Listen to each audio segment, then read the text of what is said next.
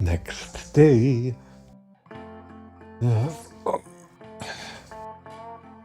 A sheriff department, right? And sadly, it's not open right now.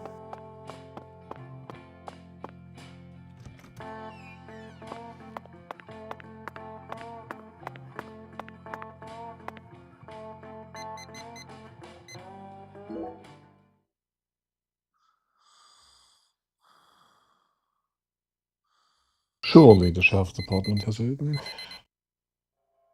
Like 9:30.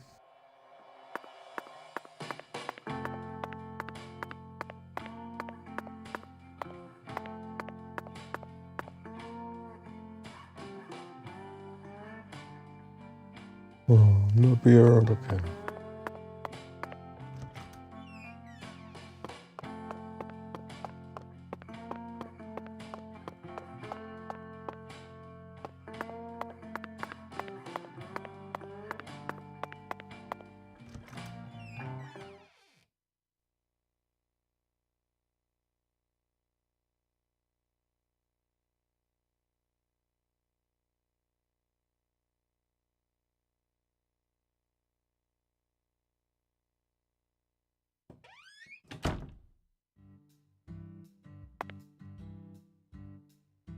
Eh?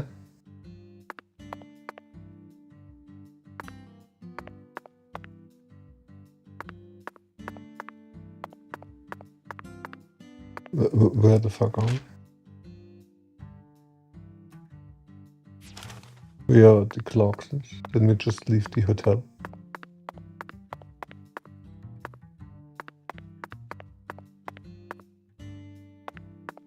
It's very confusing.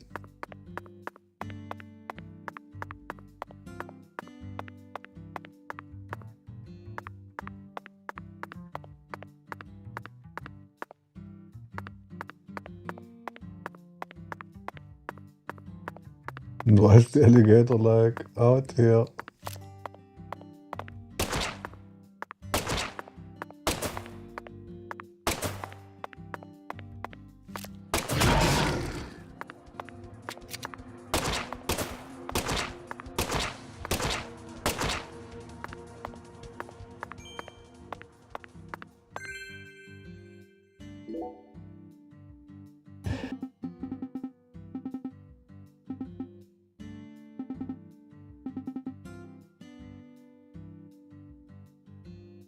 Robert Smackers.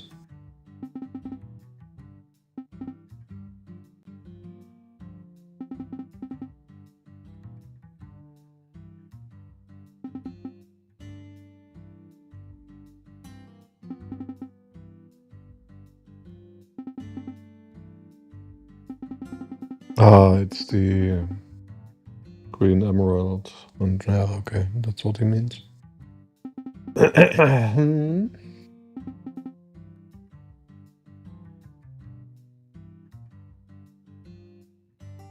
Good adventure movie, yeah. You're right. Still don't know what I'm doing here.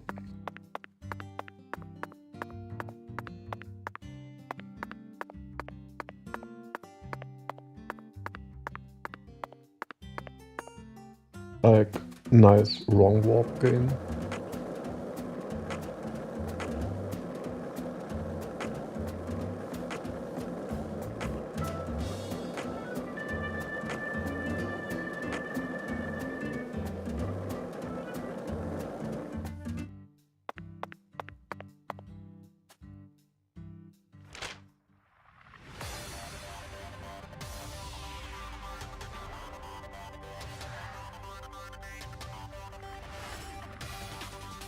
I would like to go to Earthlift Fritter to see whether we can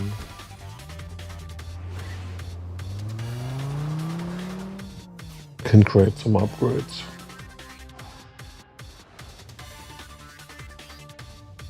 It's something which is still, I don't know, doesn't feel right.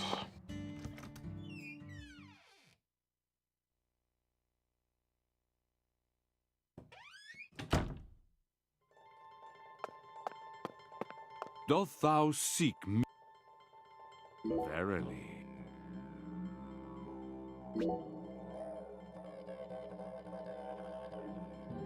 With gun range.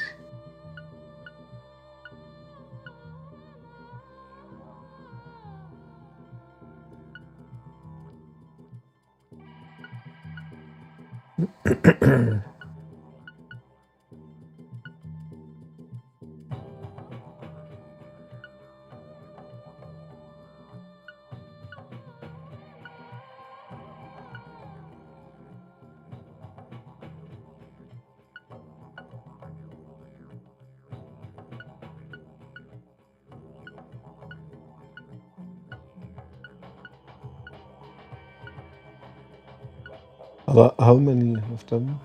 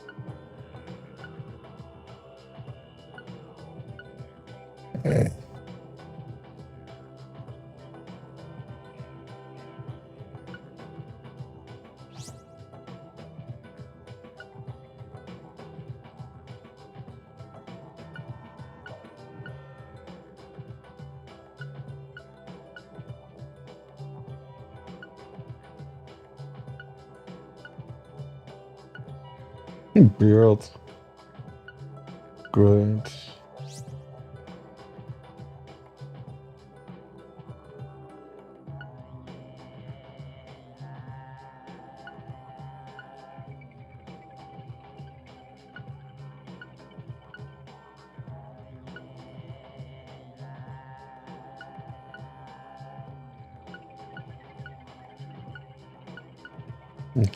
Okay. Here, curve. Curve is actually.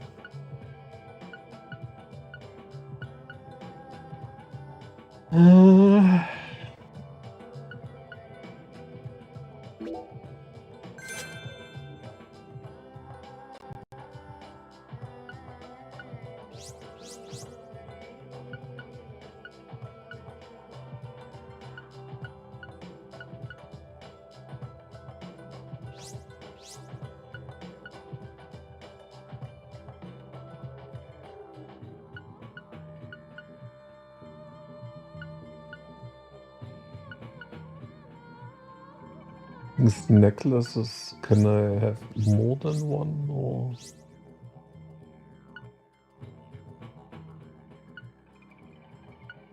This is all like whatever. This currently.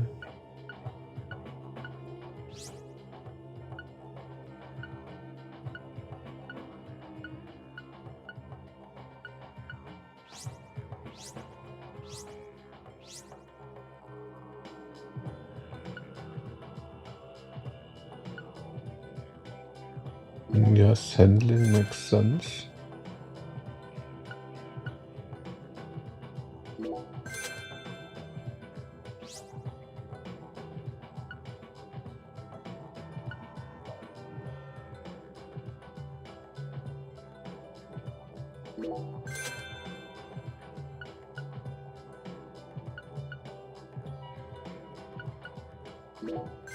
But range makes sense because of these higher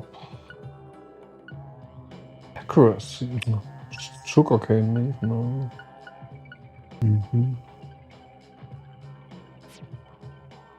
Where's the thing I... All altars exist. The bedchamber of thy host. So where's my... All altars. Thusly, all periapts in thy possession. The other... Forsooth, any mirror may metamorphose into an entrance to the You can see the same world as the skeletal gentleman? I am the mirror. As my name doth suggest, I am the looking glass given flesh. Zach, it appears that there's still a lot about this world that we don't understand. This is the deep south. There's no telling. Okay, but...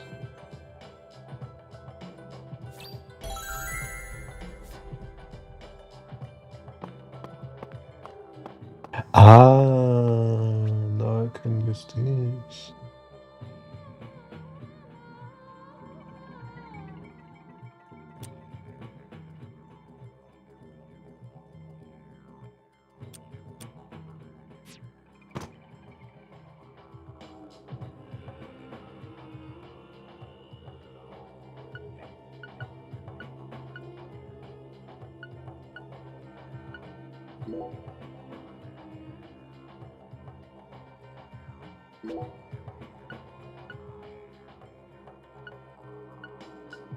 Okay, then we take range first.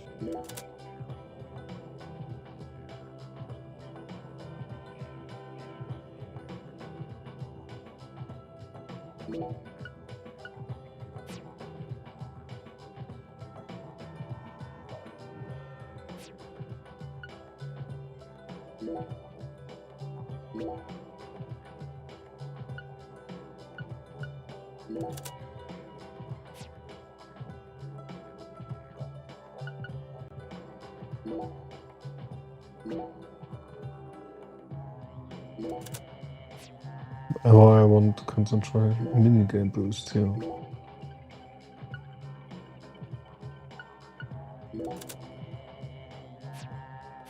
What a strange feeling. It looks like there are spots to place other items as well. If we find anything that seems like it might fit, let's bring it back here.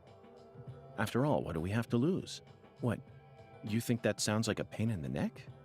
Come on now, Zach. Surely you know that all rituals work this way. Blessings from beyond will only come to those who exhibit the finest level of courtesy and reverence. In short, they're reflections of the self. Only with a mind deep in the dirt will you know true tranquility. Then your body will turn to dust and dance with the wind. Who came up with that quote? That one was all me, Zach.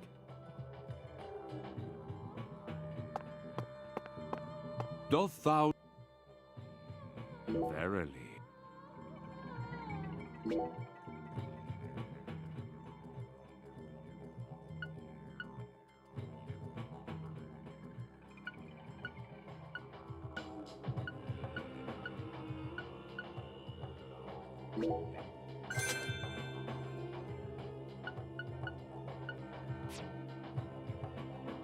Two Thou hast necklaces.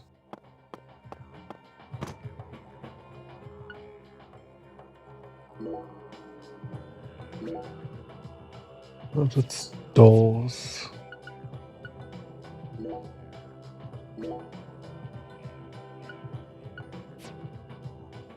Ah, yeah.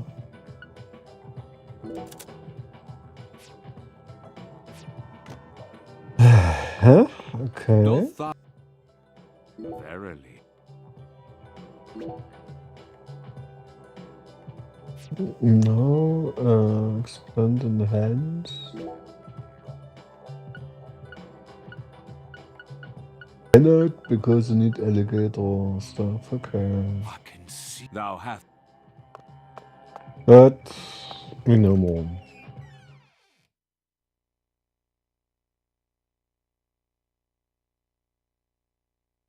Wait. We haven't checked whether we can above curve. Of course, that's the one which is actually helpful. Power and everything, whatever, but curve.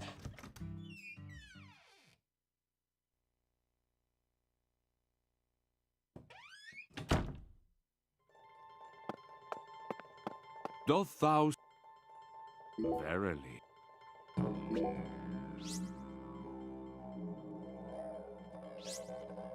Schneider and Kerl. Yeah.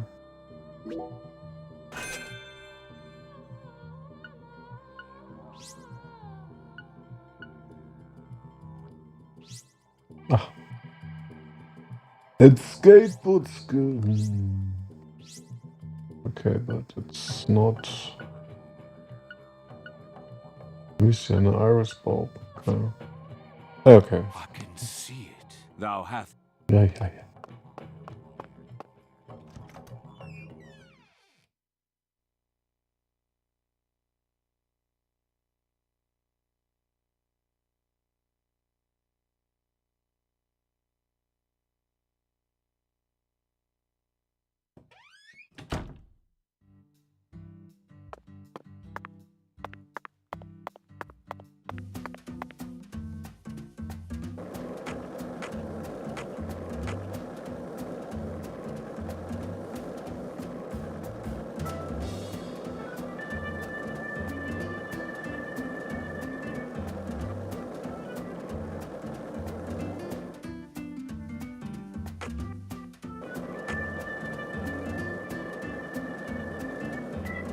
So I'd have range.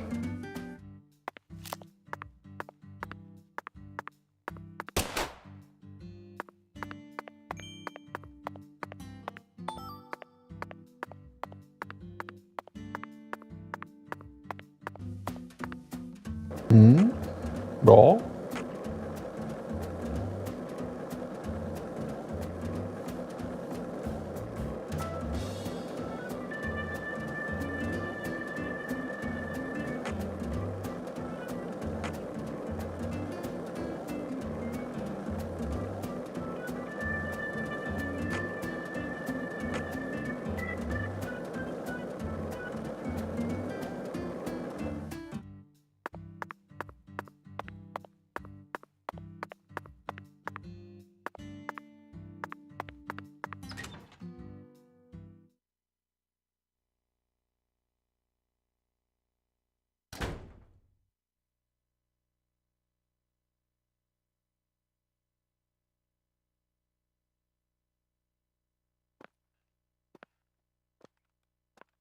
Did you find Melvin? Nope, I can't find either of them. Either of them? Yeah, when I went home, it wasn't just my daddy who was missing. Mama was gone too. This never happened before.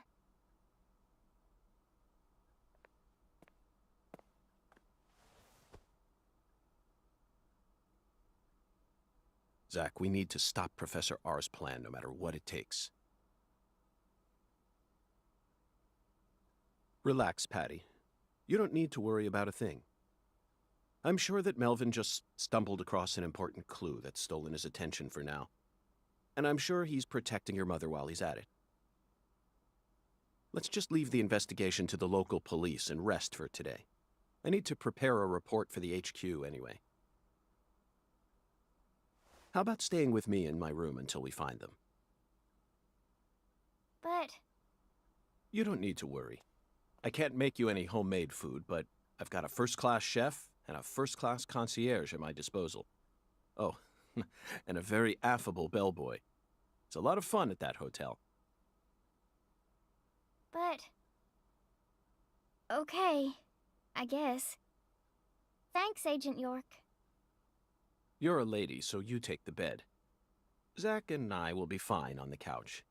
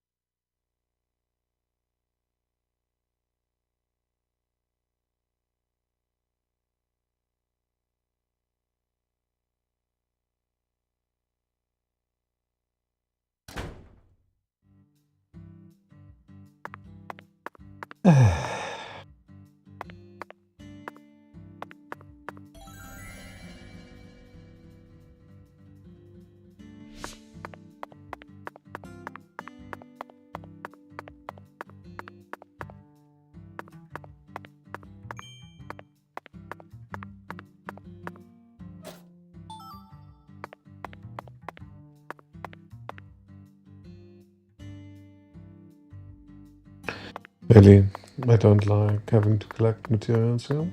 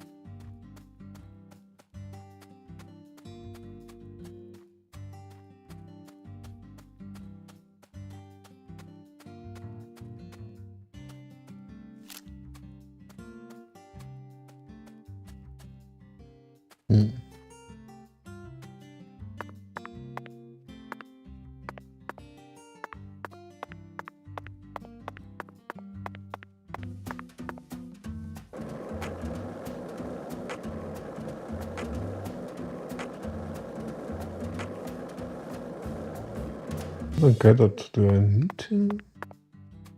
Like, here's nothing.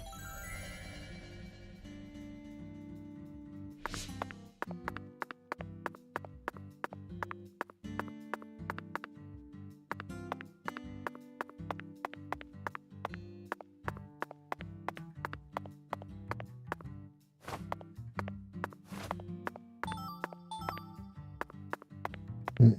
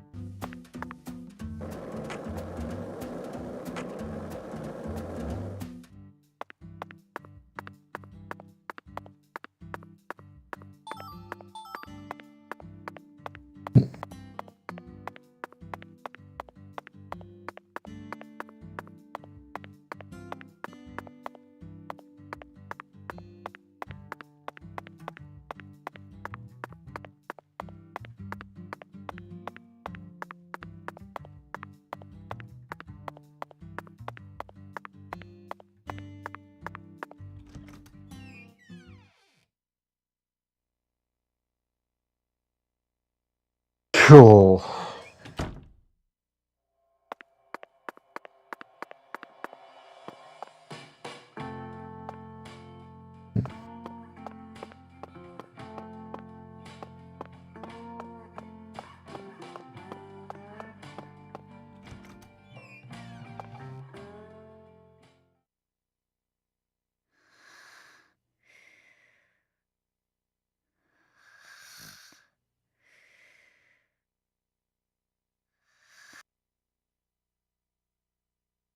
Zach, the Clarkson family tree is nothing like we thought it was. We need to reorganize everything we've uncovered so far. She was so tired she fell right to sleep. Hey, Zach. I'm in a very difficult spot right now. I feel like this case is heading in a direction that will be extremely unpleasant for her. I've never felt anything like this during any of our cases thus far.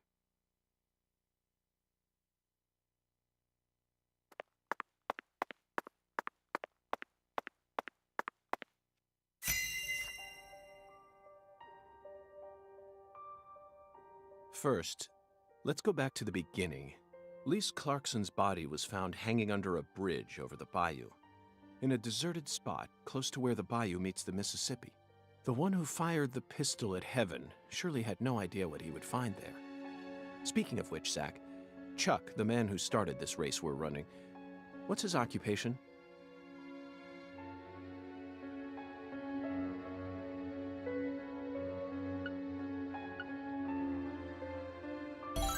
That's right. He's a crawfish farmer. And after chasing a poacher's boat that crossed over into his farmland, he went up the bayou and was fortunate enough to find Lisa's body. I doubt it was a very pleasant experience for him. But if not for his discovery, Lisa's body might have started rotting out there. He's a difficult person to be sure, but I don't think he's a bad guy.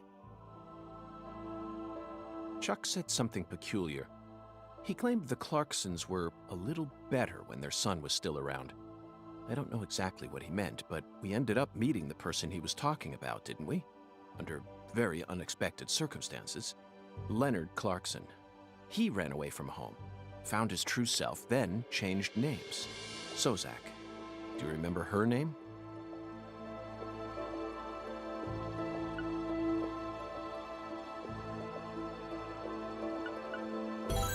Helena Doman. The townspeople call her Lena. She was also known as Professor R while she plotted against the Clarksons. She's the mother of the new drug known as Sang Rouge. She must have also had a group of followers who worshipped her fanatically. I can see it now. Lena sprinkling down the red powder, corrupting every last pure and innocent girl in town. Lena mentioned her plan each time we met. She must have taken us for utter fools, Zach. She thought she was always one step ahead of us, and that we'd never see the full scope of her plan. Well, her plan isn't complete yet, and I know we can still stop it. That's why we need to learn all we can about her. Her alias was Professor R, and she was well learned in the areas of medicine and fire dynamics. By the way, Zach, do you remember what weapon Lena used to murder PJ? A bomb? Correct. She used a miniature bomb. To tell you the truth, she surprised me. That bomb was so well placed. It left hardly any damage on the building itself, yet still did amazing work on them. Lena should have used that brain of hers for something more productive than that saga of revenge. For example, reviving Lucare's economy from the industrial sector. Widen your perspective, and you'll see that Louisiana is an industrial treasure trove. With her intelligence and her charisma, I'm sure she would have found some amazing opportunities. Such a tragedy. Zach, there's one more important matter we need to think about here. Galena Clarkson, who was murdered in jail. Her body was dismembered, then rearranged into a V shape. Patty and Melvin claimed it was a severed roots killing, but that doesn't make sense to me. And PJ Clarkson disapproved of it when I met him in the other world. He saw Galena's parts lined up and was overcome by an inexplicable fear. Tell me, who killed Galena?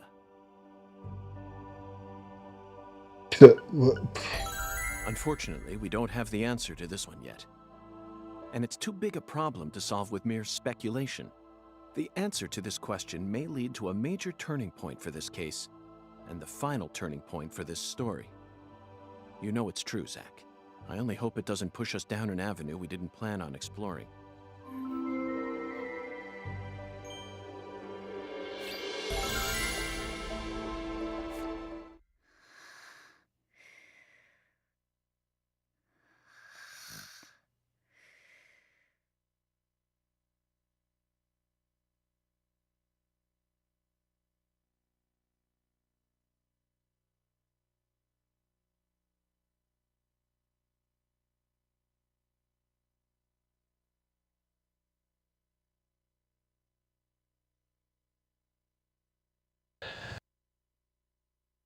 Hey, Zach. Do you remember PJ's last words? Lena had intercourse with her older sister. Her own flesh and blood. This means there's still one more person out there who inherited PJ's blood. Oh, come on. It's not that hard. They said it yesterday already.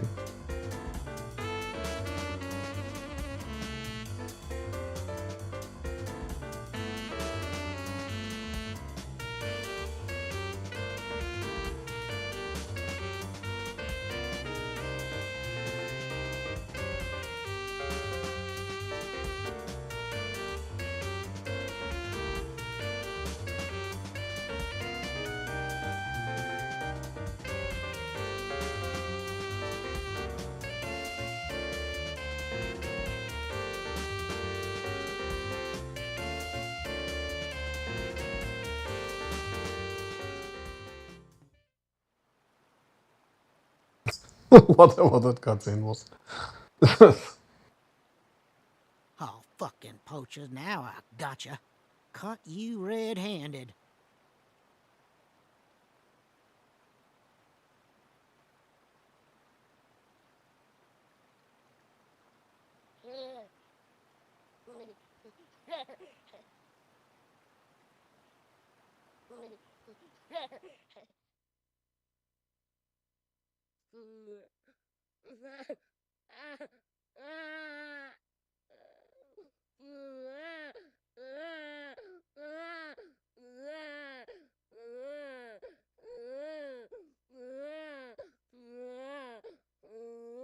But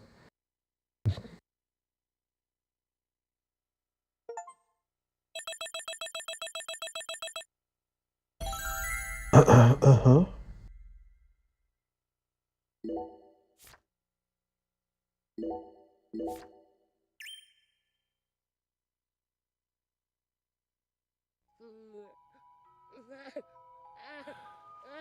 Soon.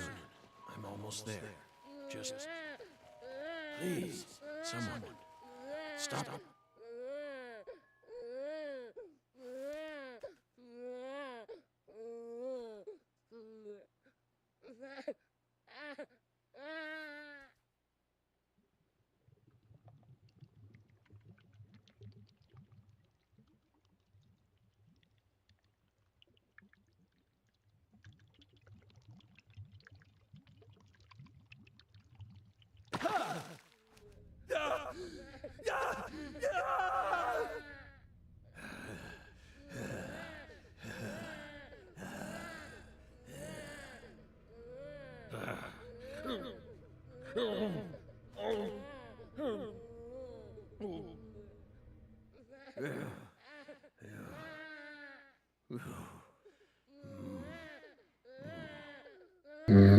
No. Oh. Oh. Oh.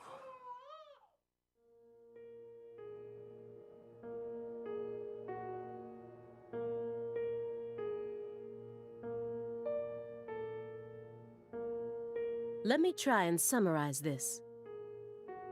Helena Doman was the mastermind behind the entire incident. But Helena Doman was actually P.J. Clarkson's son, who had severed ties with the family.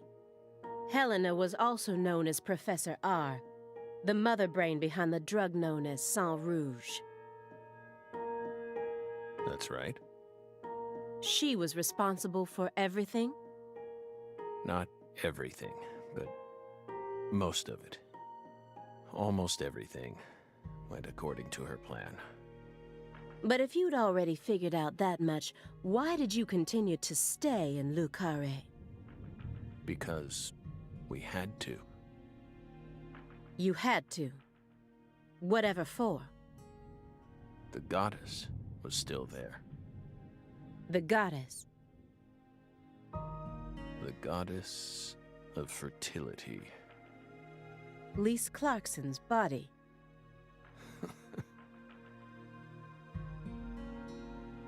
Not her. She was as beautiful as a goddess, but she wasn't the goddess. She was just a tragic victim. Then who is the goddess of fertility? The person at the root of this case. Is it some kind of metaphor? For example, the vast wealth that the red powder yielded. The goddess of fertility embodied abundance on the outside. But on the inside, she was a hollow void. And that void was threatening to swallow up all of Le Carré.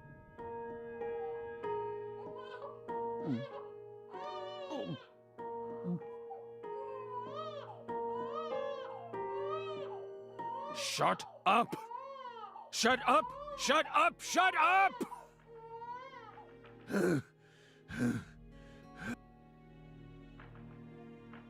Are you okay, Mr. Morgan?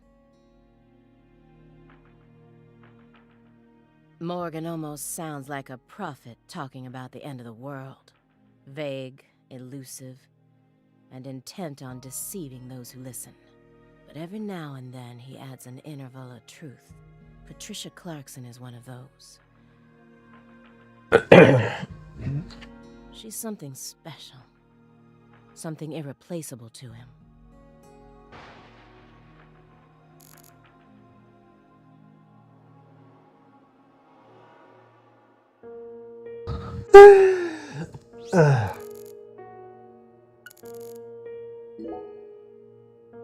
The logs in the center look far more burnt compared to the rest. Almost looks like they were used in conjunction with some kind of accelerant. Did you recently burn something there? It's our fireplace. We're free to use it as we please. I see traces of resin, which leads me to believe you burned up some sort of toxic substance. It doesn't matter what kind of fireplace you have. Burning anything other than firewood in it is dangerous. Next time, don't burn it up at home. Dispose of it like you would any other non-burnable refuse. Especially if it was something like a smartphone or a USB memory stick. Non-burnable refuse like a smartphone?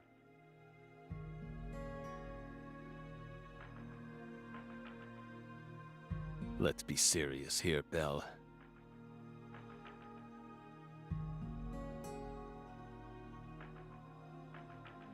That's exactly the sort of data one needs to thoroughly immolate. Remember what you learned at Quantico.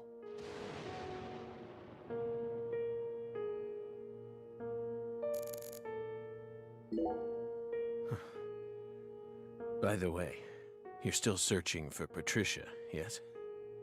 You don't need to worry about that. We're investigating.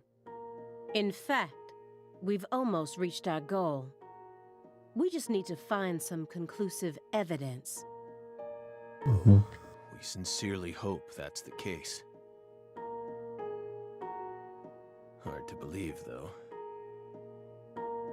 After all, so far you've just been barking up the wrong tree. Barking up the wrong tree. That's right. You shouldn't be wasting time here. You should be out there, looking for her. Then I'll just ask you straight away. Do you know where she is? No. We don't. But we can feel her.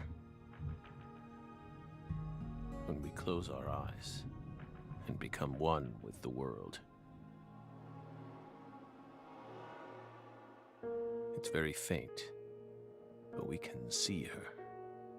We can see Patricia. Are you trying to distract me again? Or do you really expect me to believe you're clairvoyant or something?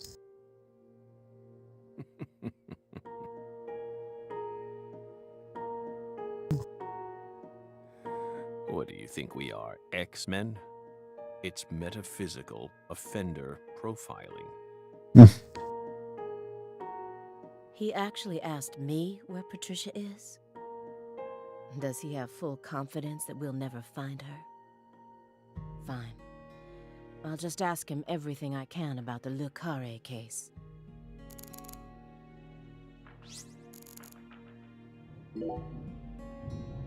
This square area enclosed by milk cartons, is it another sanctuary? The more I look around, the more I feel like there's some sort of system to all this. The sanctuary on this table. The fireplace sanctuary. And the milk carton sanctuary. They all lead into the room back there. And there's one more by the window, and yet another by my feet.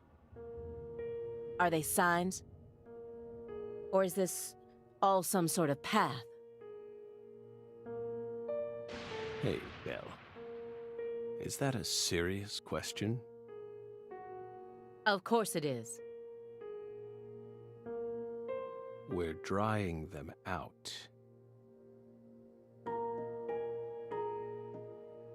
We line the milk cartons up to dry them out.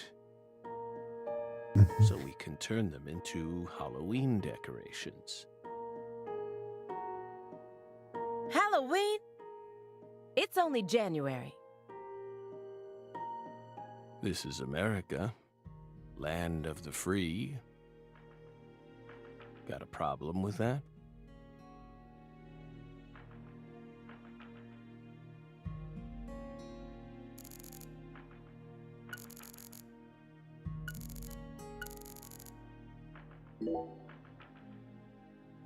By the way, how did the FBI find Lisa's body? After 14 whole years. That's none of your business. Are you saying they just happened to be investigating the Clarksons' cold storage warehouse by pure chance? That there was some undercover terrorism plot afoot there? I said it's none of your business. Well, then we'll just have to guess. It was an anonymous tip. A tip related to Saint Rouge. Did we hit the nail on the head, Belle?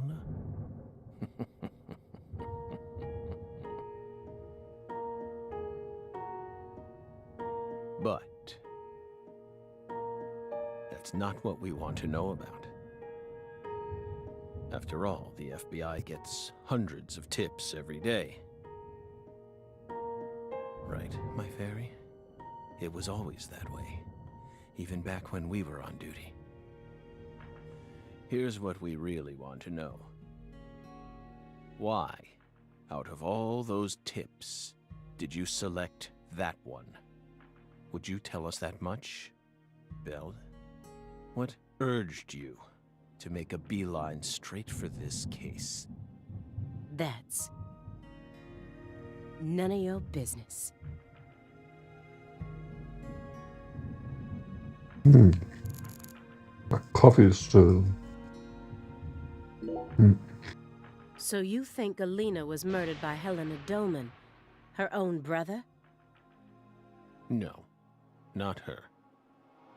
Galena was someone else. Then who killed her? It's written in the report, isn't it? Yes. But I'm asking you. Would you mind answering me in your own words? You see, I find your entire story highly suspicious. It's a complicated matter. Extremely complicated. Don't let him draw you into his game. Stay calm, Aaliyah Davis.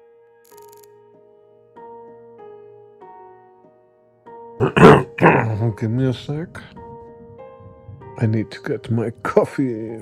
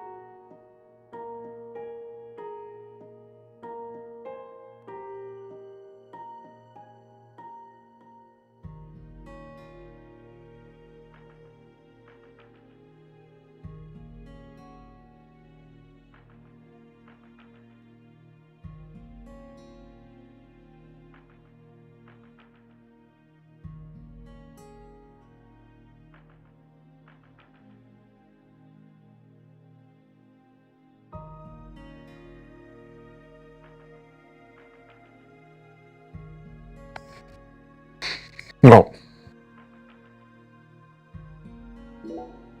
The future influences the present just as much as the past. Haha. You asked me why I spent an entire 2 days observing you before I came to speak with you. Well, here's why. Over those 49 hours, I observed the intervals between your actions. When you were neither doing something nor doing nothing. I intently studied your intervals between action to action, and action to inaction, to action. People reveal everything during the intervals between their actions. For example, when you eat alone versus eating with someone else. The most prominent differences always appear when someone either begins or finishes eating a meal. And since these are unconscious actions, they can't be consciously hidden. When you prepare to eat or finish eating, when you move in to clean up, when you pick up a book or close one, when you raise a cup of coffee to your lips. Human actions speak volumes. Not even the person doing the actions is conscious of them. That's what lies in those intervals. That's my modus operandi.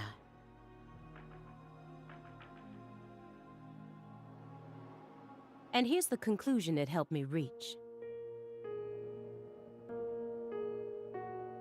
There's one other person in this house. Isn't there?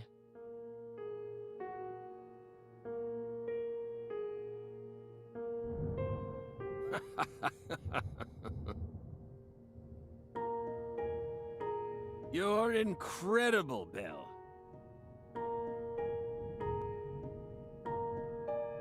You outdid all our expectations. Impressive, to say the least. You're right, Belle. But only half right. Half? You should still be proud, though.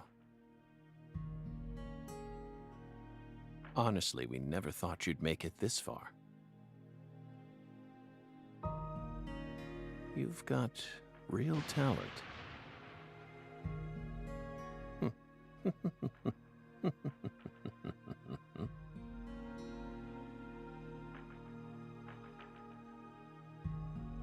Most of what you say is disjointed and illogical. If this goes to court, I won't let you claim that your testimony is inadmissible just because of your little indulgence there. Fine by us. We can even put it in writing if you want. We won't run or hide. Will we, my fairy? Where's the paper? I know I had it around here somewhere. Where is it?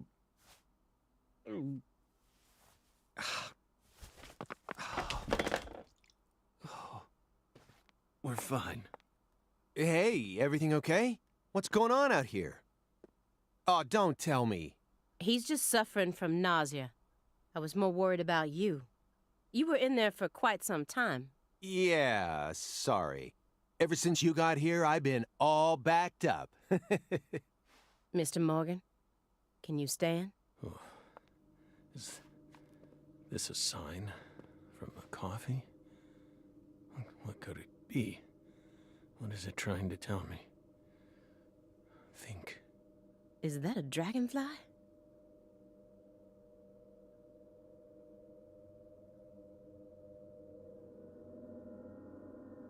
Footsteps.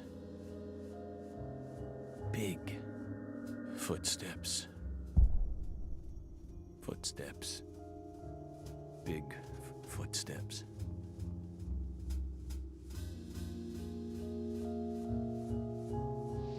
Some odd fella was following her around.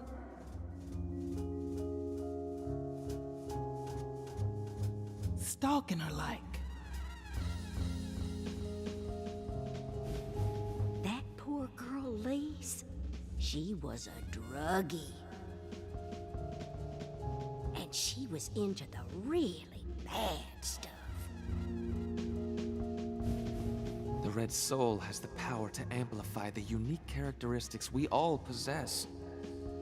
Mentally and physically. That's why I created the Holy Red Powder.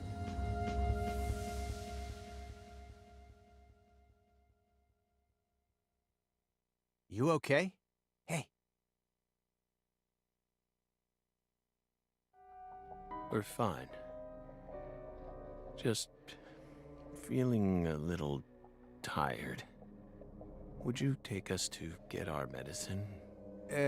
Sure. It's in the bathroom, right?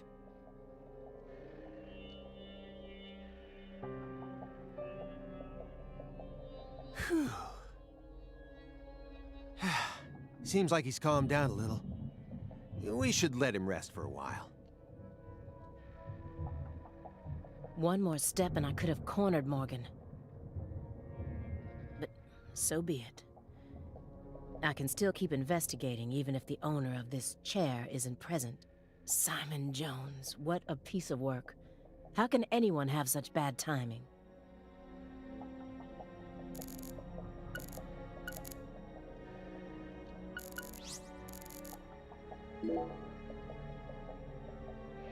What's wrong, Aaliyah? You hungry or something? Excuse me? What are you insinuating? Well, you're staring right at an empty pizza box. Please don't compare yourself to me. Besides, I have a refined palate. Hey, that was uncalled for. Pizza is a sacred food, remember? You don't need to feel embarrassed for being unable to stop staring at it. It enthralls all who gaze upon it. That's the power of pizza. Stop, Agent Jones. I've had enough of this sacred pizza bit. I'm sick of you Chicagoans and your obsession with pizza. Pizza, pizza, pizza. 24 hours a day, that's all you ever talk about. What's next? You gonna launch into a tirade about how deep dish is the only proper way to make pizza? No, Aaliyah. You just don't get it, do you? As a Chicagoan, I'm proud of the deep dish pizza. But get this, I love New York-style pizza too. It doesn't matter what kind of pizza it is. As long as it's a pizza, it's beautiful.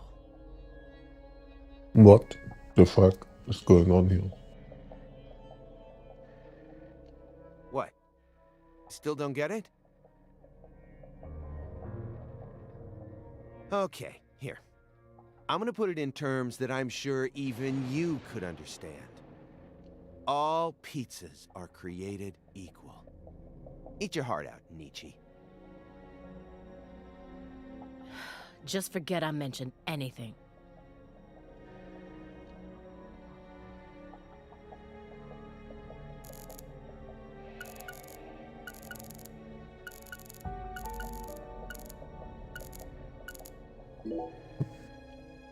Why do you think he's trying to survive so badly? What does he hope to achieve? What do you mean? He who has a why to live can bear almost any how. No more Nietzsche. Please, just stop. I feel like my ears are gonna start bleeding. Hey, Agent Jones. Want to know why I love Nietzsche's quotes so much? Sure. I first discovered Nietzsche in a shelter after Katrina. At the time, I was shell-shocked, hopeless. I wanted to die. How could a 13-year-old girl go on living alone with her little brother? Then, in that shelter, I met a college professor. His school was damaged by the hurricane too and got closed down. He also lost his family and was living there in the shelter just like me. So we gradually started spending more time together. I'll never forget the 3 months I spent with him.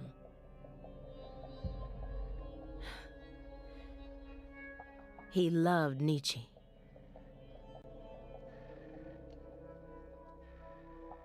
And out of all of Nietzsche's quotes, there was one from Thus Spoke Zarathustra that he repeated over and over again. Better know nothing than half know many things. Better be a fool on one's own account than a sage on other people's approbation. I thought it was a strange quote to hear from a college professor, you know? Why would he think it would be good to be a fool?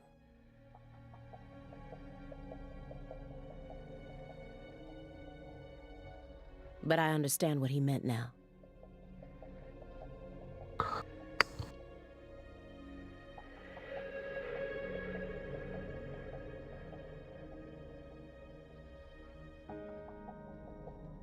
He was trying to encourage my little brother and I.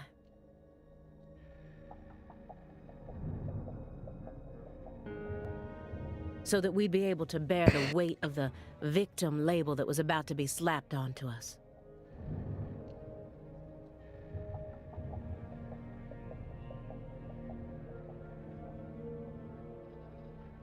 So that we could go on respecting ourselves without ever succumbing to all the patronizers.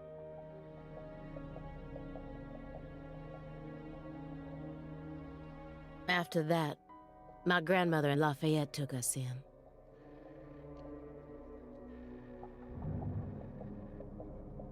And that was the last time I ever saw the professor. But whenever I quote Nietzsche, my memories of him come flowing back into my mind. And they give me the power I need to keep pressing on. So I'm gonna keep quoting Nietzsche, just to make sure I don't forget my roots. Oh, I see. Yeah, I think I get it now.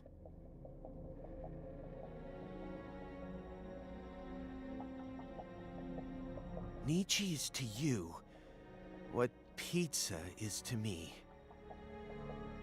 What? Sorry for giving you a hard time about it. You are free to go on quoting him whenever you want, of course. I won't say another word.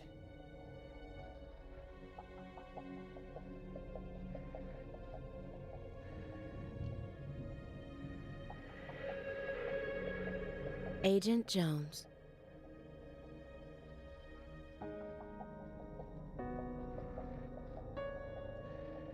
What the hell is wrong with you?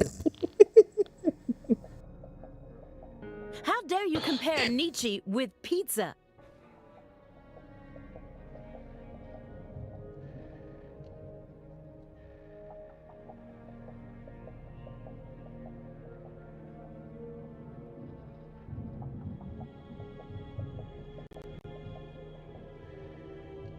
Oh, come on.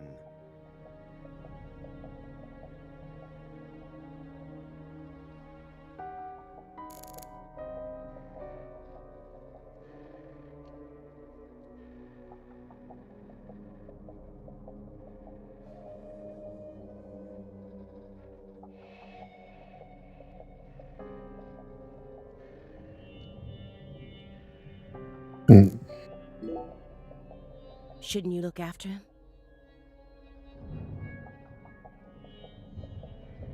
I gave him his meds and let him rest.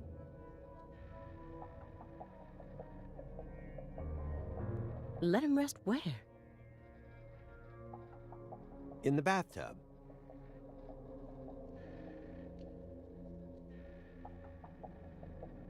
It happened to have a blanket and a pillow in it. What? But Why?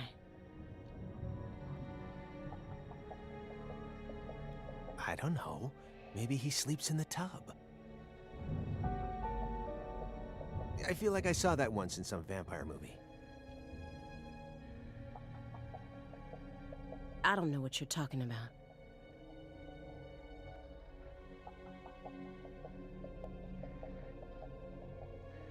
More importantly, how long has he been like that?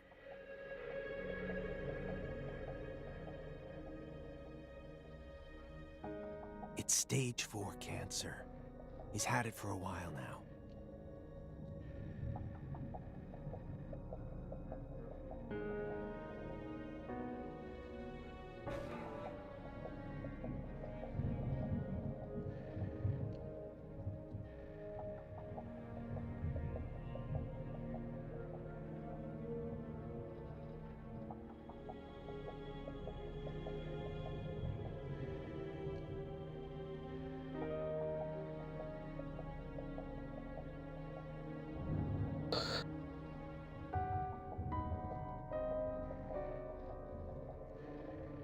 No. No.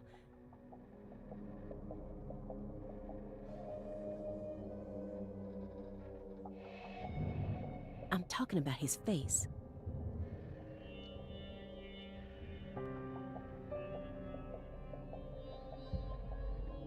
It looks as white as a sheet. You can even see all his veins.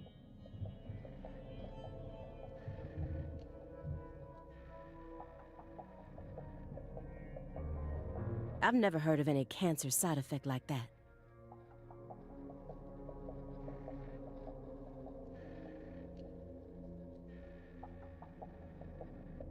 Who knows?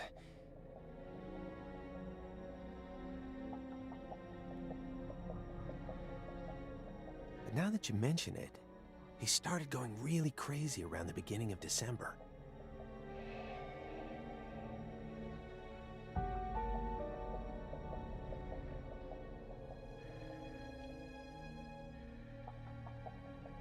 In what way? He changed pizza places.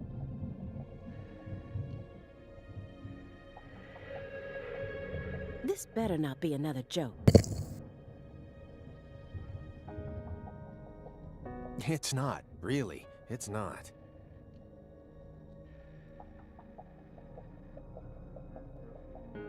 Before December, he always used to order delivery from a Chicago-style joint all the way up near Medford. But one day,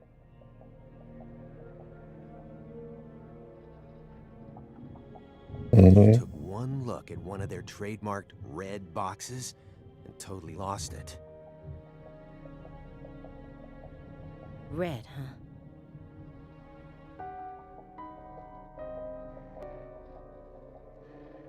You better believe it.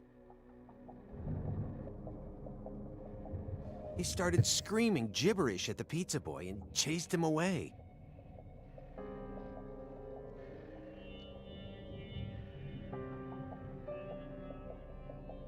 Next thing I know, I see him toss the pizza box out his window. Do you think that's when his fear of red began surfacing more prominently? Beats me. I mean, there isn't a better Chicago-style pizza place that delivers around this area.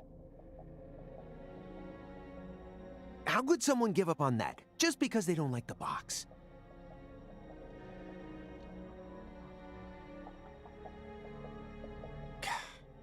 I don't get it.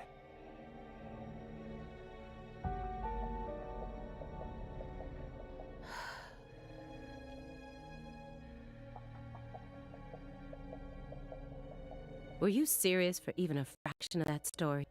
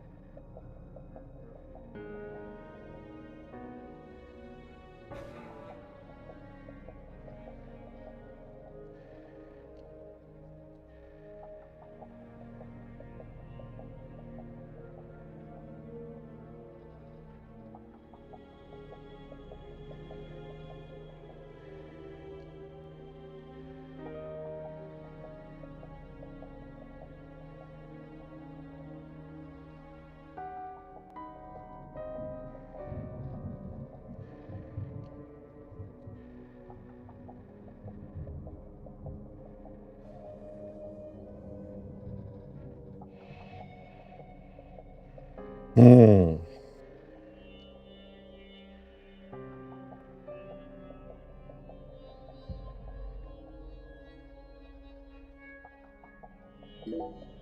Let me get one thing straight. You started this investigation based on an anonymous tip, right? What kind of a tip was it? Phone or mail? What does that matter at this point? This may surprise you, but these kinds of details really eat me up inside. I always get hung up on the most insignificant of details, especially during the most vital times. For example, you know how people go to bed early the night before they have a big job? That's exactly the time where I start focusing on meaningless nonsense. When did I last clip my nails? How long is my milk good for? I just can't help myself. I can't resist It's not it that to meaningless. know. It's just the way I am. It was sent in an envelope, postmarked December 28th, sent out from Louisiana. What did it have inside? A postcard with a dragonfly on it, a wrapped sample of Sang Rouge, and a note. What did it say? Investigate the Clarksons. F.K.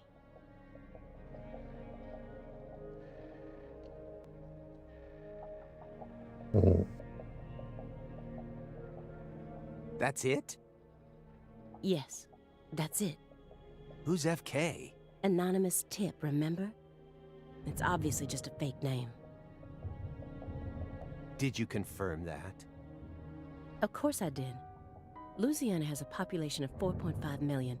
The FBI database has a list of 6,682 individuals whose initials are FK. 1 out of every 6 individuals is a child under the age of 14, born after 2005. The remaining 5,500 people include those whose initials changed after they married, or incarcerated individuals. After subtracting those, I was left with 3,800. That's when I stopped searching for FK, and I decided to change up my approach. It isn't important where the tip came from. All that matters is solving the case. I got this far by taking the most efficient route possible. Are you satisfied now? Yeah. Thanks. I feel a lot better now. Yep, it all checks out. The letter that was delivered to me bore the Clarkson symbol. A postcard decorated with a dragonfly, the mark of the Clarkson family. A single sheet of paper ordering me to investigate the Clarksons. And...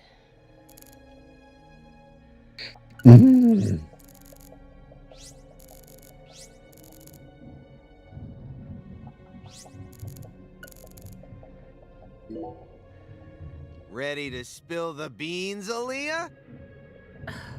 Not your this time. I'm afraid of thunder.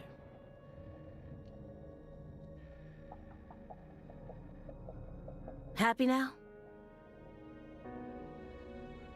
Katrina? All right, I'll stop.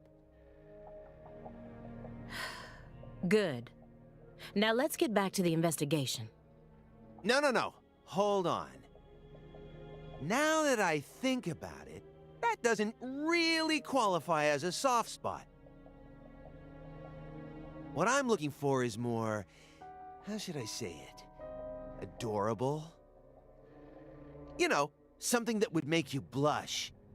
There's gotta be something. Not thunder.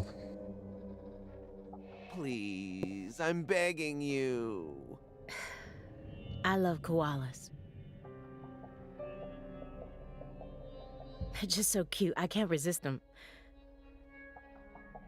All I need to do is look at a picture of one and Fuzzy Wuzzy swim all over me. I mean, the way they look, the way they're shaped, the color of their fur. I mean, even down to how they only eat eucalyptus. I just love everything about them. Once I get some time off, I'm gonna travel to Australia and hug one for real. That's one of the top 5 goals on my lifetime to-do list right now. This conversation never happened, is that understood?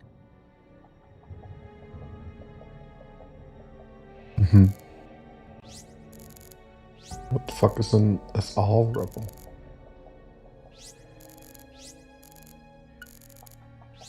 Alter! No. It's künstlich. Impossible to get to the SR rebel. Agent Jones, that chessboard is still bugging me. Mm-hmm. I don't know why, but it just does. Mm-hmm. You really think he was playing chess all by himself? I don't know. I definitely think it's possible. How? Maybe he's remembering the strategies an old friend of his used to use. If it's someone he played for years, he's probably capable of recreating their playing style. And besides, Morgan's beaten a Grandmaster before. You know that, right? I read about that in the Greenvale report. Even a computer can play chess these days, right? I'm sure that a Grandmaster level player would have no trouble emulating someone else's strategy. Whose chess strategy is he emulating then?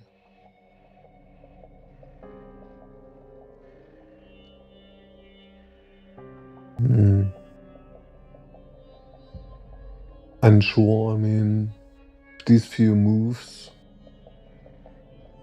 And they look pretty standard.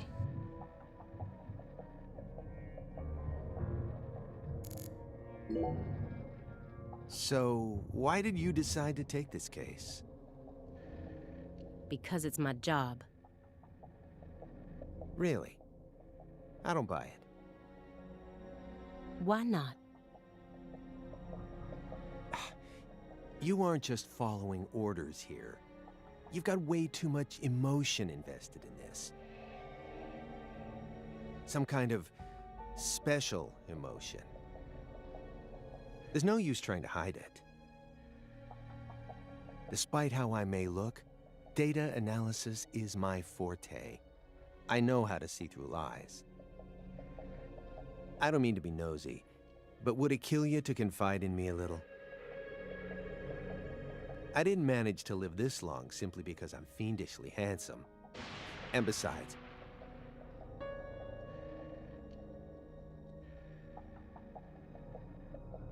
we're going to be tiptoeing across a thin line of legality with the rest of this case, so I'd prefer to have some probable cause.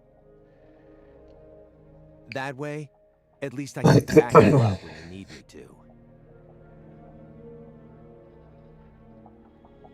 There exists in the world a single path along which no one can go except you.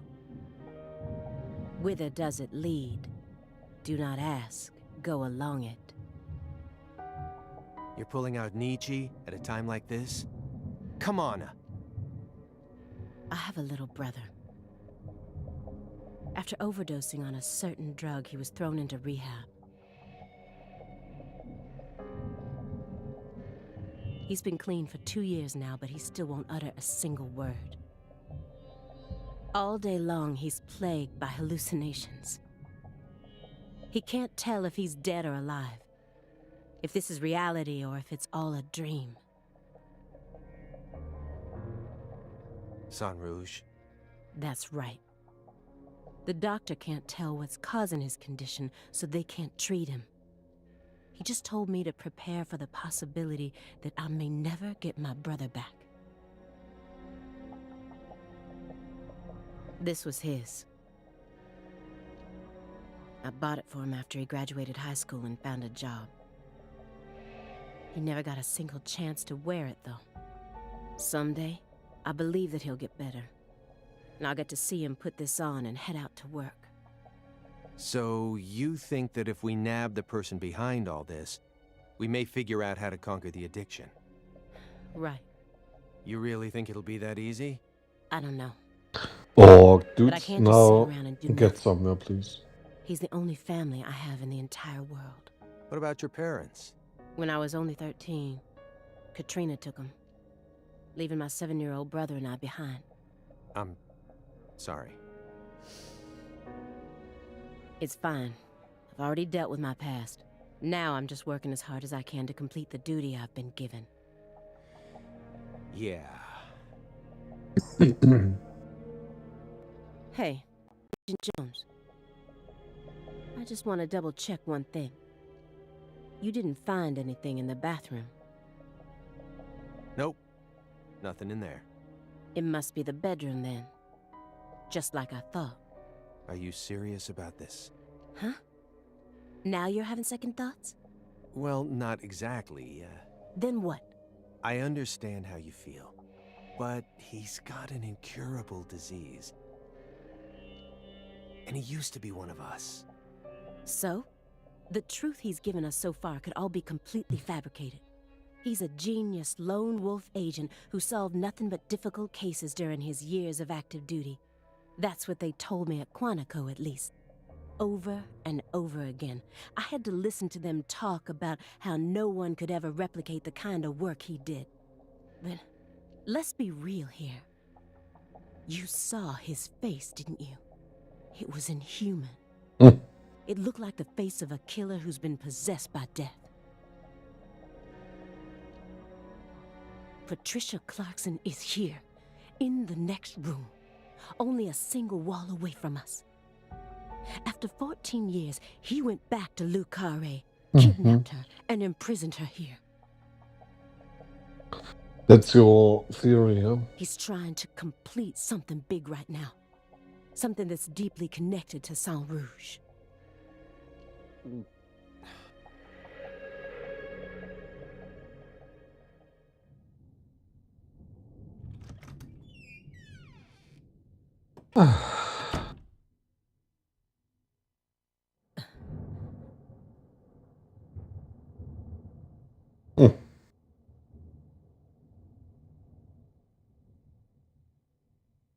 What is all this?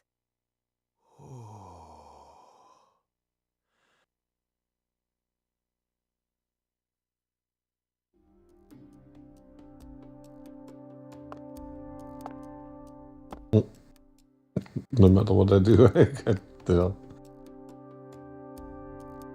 Inspect command. Pictures of people from Le Carré. And this wall is dedicated to Greenvale. All the deceased have been crossed out. Well, makes sense, huh? Sheriff Melvin Woods.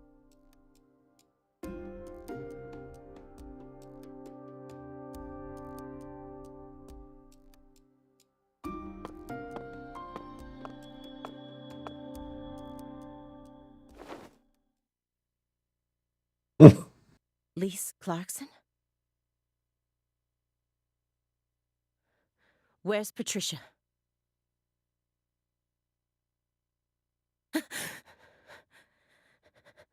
That's our altar. What are you doing?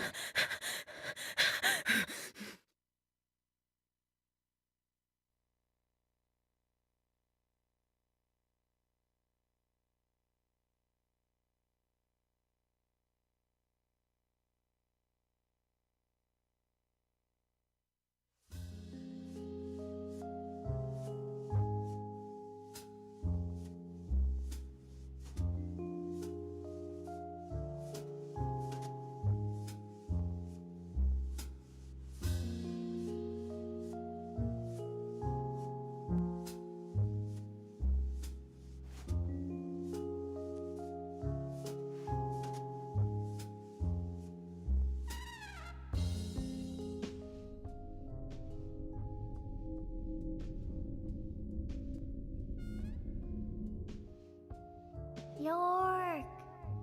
Agent York! York! Agent York! York! Agent York! Hey! Agent York! Agent York?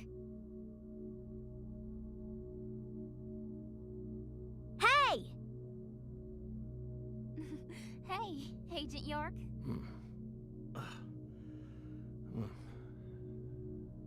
You're Lise Clarkson.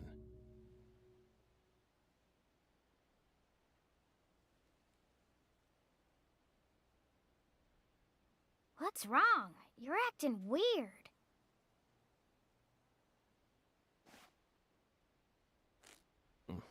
Sorry, Patty, I'm fine now.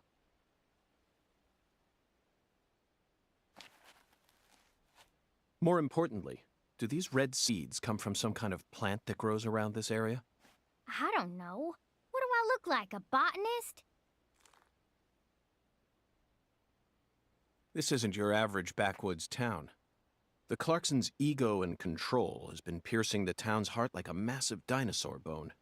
But over this past century, time has been busy eroding the beast's power from within. And now, the very thing that once fortified this town is polluting it with putrid gas and rotten marrow. Zach, this is the point where it all collapses. Mm-hmm.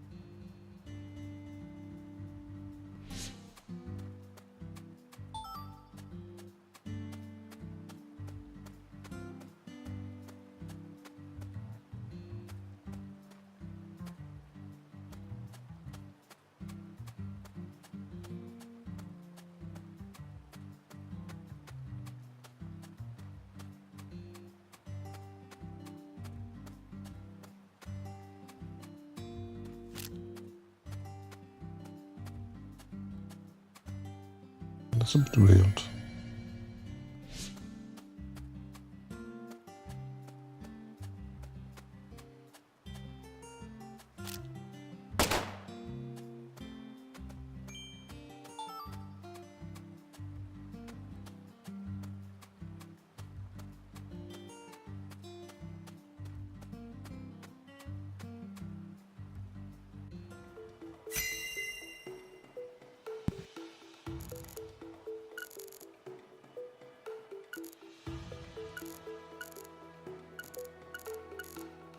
Zach, this is an ominous sign.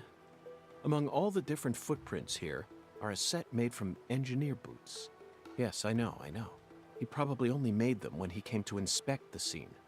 I'm sure that Patty and I left our own set of prints here too. But how do you explain the set that's inside the yellow tape? The growth is all missing from this particular section. It wasn't just cutaway. She used fire to burn it out. Everything was planned so meticulously, as if she wanted to show this altar to someone. That's why Chuck ended up discovering it.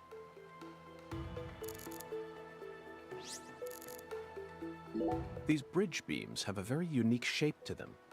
One straight support in the center, reinforced by V-shaped columns coming up diagonally from the sides. Did this bridge always look like this? Oh well, I'm sure it has nothing to do with this case. Let's move on with the inspection, Zach. There's a flat, evenly weighted stone here. I bet we could use this to score an amazing stone skipping record. Let's give it a try whenever we get some downtime. For now, we need to focus on this investigation, Zach.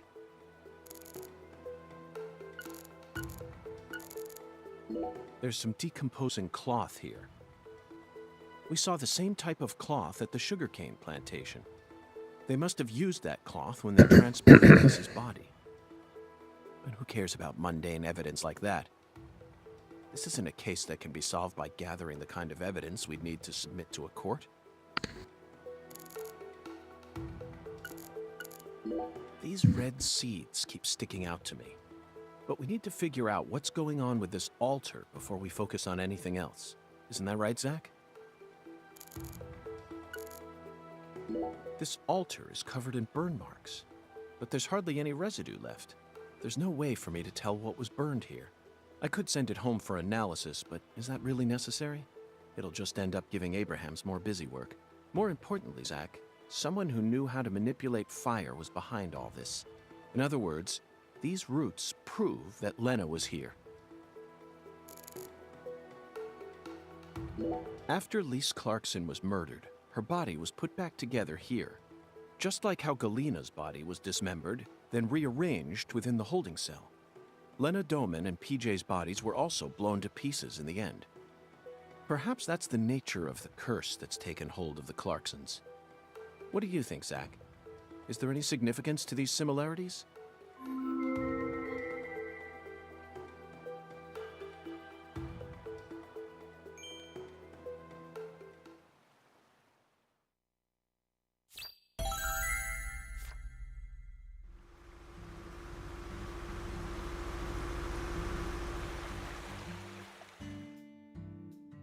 Hey!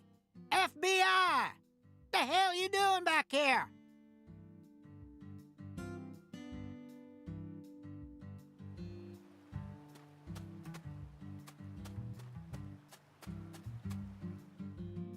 You already solved the case, yeah? So go on! Get your ass out of town!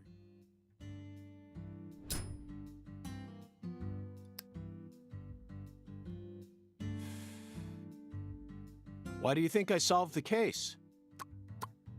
Shoot! Exactly how stupid are you, FBI? This is Luke Carre, remember?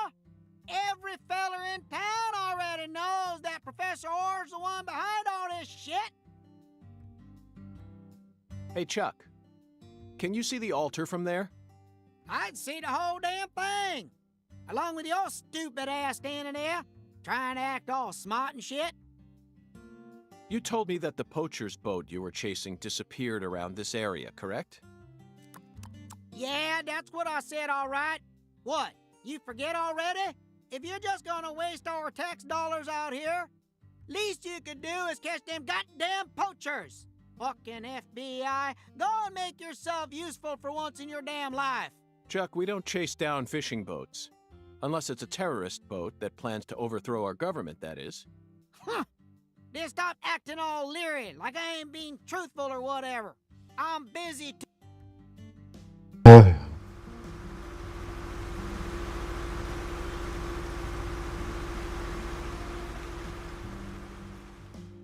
Zach, he just taught us what the true purpose of this altar is. It was built here so that the ritual could be watched from a boat in the bayou. What do you mean? They could have just walked out here. There's no reason why they had to watch it from a boat. The goddess of fertility, Patty.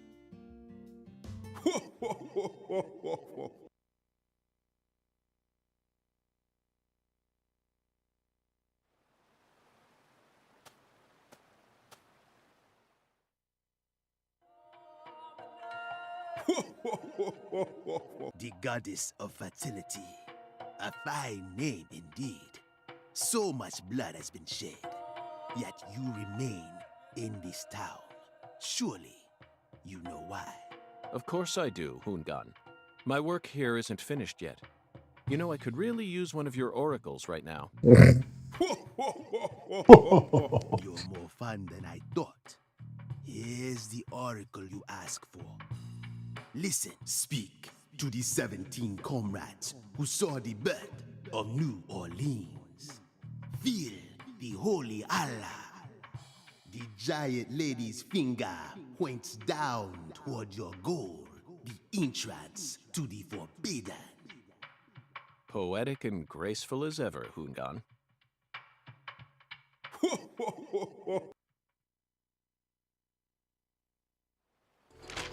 Hoongan's oracles are leading us toward the core of this case. That's the one thing I'm sure of. But don't misunderstand, Zach. I'm not blindly following him. I only follow my intuition. Metaphysical offender profiling. That's all there is to it. The 17 comrades must refer to some area that has 17 of the same thing in it. We may need to use history to figure this one out. After all, we need to find someone or something that saw the birth of New Orleans.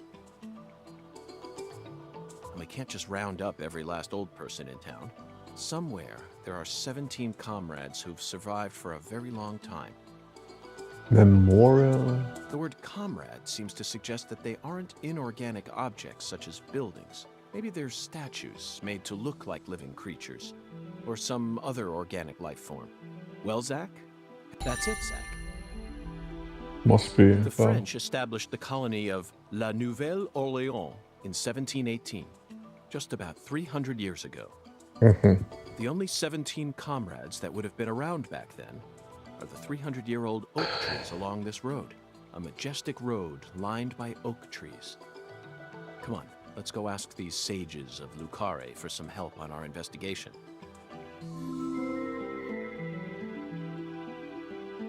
Zach, the Holy Allah is a shockingly simple metaphor, especially considering the quality of the oracles we've received thus far. It seems as if Hungan's poetic muse is finally running dry. The great thing about us Americans is that we can recreate our homeland anywhere. We're happy to transport crunchy bacon across the deserts of Africa if we need to. That's what it means to be American, and this Holy Allah is just another example of that. From the early days of the frontier era, they've been helping us Americans be what we've always meant to be. Hey Zach, if the Holy Allah needs to be filled, things must be dire. Imagine what would happen if the Holy Allah were to run dry. The townspeople would instantly face multiple serious problems. They'd lose their domestic water, of course, but it would also affect their irrigation and industrial water. It would be a much greater crisis than simply losing the ability to take a shower. That's it. I never doubted you, Zach. The Holy Allah refers to a water tower. Specifically that water tower with its Clarkson family crest. It must be hiding some sort of clue. Let's fill the Allah and see what it yields.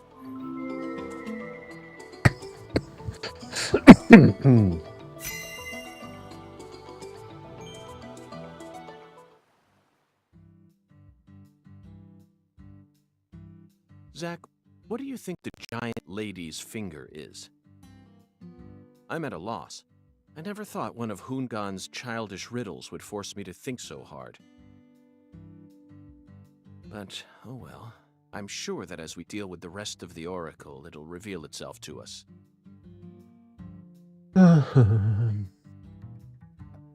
What? Is there something on my face? Nose. Listen carefully, Patricia. As my skilled assistant, I trust you a great deal. So I want you to answer me honestly. Answer what? Do you have any idea where Melvin might have gone? No. He didn't seem to be acting or talking differently than usual? No. I don't think so. Okay, I believe your words. Zach, we have a lot of work to do. It feels like we're finally approaching the climax here.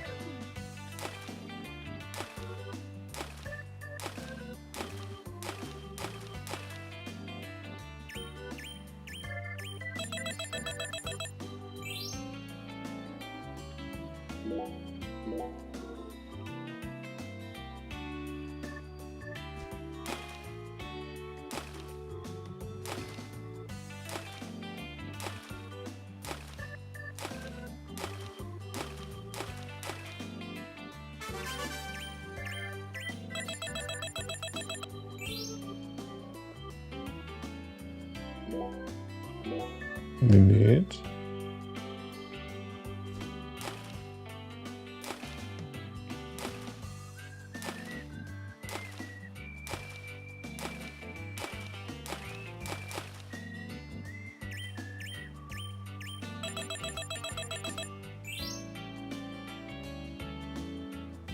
Finally, what? At fire for 12k.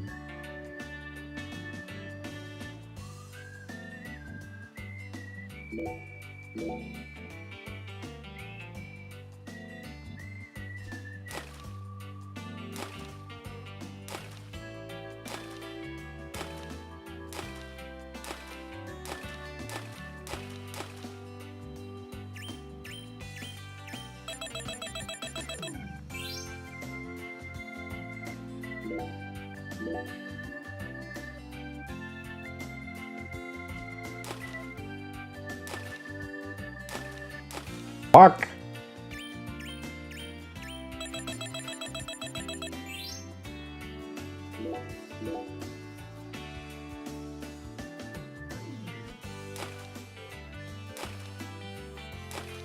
Was ist denn?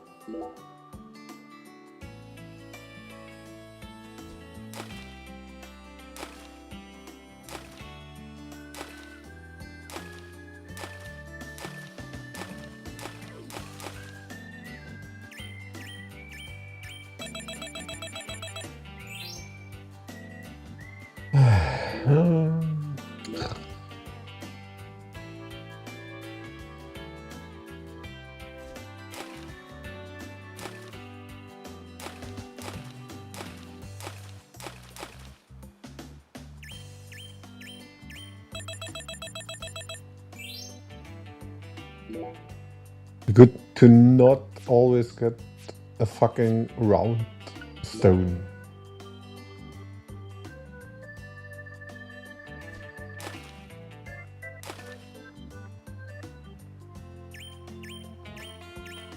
What?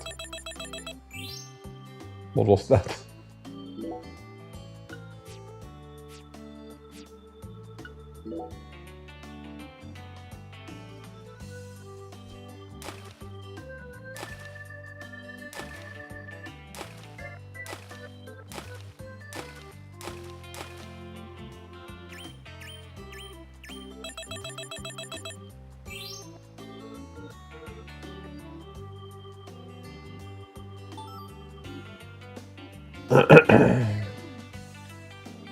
Okay, that was nice.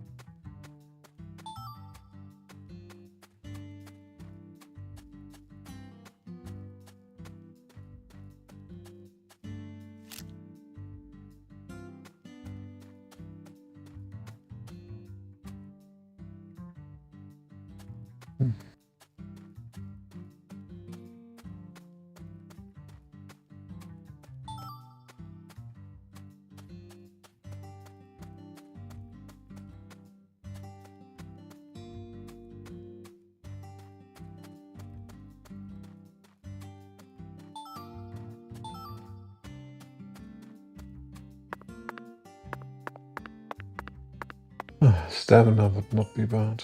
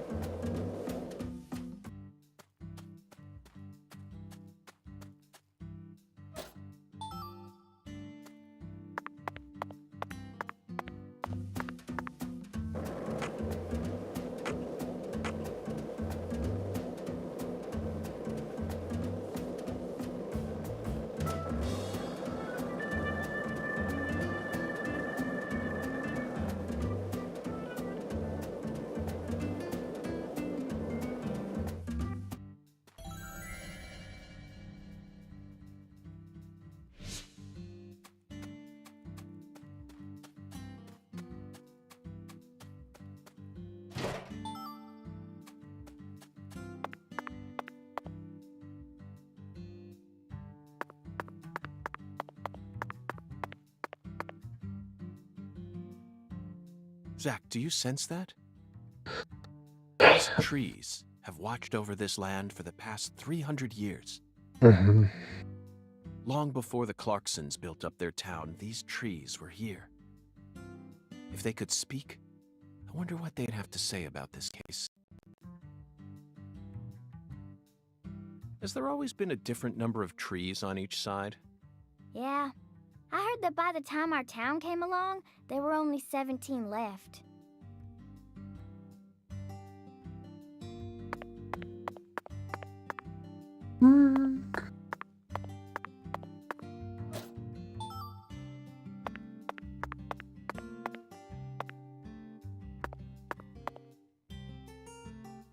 A general from the South might have cut one down during the Civil War. Intriguing, Patty. Why did he cut one down? I don't know. Folks say he planted a red tree in its place. I don't know if that's true or not, though.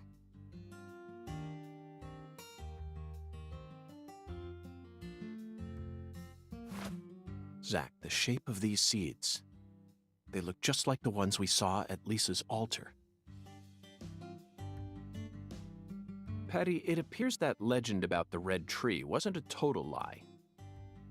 The first tree is withered and gone, but the shells from its seeds remain. Perhaps that red tree left some descendants somewhere else.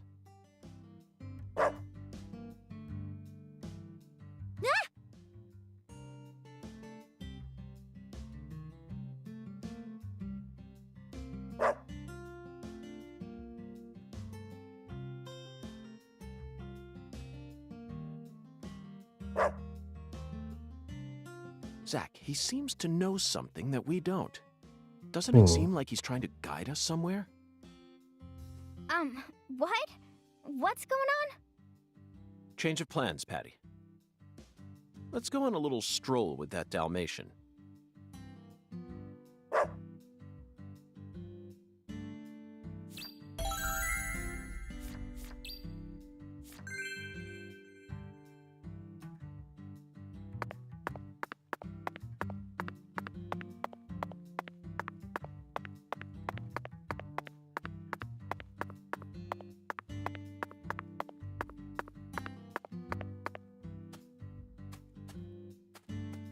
What? Can I just...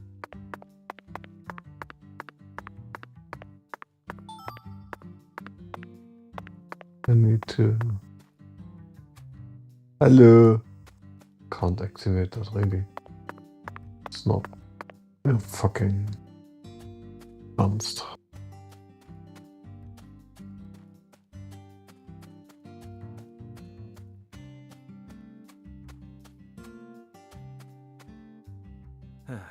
It appears that we've lost sight of our guide, Zack. Oh well, let's head back to the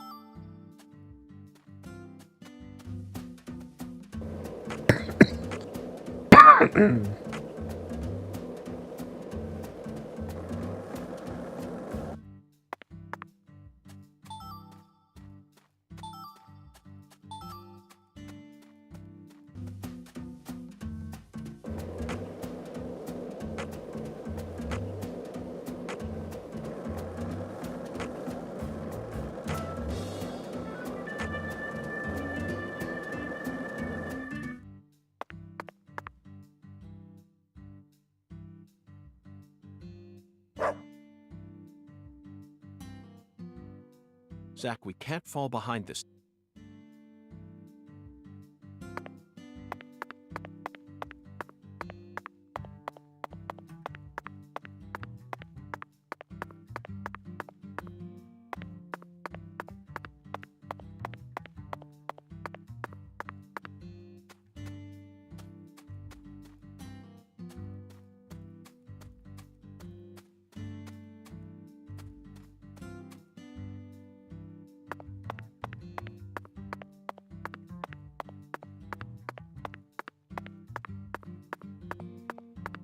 Uh-huh.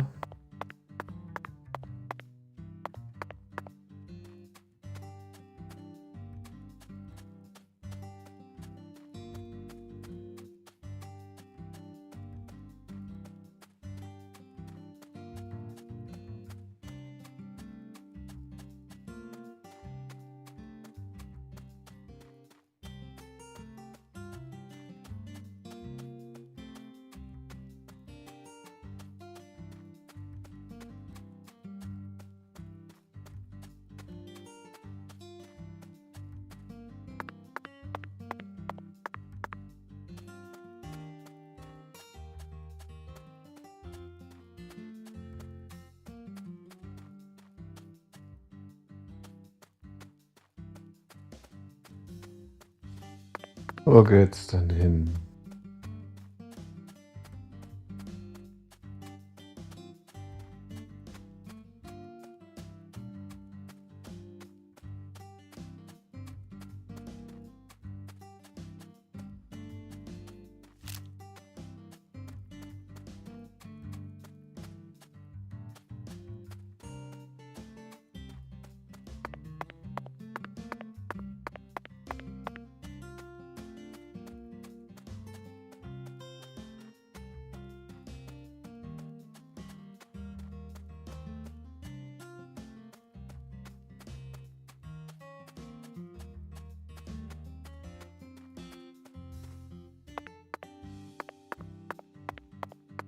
Hmm. Alligators, yeah. Which is good.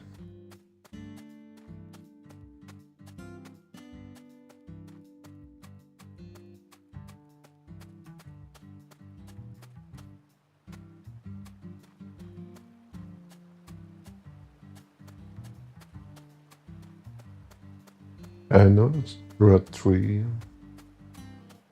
but what do you want to tell us?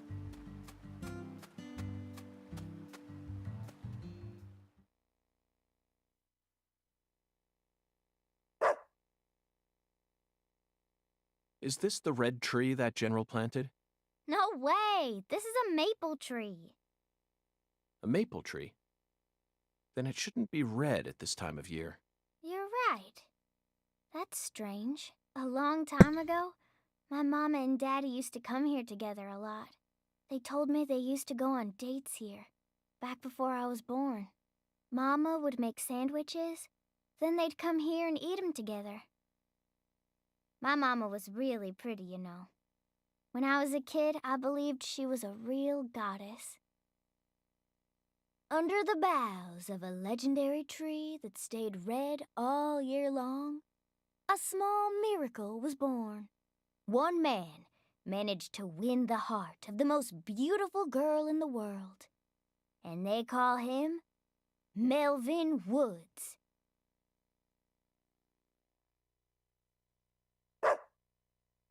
Looks like it's time to move on. What a fantastic guide we managed to find. He actually waited for us to finish talking before taking us on to the next spot. Mhm. Oh, c'est notre... Hein?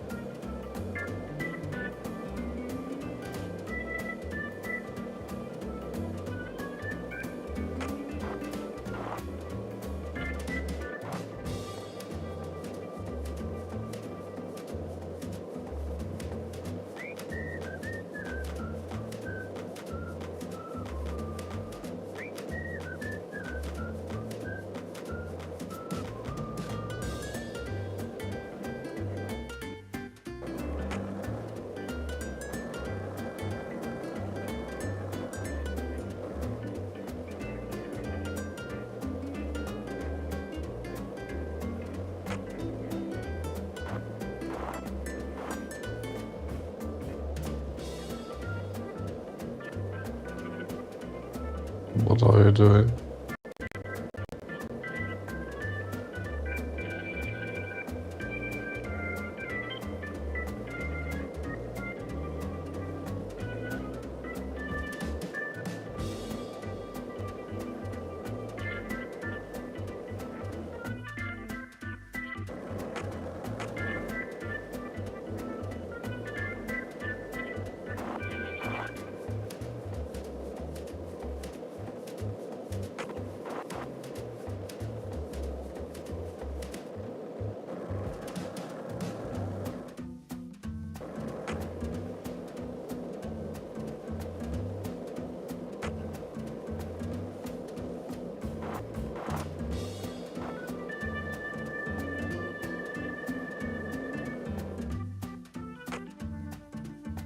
Ah!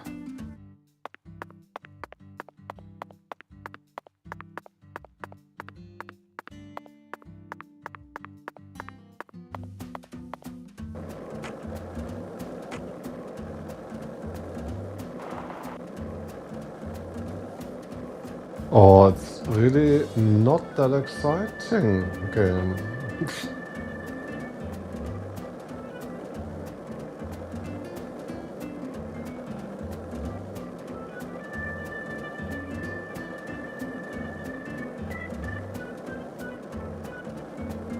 I mean, I guess he shows us the other red tree, but... Really?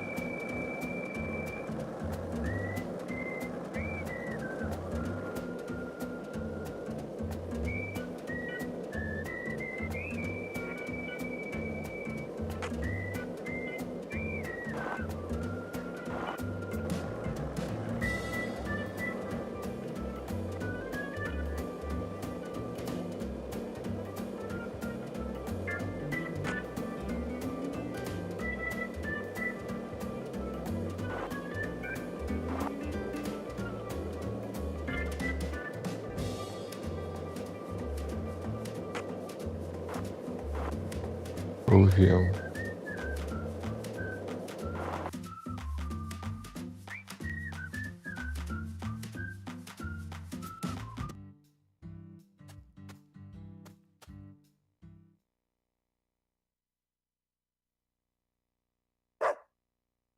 Hey, Patty.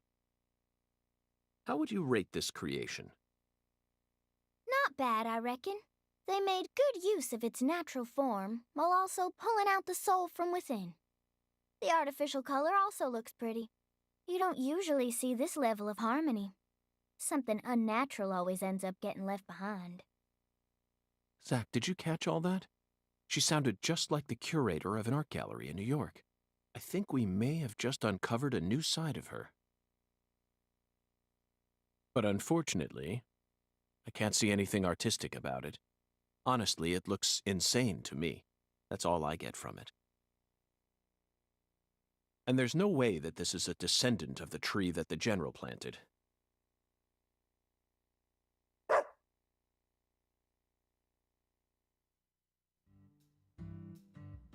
Of course, there's third one.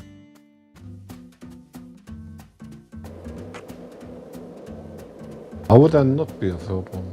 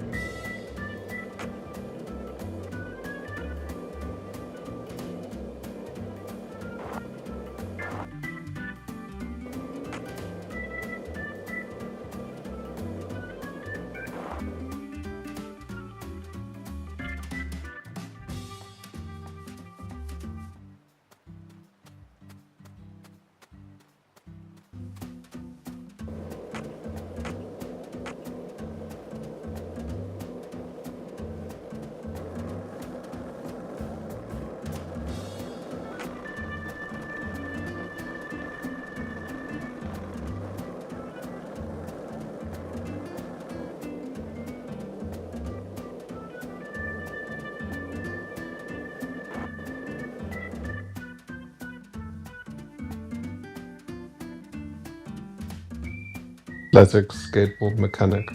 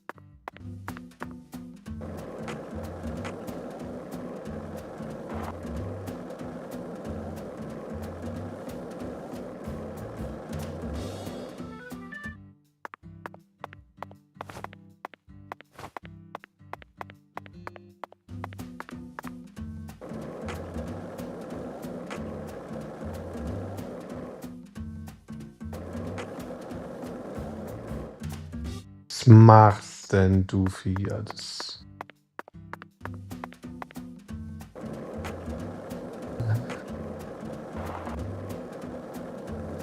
It just anti-skateboard here.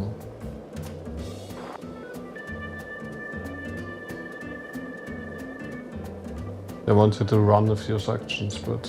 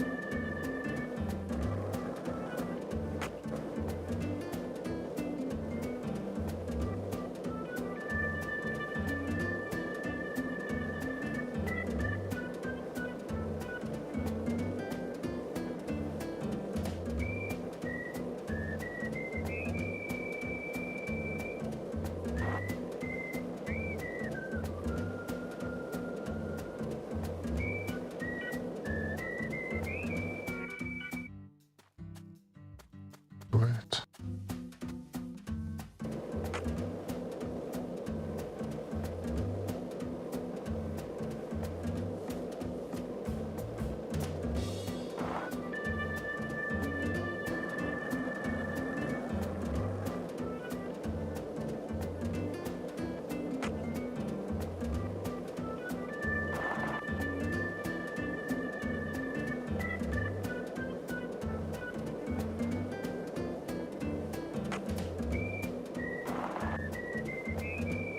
Or will you get somewhere at some point, please? It's horrible.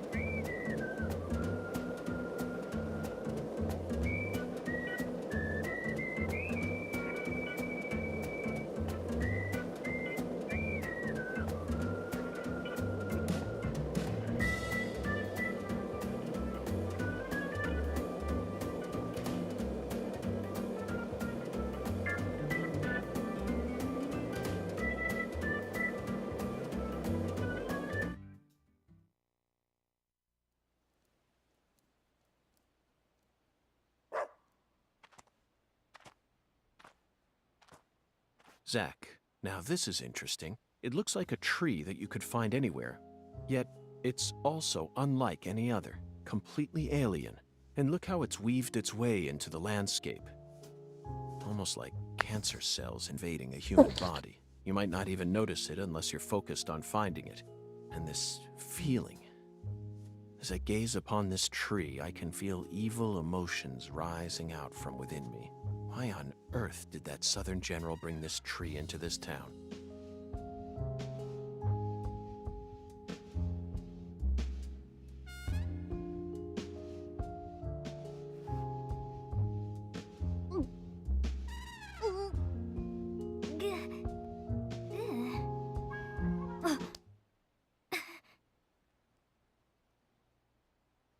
I promise to protect you from all the evil in our world. Do not touch this tree. Got that, Patty? Got it, Agent York.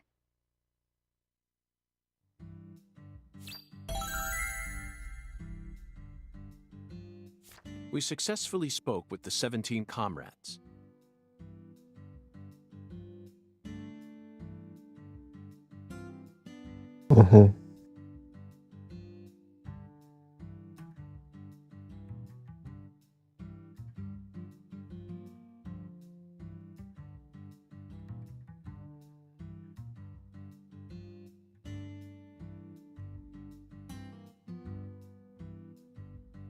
Okay. I feel like they showed us a side of nature that transcends the realms of human knowledge. Next up is the Holy Allah. According to the Oracle, the Holy Allah needs to be filled. We may be due for another childish puzzle soon, Zach, but that's okay. After all, we came all the way out here to the boondocks. Why not enjoy playing by their rules for a bit?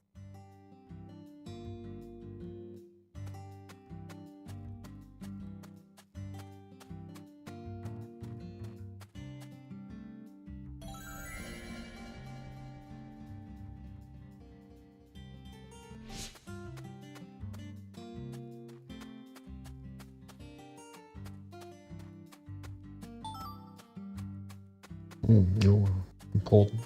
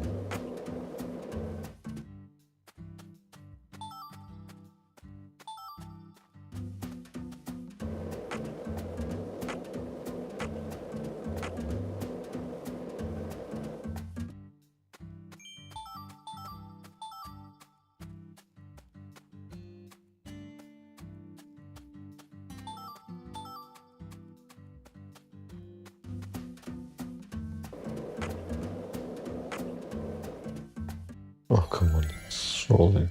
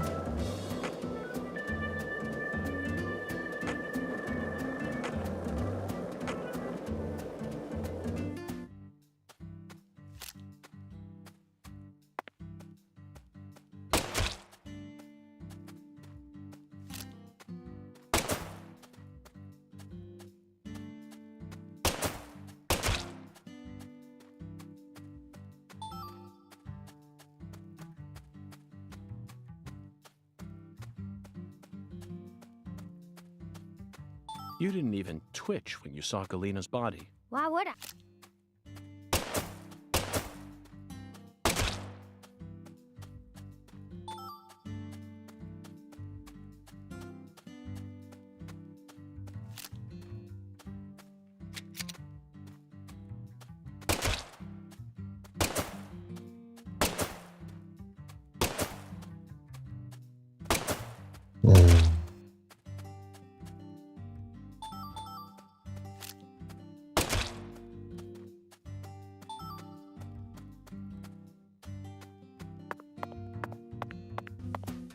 Actually,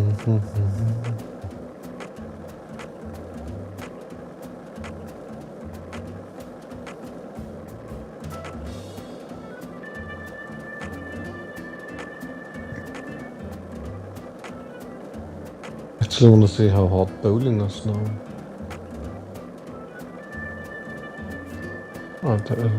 Here that's.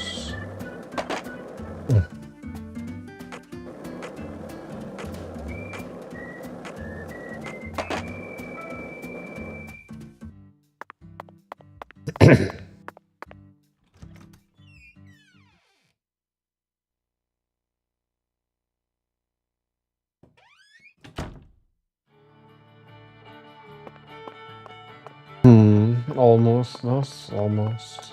Oh my lord, you sure look.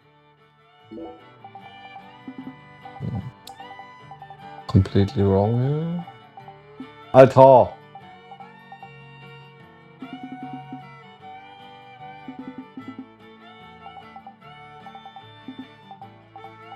I did, that was Rice. Random side quest. Alter, ich will da bloß was bestellen. Oh my.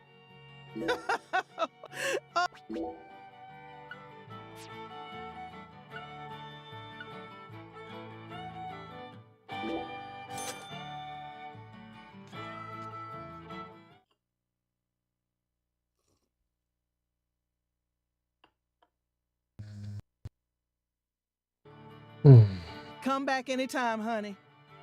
You ain't gonna find.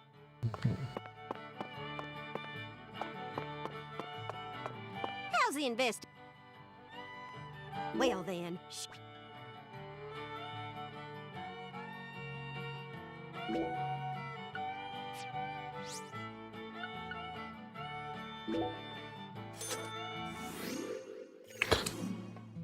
Yes.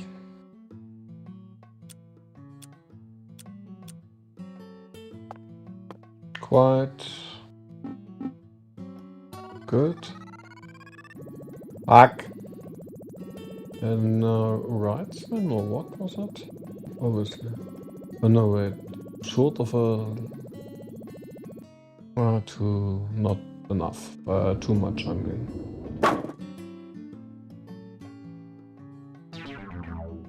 Yeah, he has an almost working level editor where you can script the blocks.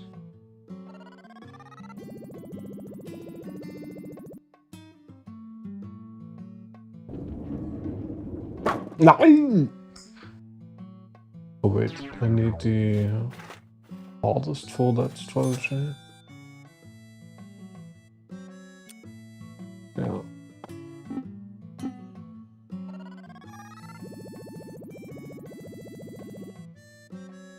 Maybe. No, too sharp.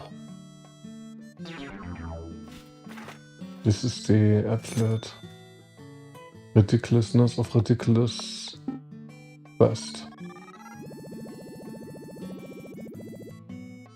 This could be good. Nah.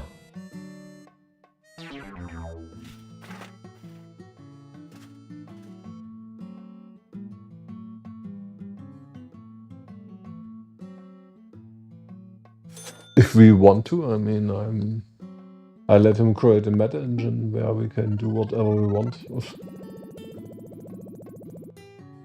That's too much, huh? Oh.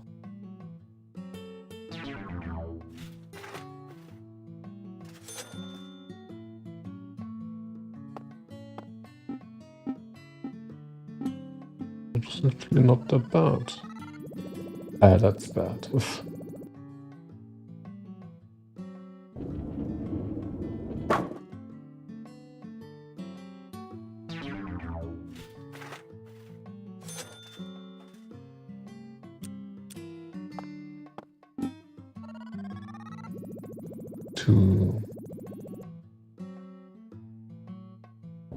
Need more Oh, almost.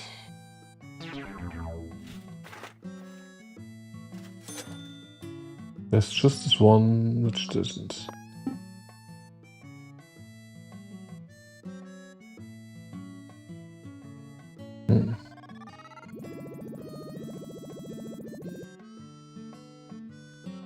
It's bad. No! No!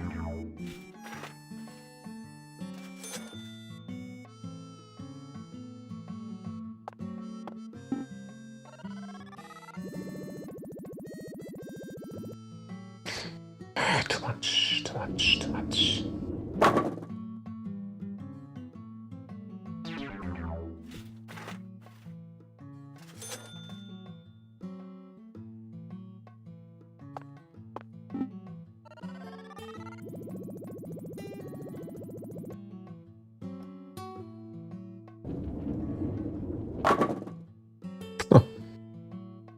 Yes. Yes. This is a minigame.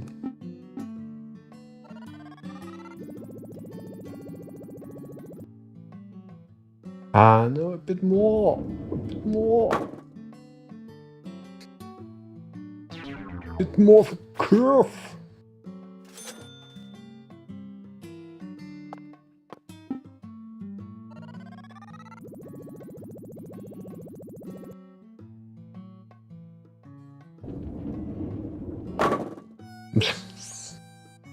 Ah,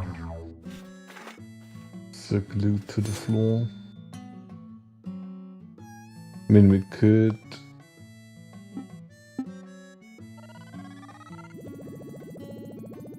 Ah, no.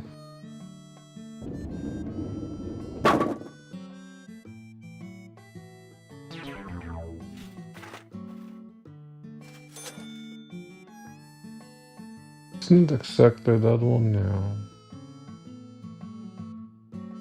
Yeah, I actually need to go from the left because I probably need to hit the one in the back at the exact right angle.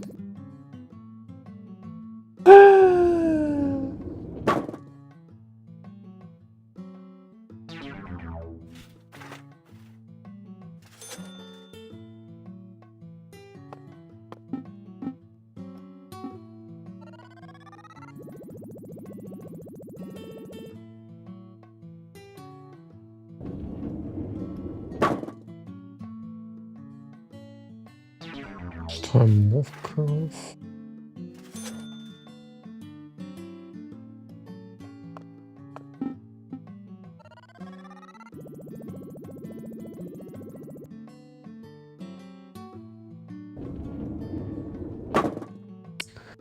Really need more of a curve there if I go for that strategy.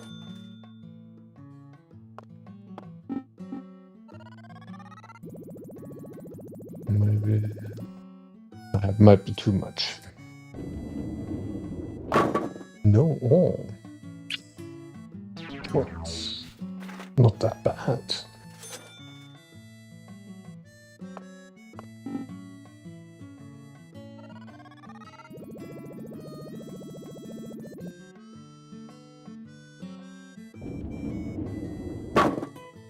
Huh. Yeah. Oh, please.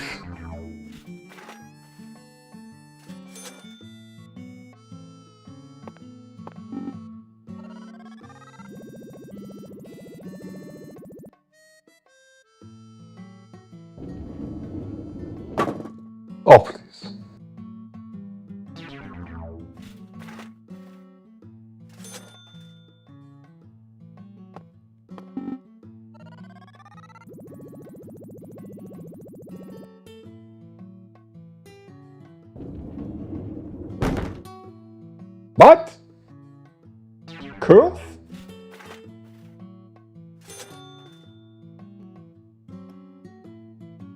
No. Put it to the right, what?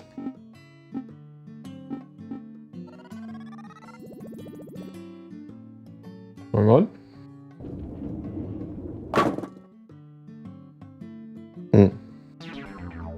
Engine bug.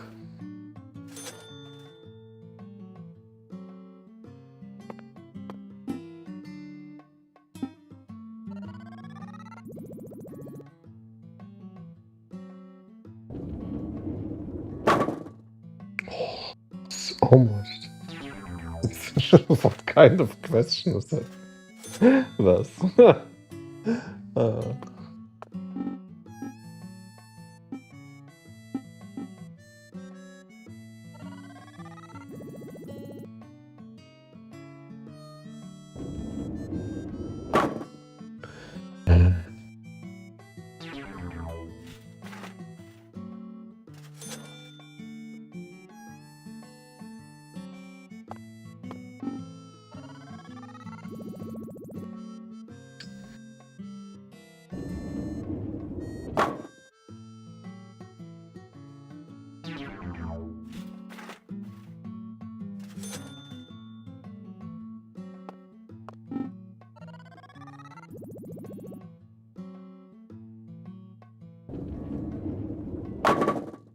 Oh, so good. But not really.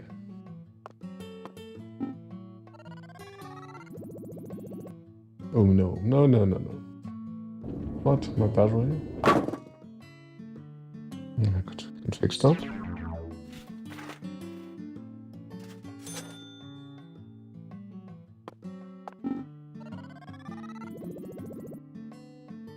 More.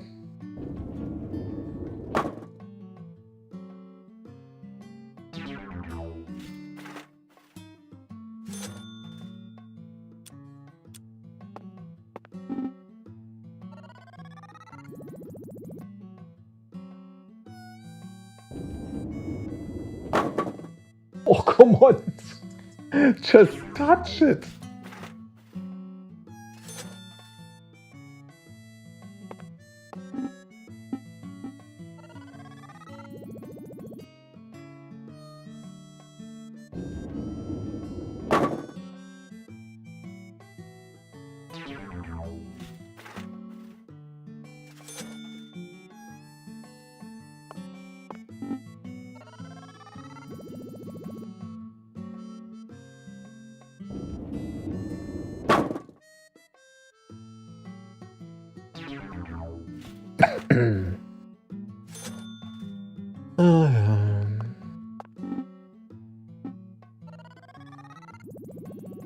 No. Need to correct that a bit. Couldn't.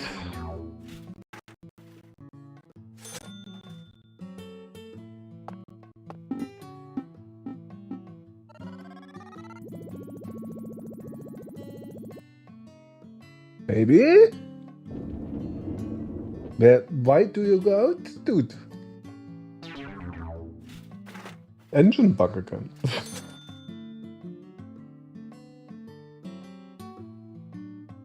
Like, none.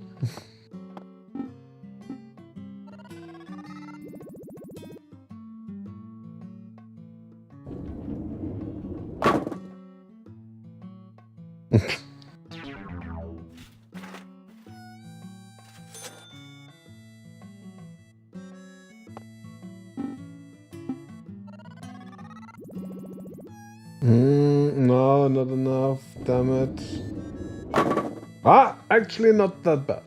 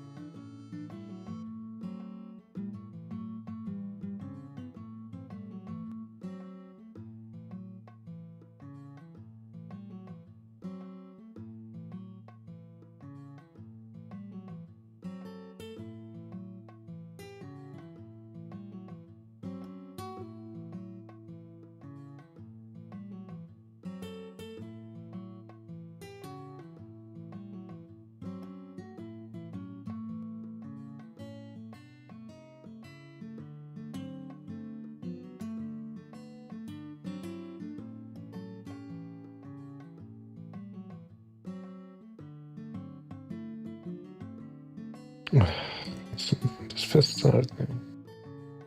Das.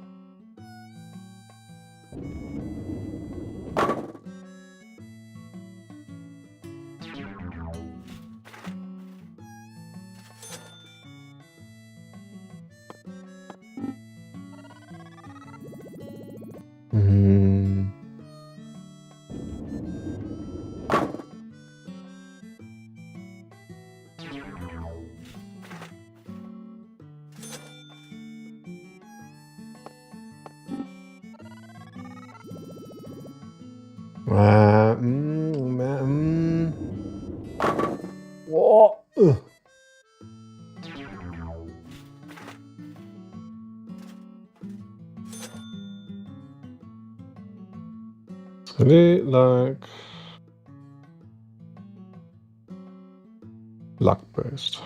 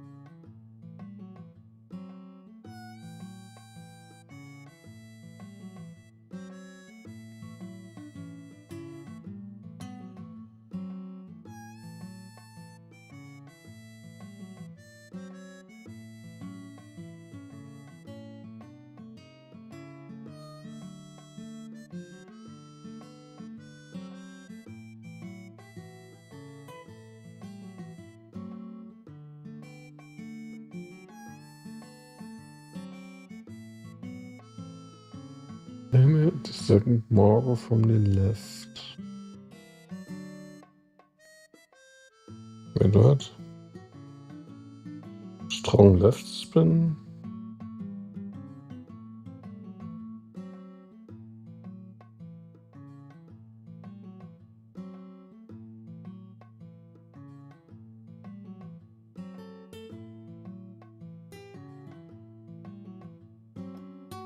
Ah.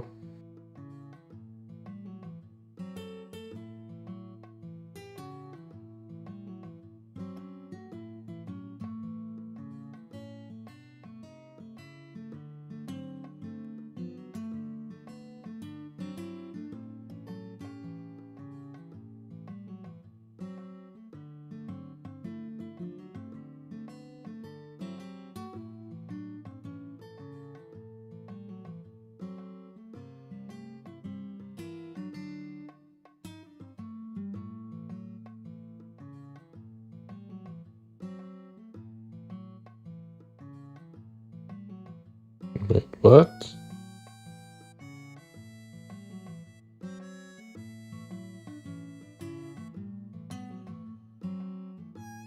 It's a bit to the left on what?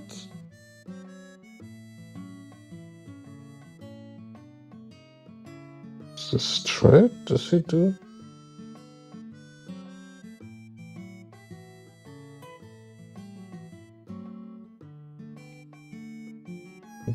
Okay.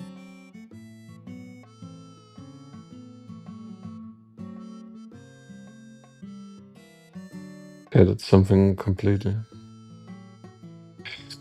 No, I don't care for phones, but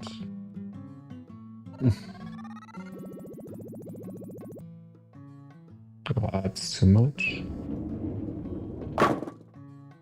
Or not, or I don't know.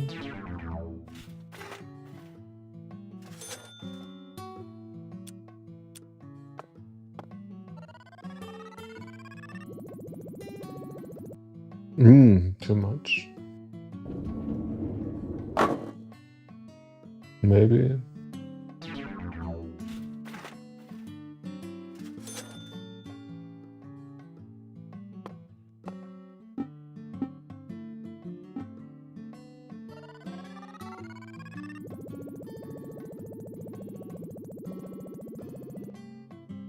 That's good.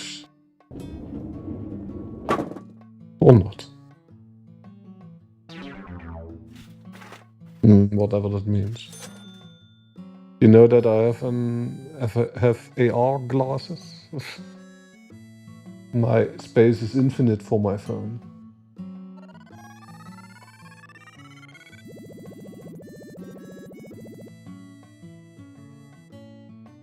Too much. Ah!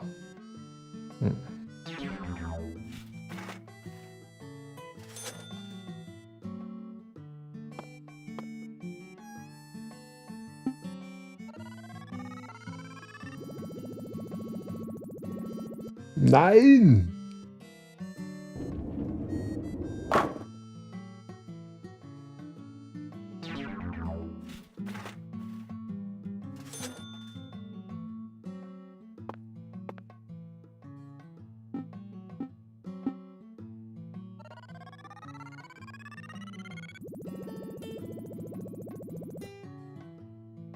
More.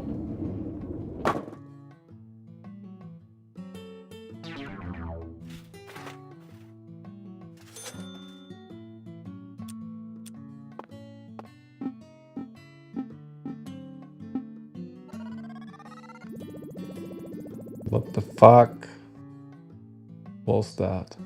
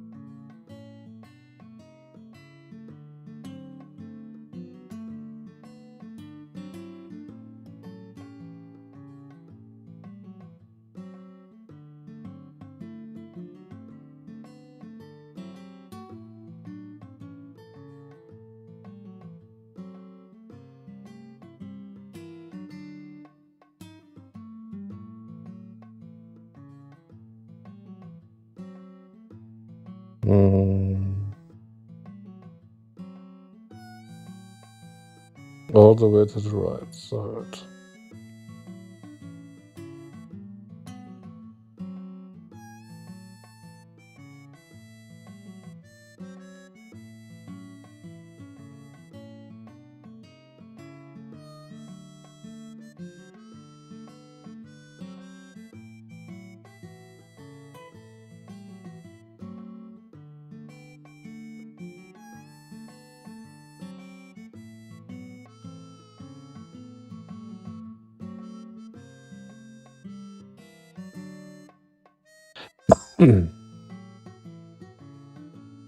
Which one is fucking pin too?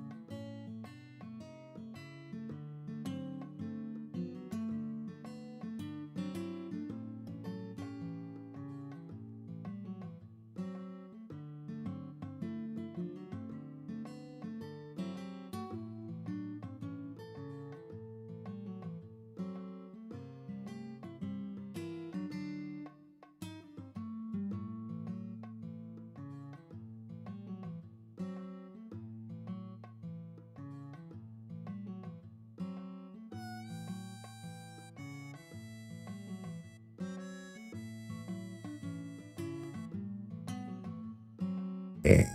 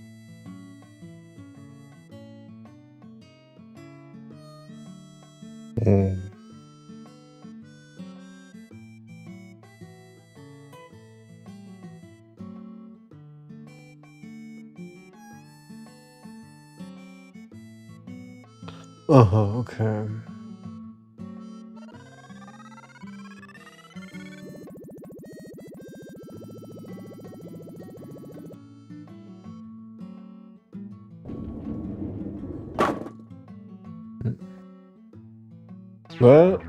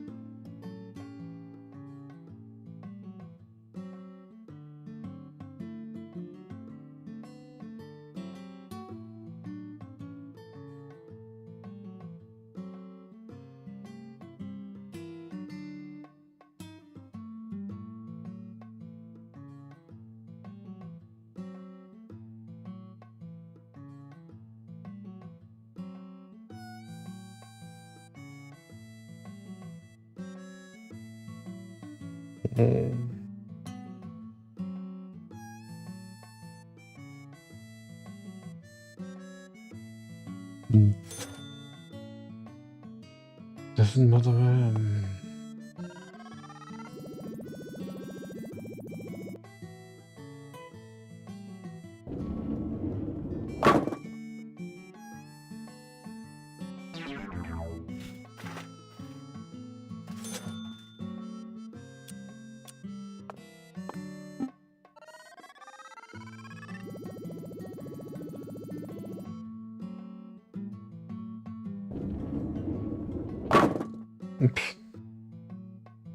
This nothing.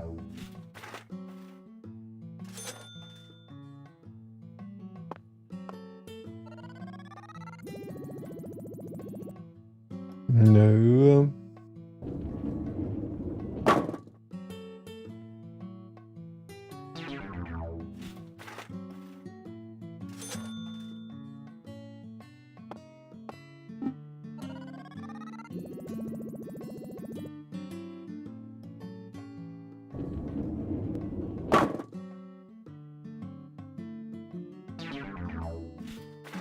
The same nonsense as before.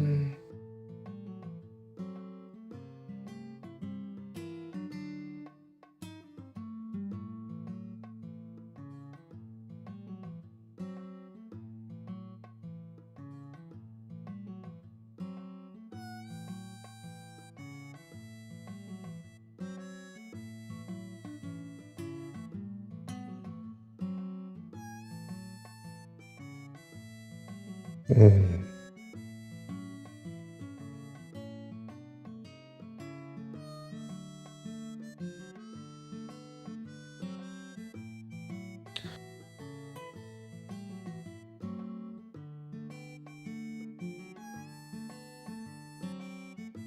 What's the strong to the right? Hmm.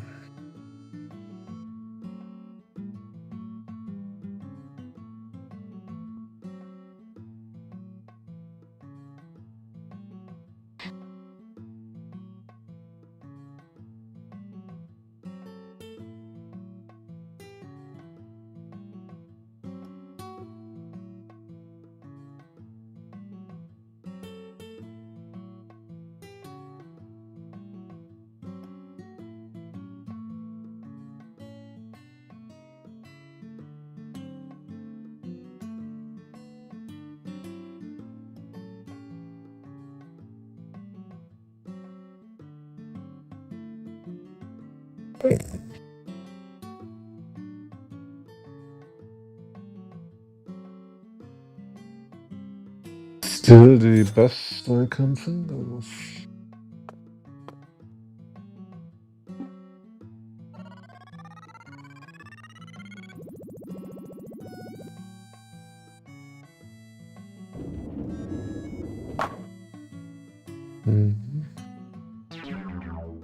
Do-do-do-do-do.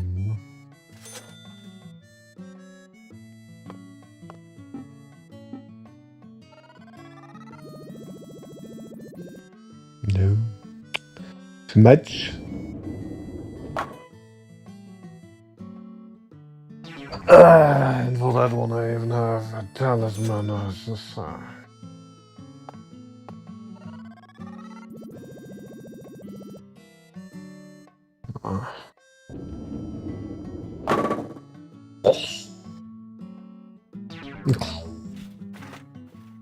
something like that, yeah.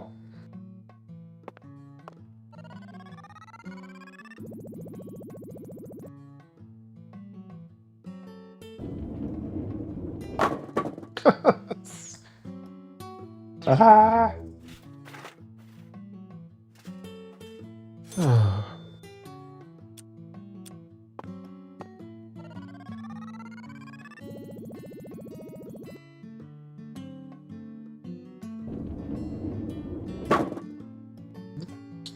Get the slides.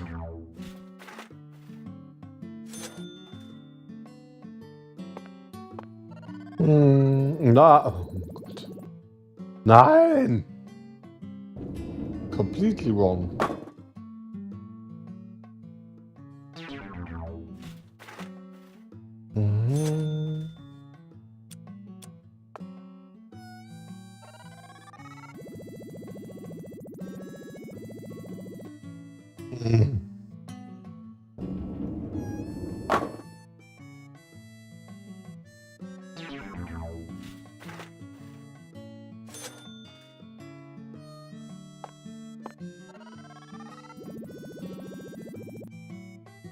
That could be good. Could be.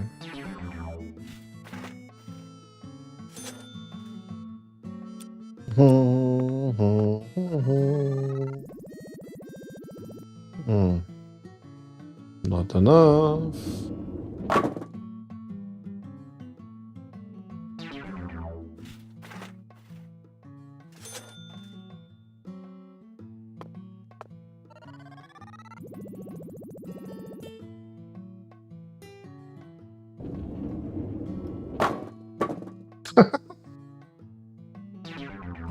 Oh.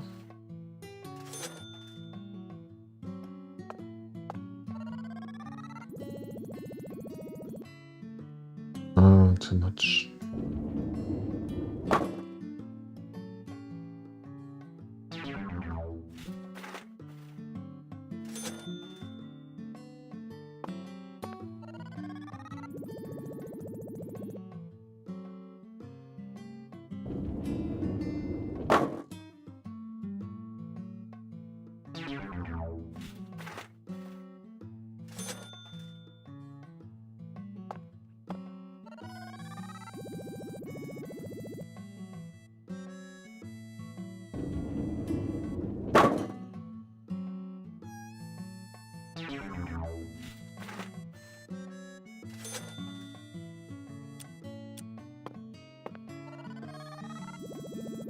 No.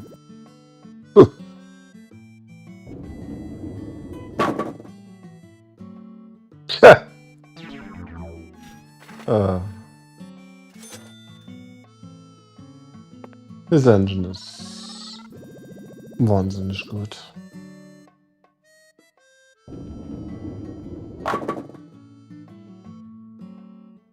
You could actually touch the other one, you know?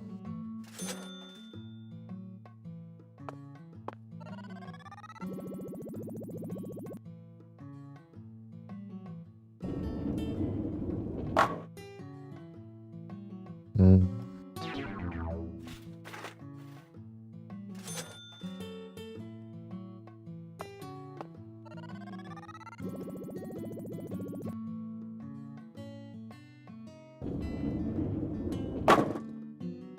What the fuck?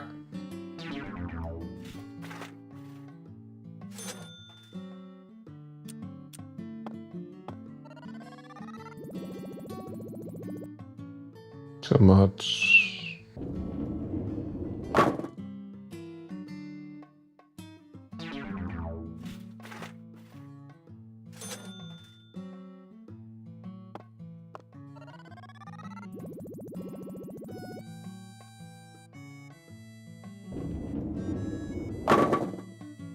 Oh.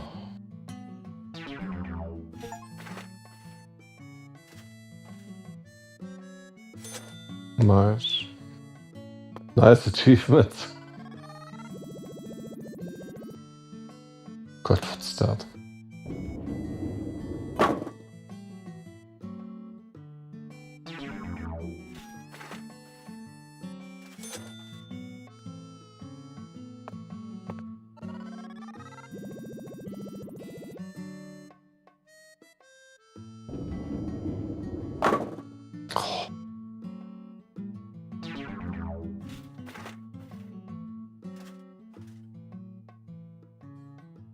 How is the split built? Hard and never you. Halt die Fresse. Well then.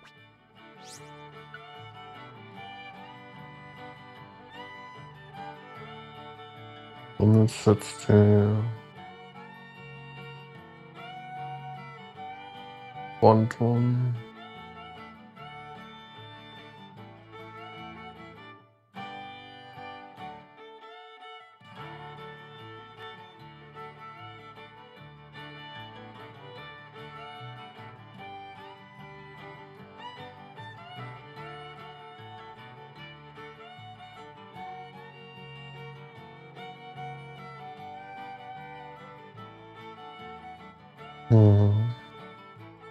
Mhm.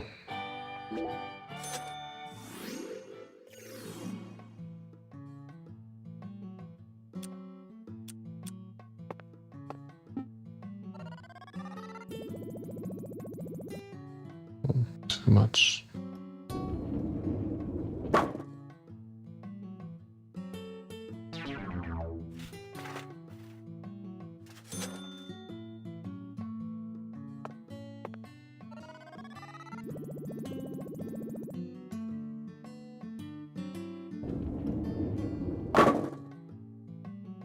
This, well, you know.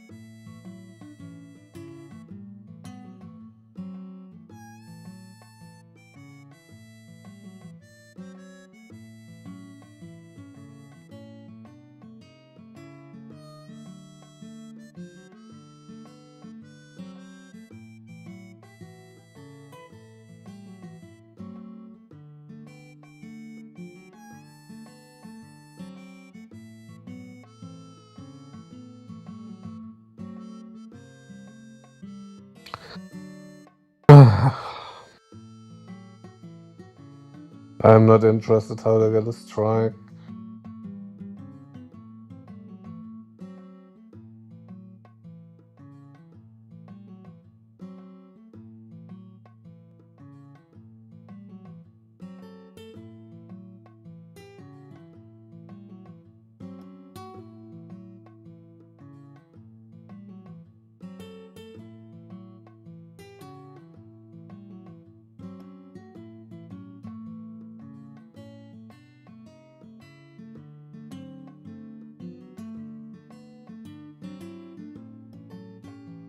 Touch to the left.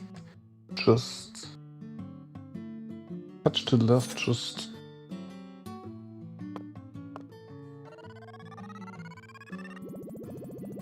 No. But that one, this angle is good, but it needs to be stronger.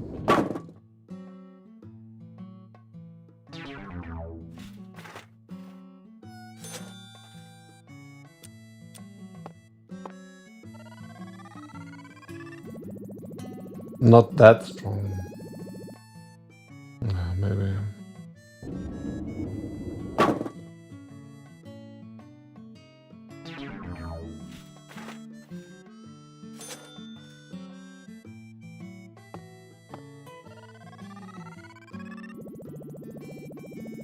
Ah!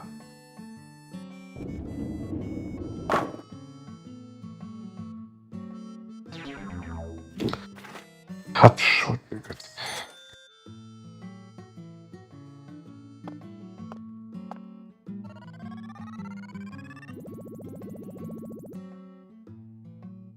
Touch more.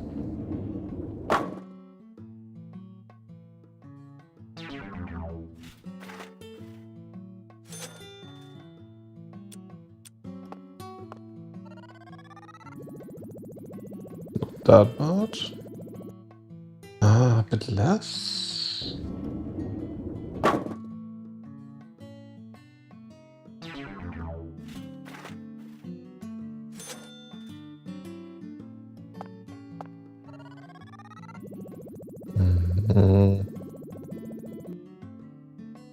That one. Angle was not bad. Strength was fine.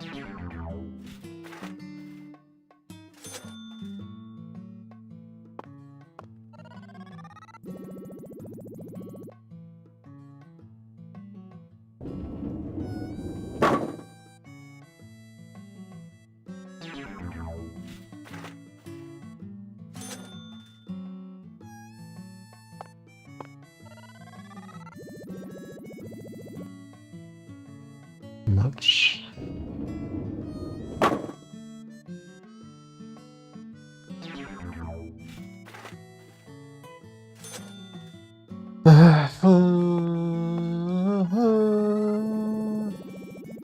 Nein, not to the live album.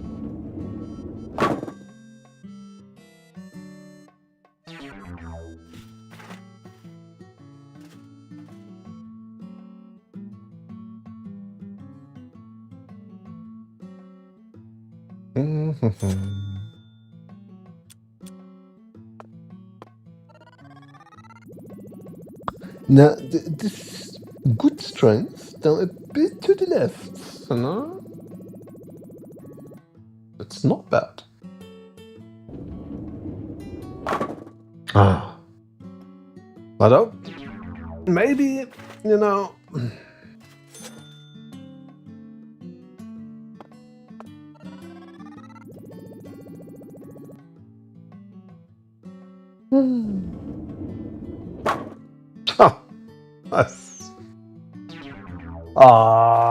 I'm stuck in the same moves. Like all the fucking time.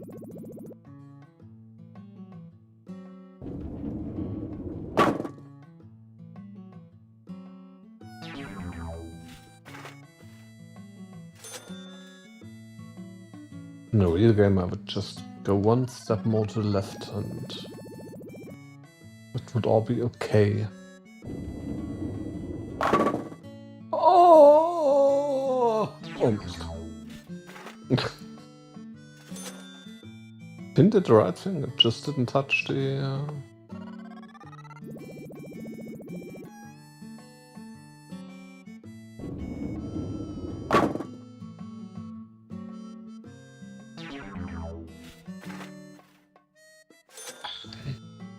I think the idea is correct, it's really just... too much. Just a bit wonky, I guess.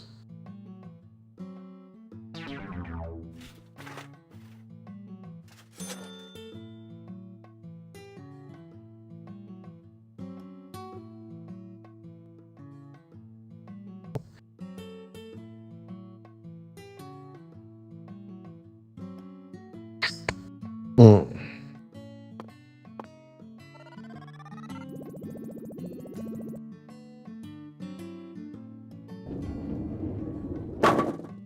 Mm.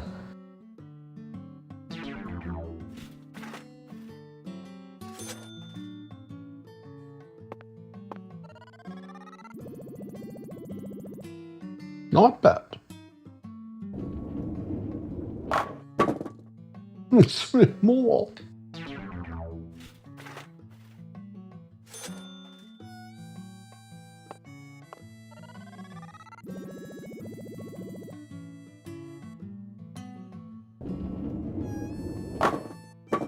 Not that bad. Ah.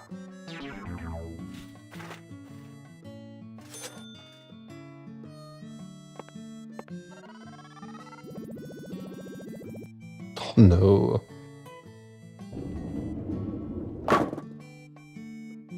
I mean, good strength in hitting them, but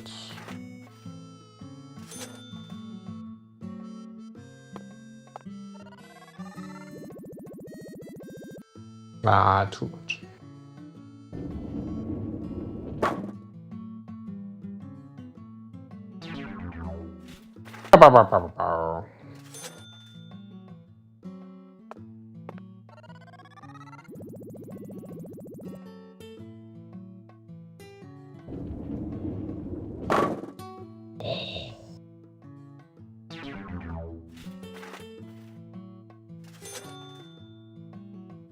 It's the boss of all minigames here.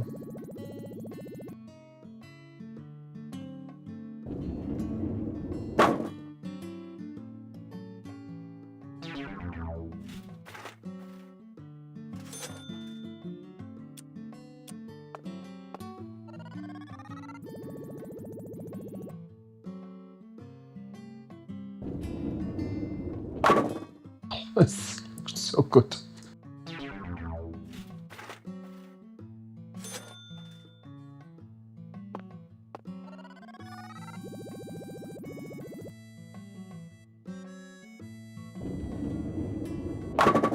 Oh! Oh no! That's not.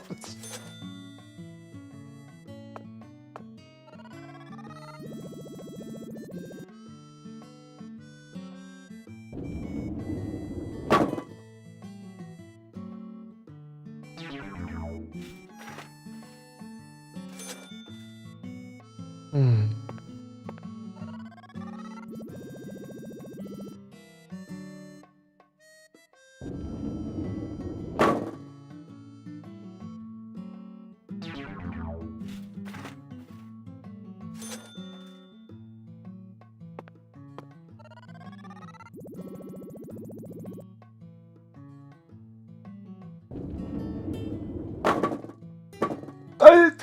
Yes.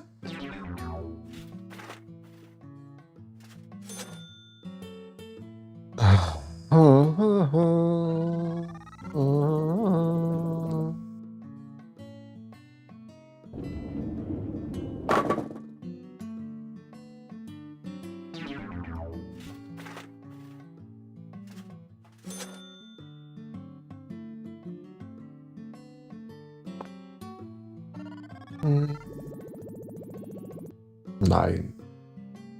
Nice straight throw, but 9.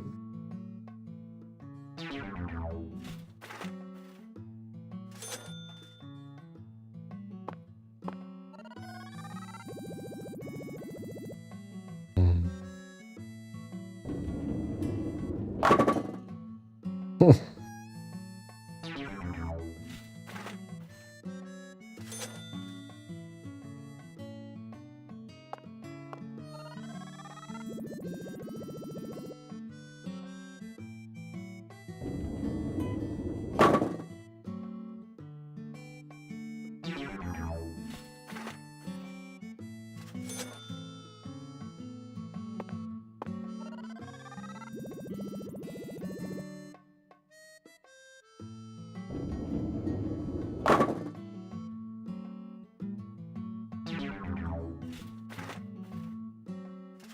Some point we will get that front pin, but the other one will stand.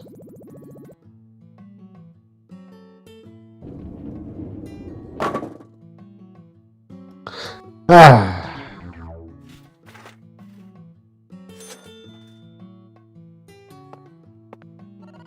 At least the setup is not as complicated.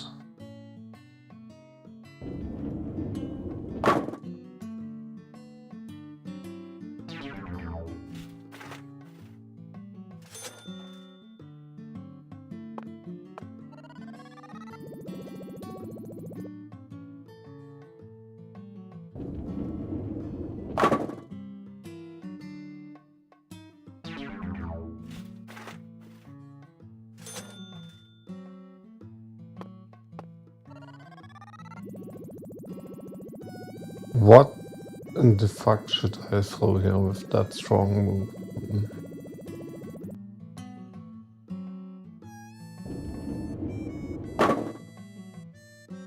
Hmm.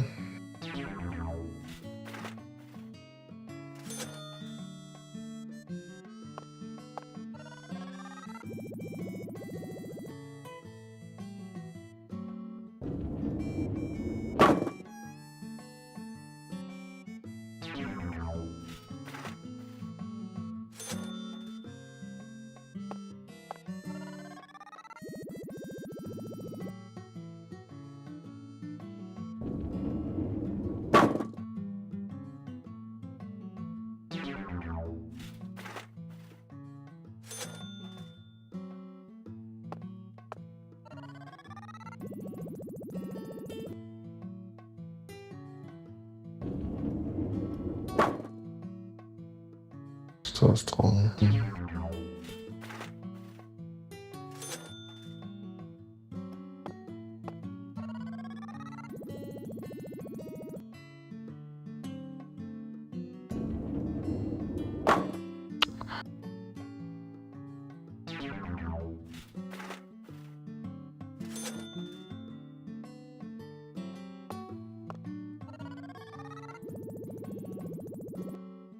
Oh, what am I doing?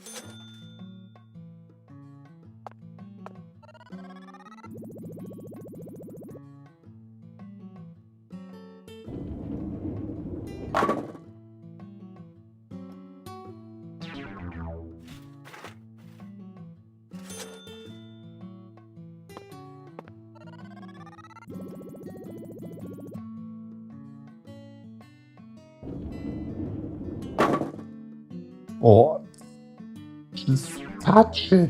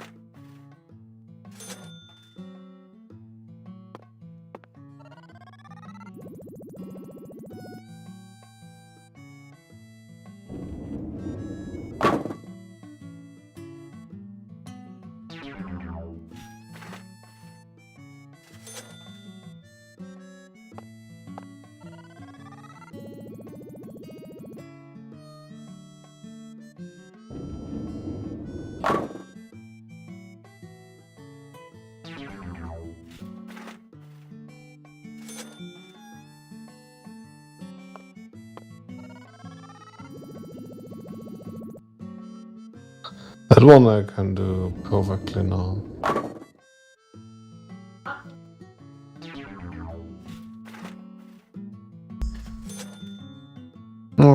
Katze.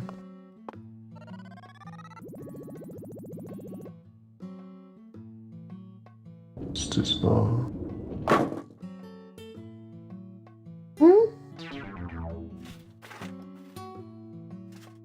Is it raining outside?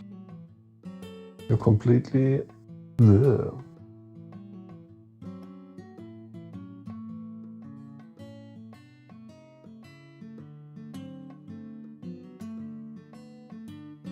Okay.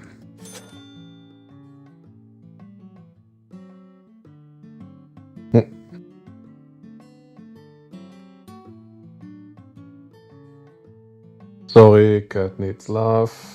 Yeah.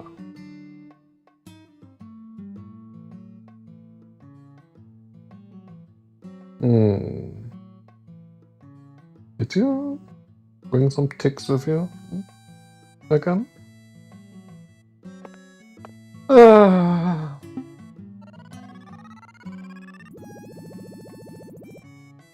Too much. Right, with the little left angle bullshit now.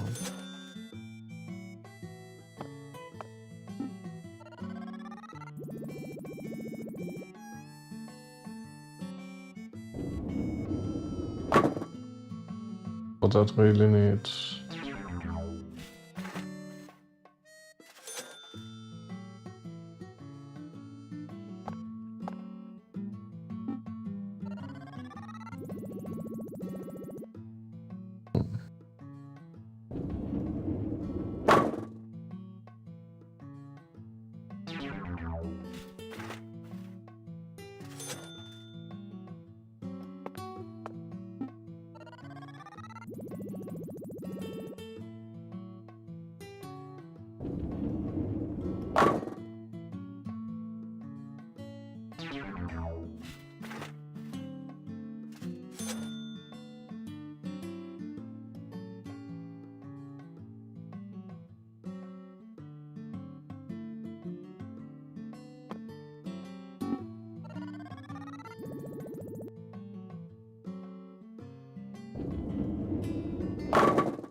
Oh, no.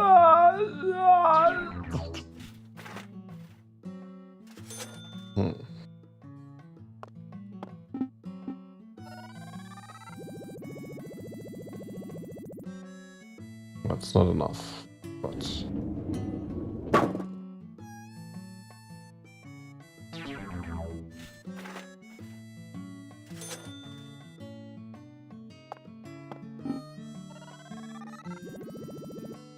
oh, too much, too much.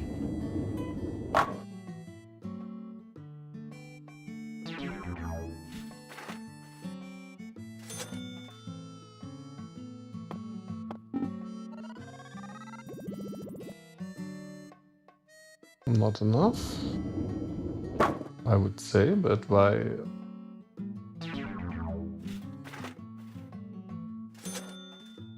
No questions asked.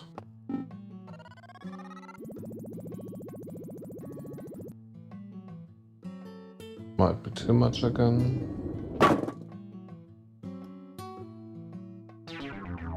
But definitely.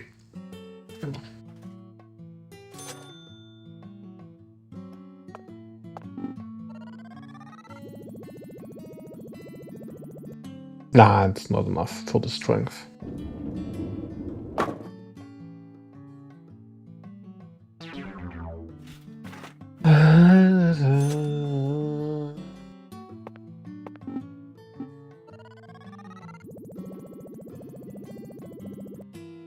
Might be too much.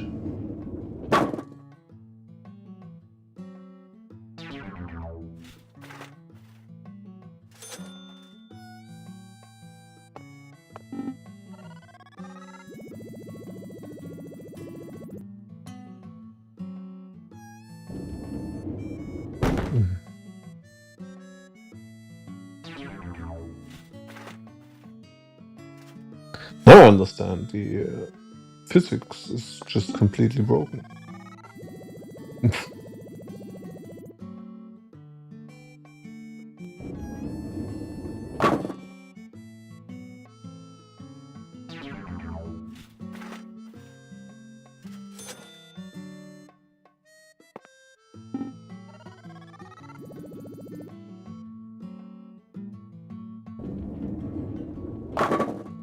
Oh, you just need to touch the other one.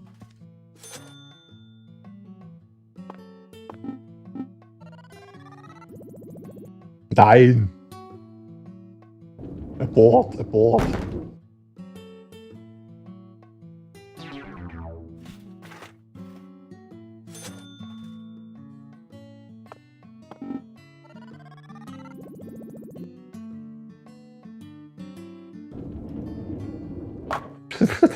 How is there no spin this time?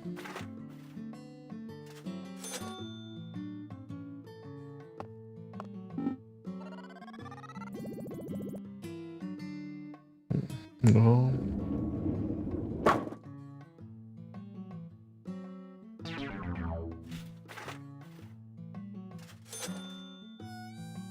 Could ask why I'm trying here, I mean.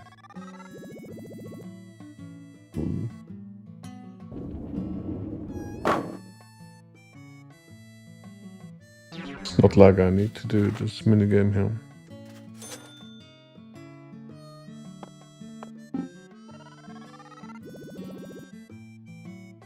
Nein.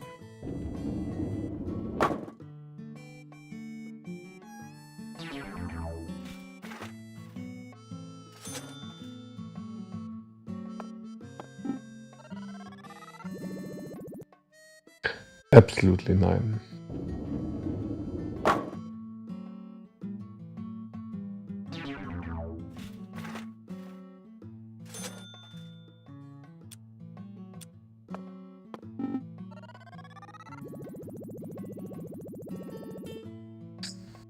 Might need more spin.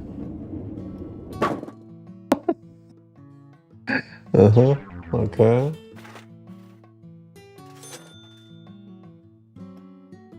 Let's try. How much spin can I... What is if I give it like insane spin? Like really more.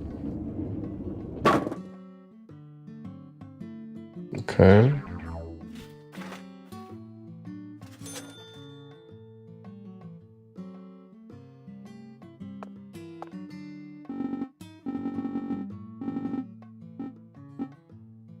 Like Blödsinn spin now.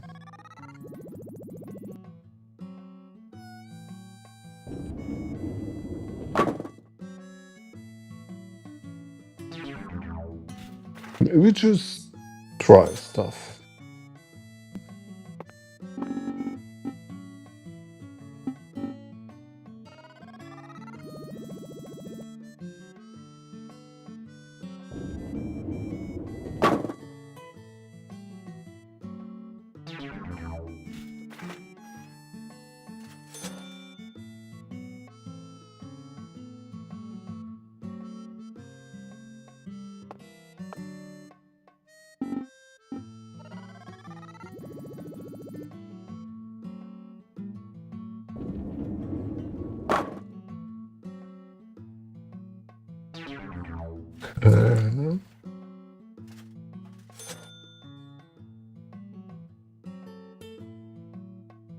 From the other side, I mean, it's... And there, yes.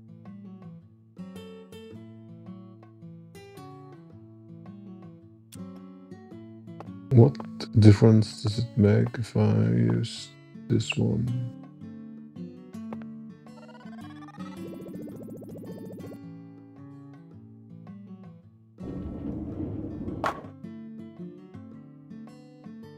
Exactly what I wanted to know, not?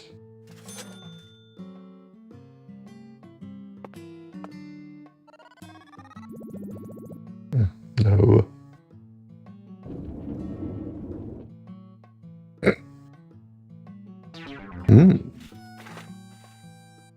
Bit of speed? If it bounces a bit?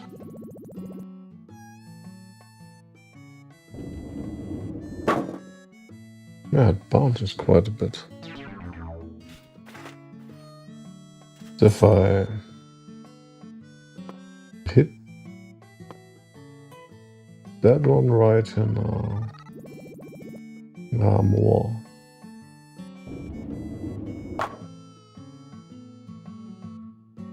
Definitely need to hit that.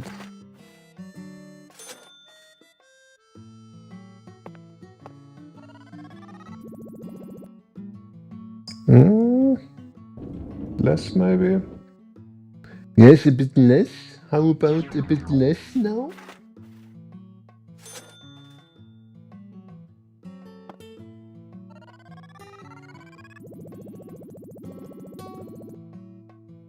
Still a bit less, but maybe the strength does it now.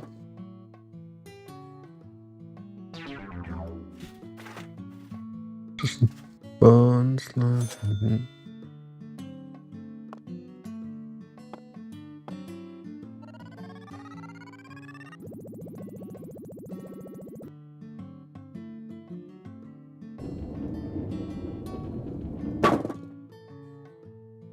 This one doesn't.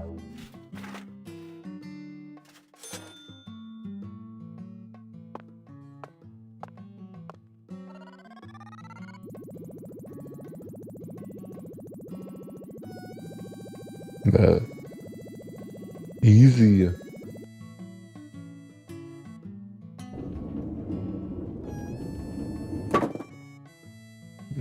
Then it gets to.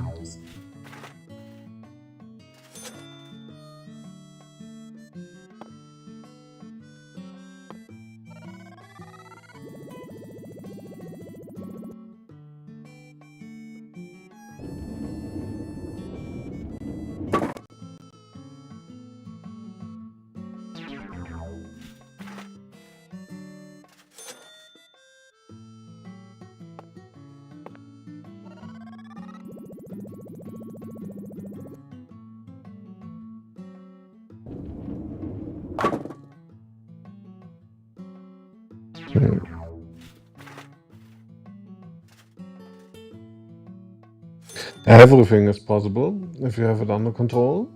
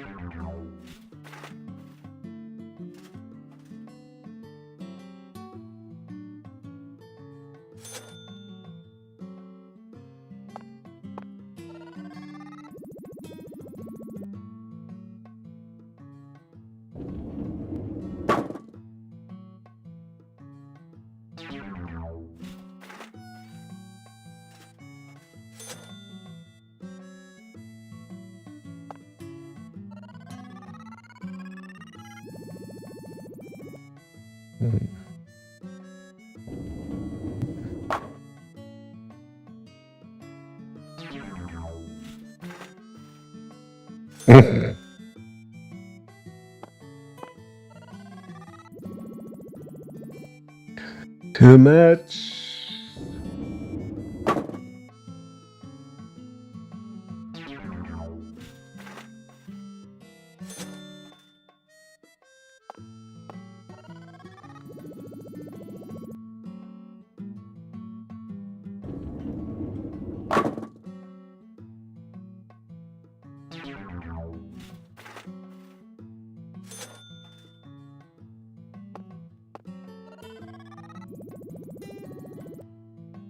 Too much. Oh yeah, too much. Cost too much.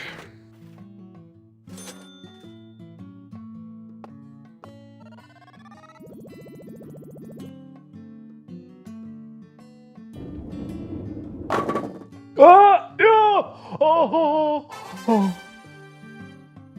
Oh! The monster.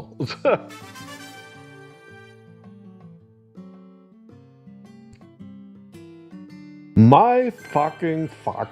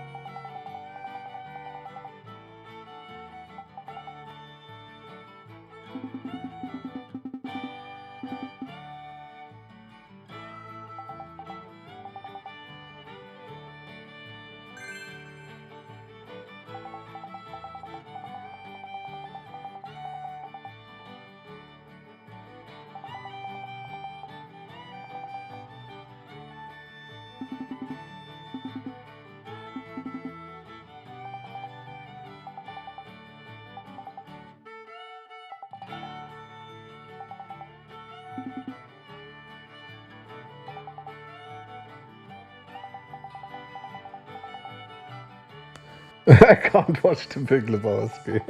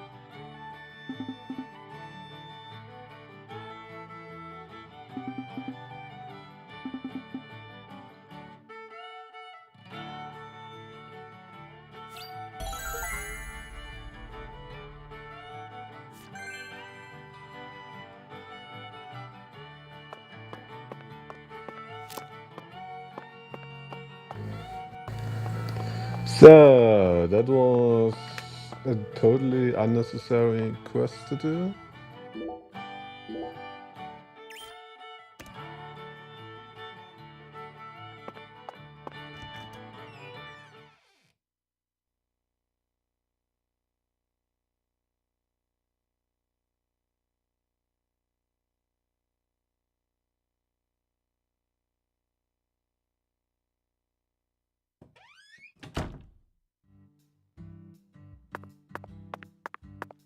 And obviously, the strategy was completely different from what was recommended. What else is new? I took like the complete opposite strategy.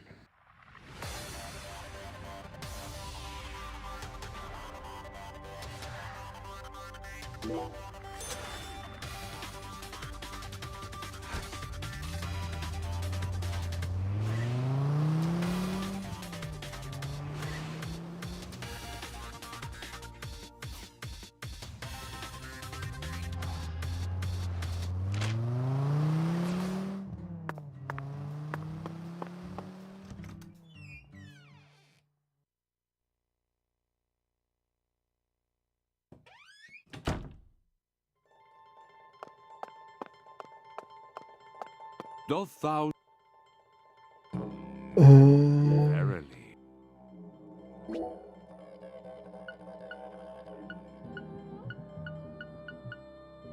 okay, I can expand nothing.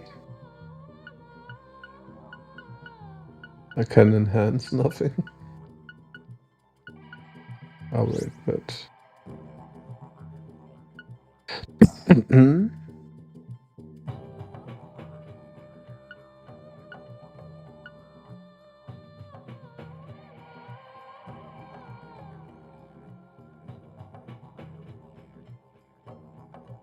Wait, breaking door. Okay. Should change that.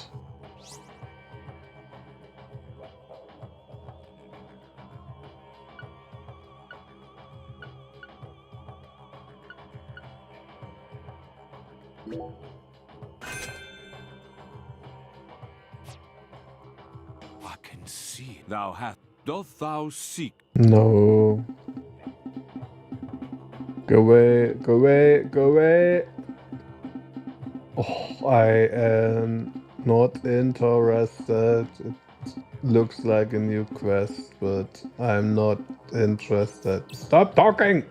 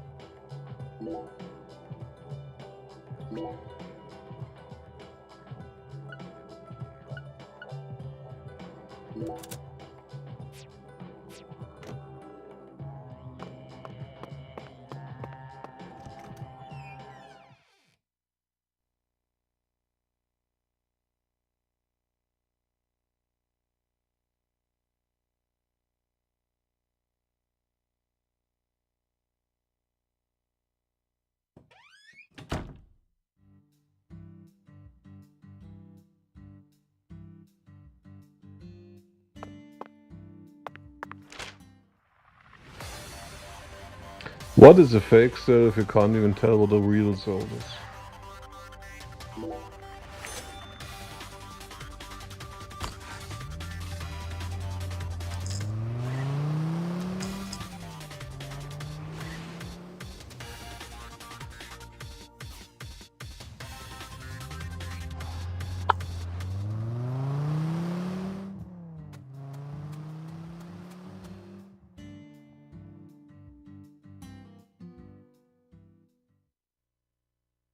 This thing sure looks tall when you look at it up close. But why do they gotta build it up so high anyway? The height gives them the necessary pressure to pump the water out. Also, building it in a spot where anyone could easily access it would only create more problems. Problems? In a certain Missouri town, they built the water tower low enough that a person could easily climb up to it. And that's exactly where a mass murderer decided to hide the bodies of all his victims. The water tower was so low to the ground that he could even climb up to it while carrying a dead body on his back.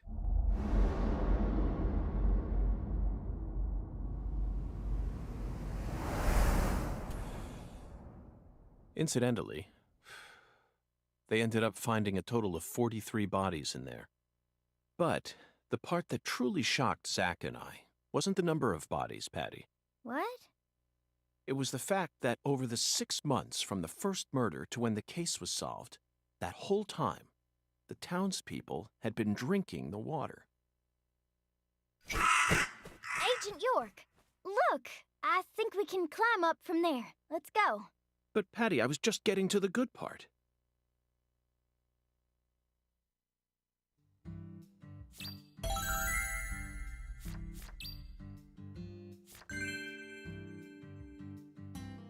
What else have you seen on that sci-fi movie channel? Agent York, why are you asking me that? Discussing movies is one of the most basic forms of communication in our country. What time period do you live in? It's always been that way in every era. In this country, all dialogues always begin from films. Ugh. Says who? You're making me sick. Sick? Yeah, I feel like I'm gonna puke. I know just what you need to do, Patty. What? Tell me what other movies you've seen on that sci-fi channel. Ugh, you're so annoying. Fine, fine. I saw this one movie where a pretty lady and an old guy fight, and they were both robots. Ah, Terminator 3, Rise of the Machines. 2003, directed by Jonathan Mostow. I knew you were an Arnold S. fan. Oh, you said it again. Oh, whatever. I'm not a fan of his or anything, okay? He just happened to be in it. So, what did you think? I knew of the name Terminator, but it was my first time seeing one of those movies. What? You've never seen Terminator? Well, the first two came out before I was even born. I know, but come on. It's Terminator. Boys probably like it, but I'm sure most girls don't give two craps about it. Oh, but I know it was directed by the same person who did Titanic. Titanic? Oh, you mean Raise the Titanic. 1980, directed by Jerry Jameson. But he didn't direct Terminator. He's famous for Airport 77 and the Deadly Tower. You probably So know this good. already, but the Deadly Tower was based on the 1966 Texas Tower Oh. sniper incident. I learned about it at the FBI Academy in Quantico. In the film, Kurt Russell plays Charles Joseph Whitman, the assailant. He really brought the character to life with an awe-inspiring performance. What's wrong, Patty? I'm just trying to talk about Terminator 3, that movie you saw, but you're not paying any attention. So be it.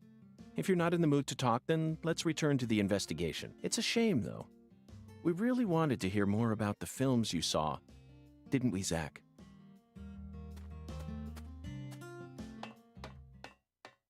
Amazing. So this is our town. Looking down on it from here, it's hard to imagine any bad stuff ever happened at all. Listen carefully, Patricia. You just leave Melvin to me. I promise I'll take care of things. You're grown up. You're more of an adult than anyone else in this town, I guarantee it. But that doesn't mean you have to suffer through everything without ever saying a word about it. Just remember that, okay?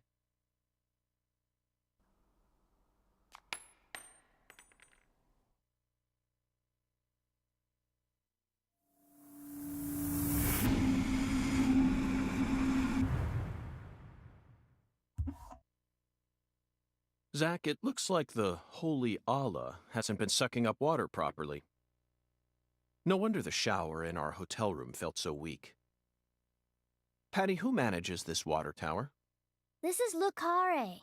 You should know the answer to that by now. The Clarksons. Judging from their current situation, I don't think they'll be able to give us a timely response. Yeah. Do you know where the water comes from?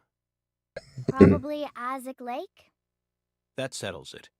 Let's fill the holy Allah and solve this problem ourselves. I knew you were gonna say that, Agent York.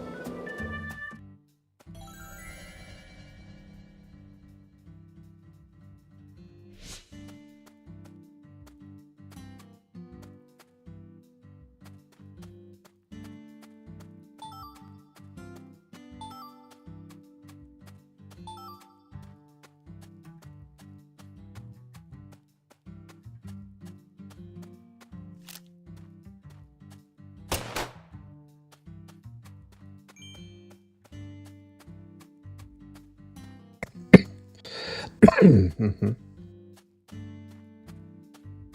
Nothing fell down here. So. Well,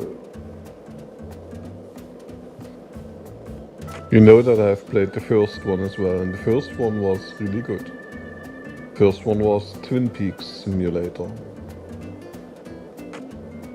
That one is not quite as good because it's way slower. But it still has some of the good aspects.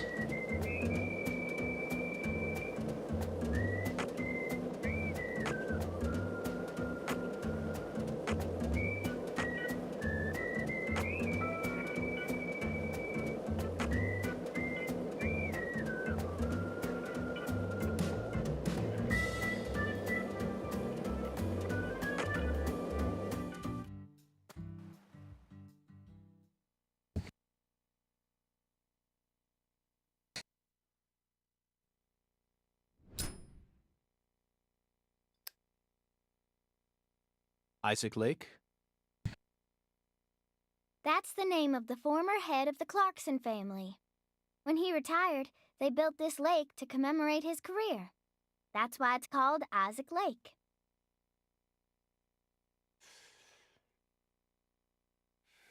They wanted people to remember the power of the Clarkson family every time they used their water, huh? You sure don't miss a beat. The water level's higher than I expected. They probably haven't been out here to check on it since Lise was murdered.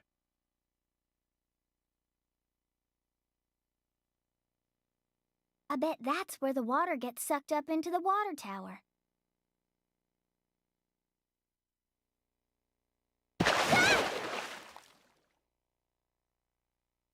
Mr. Alligator. Never thought I'd have to use you to fight a real alligator. Just what does that skeletal gentleman have in mind for us, Zack?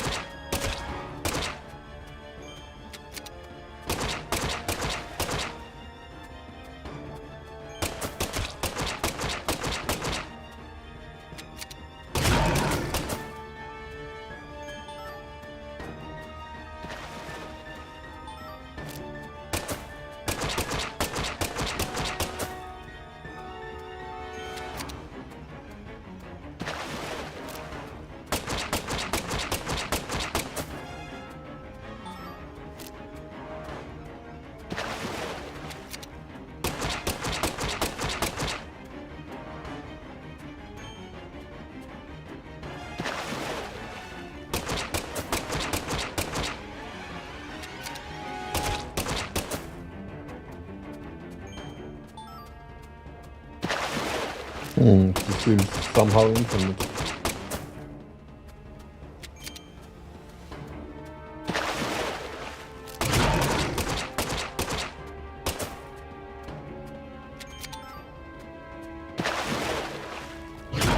As much as I like infinite bullshit, actually I don't like it. Alter!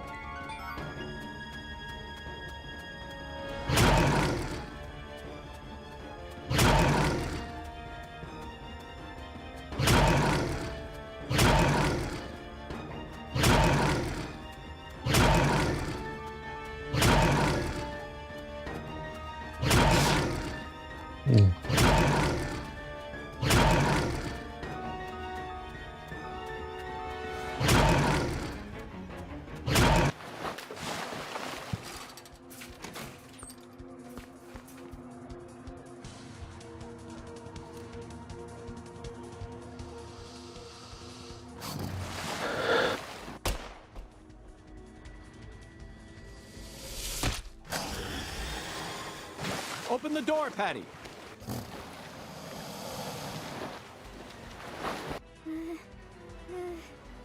Now, Patty!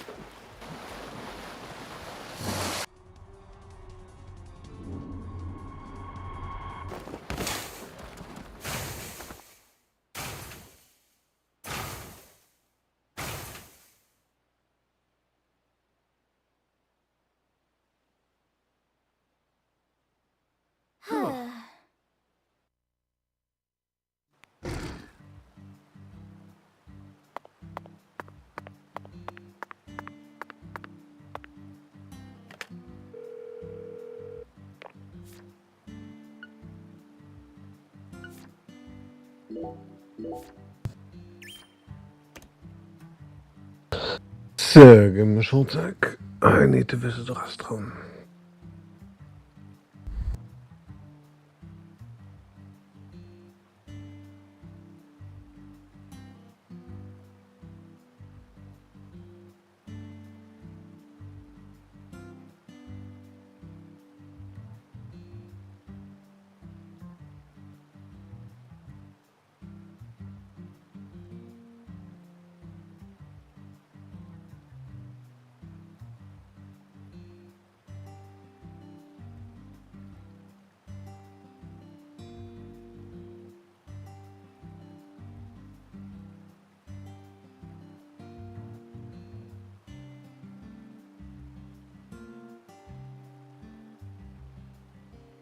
What?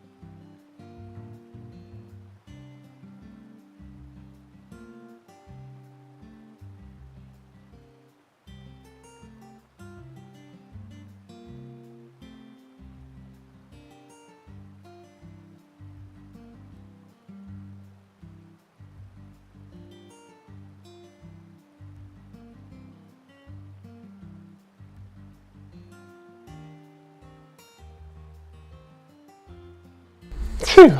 So.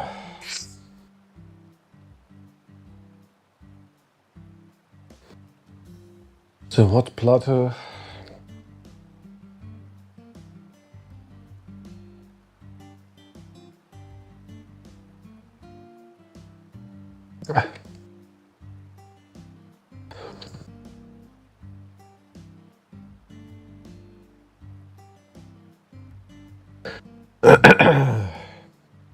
Have to trigger him at some point, huh? Else he will go in the cooldown and sometimes not listen anymore.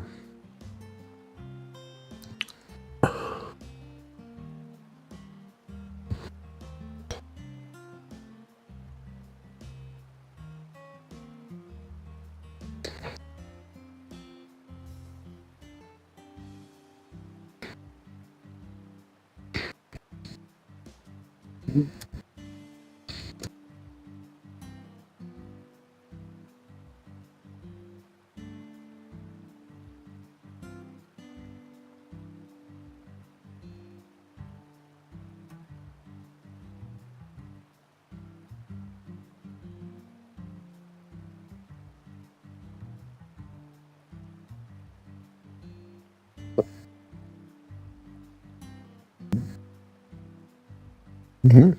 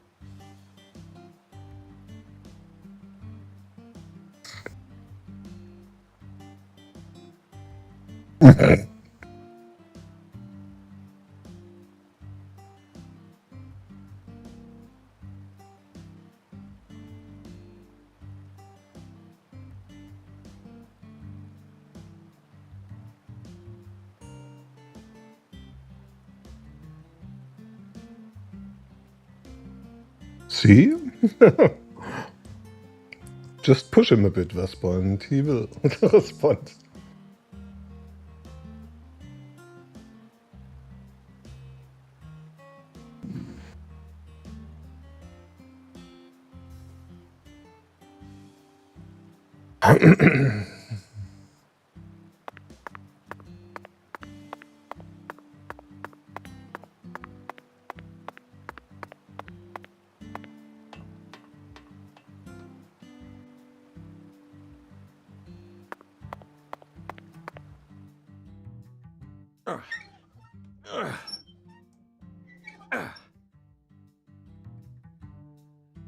Whew.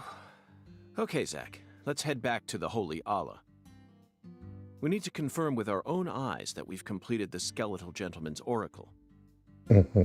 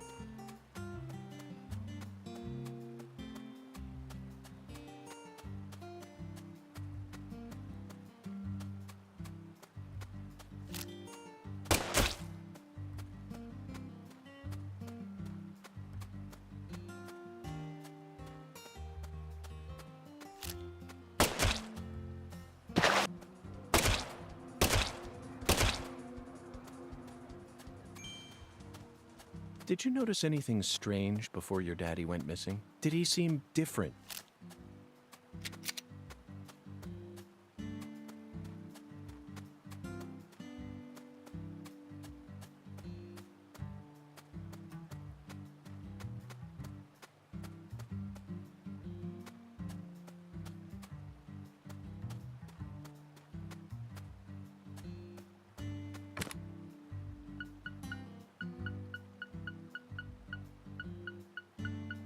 Alter.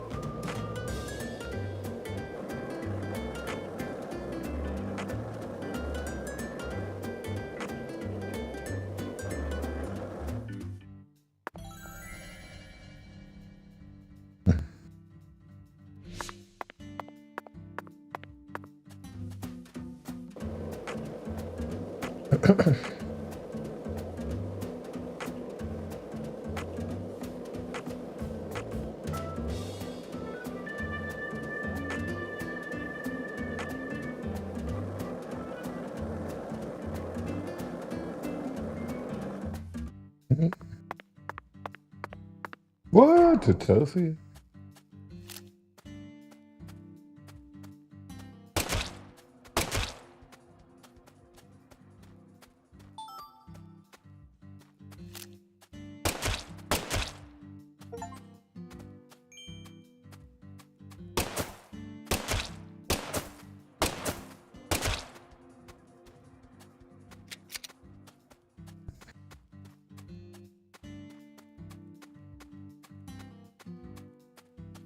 So, what other movies have you seen on that site?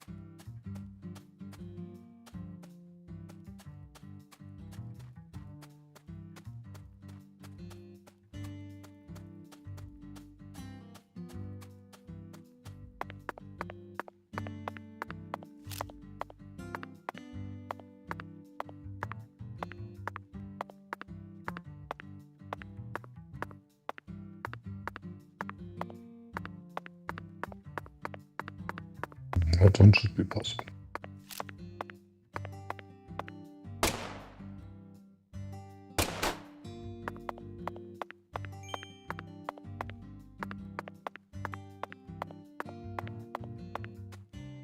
the thing. Hmm.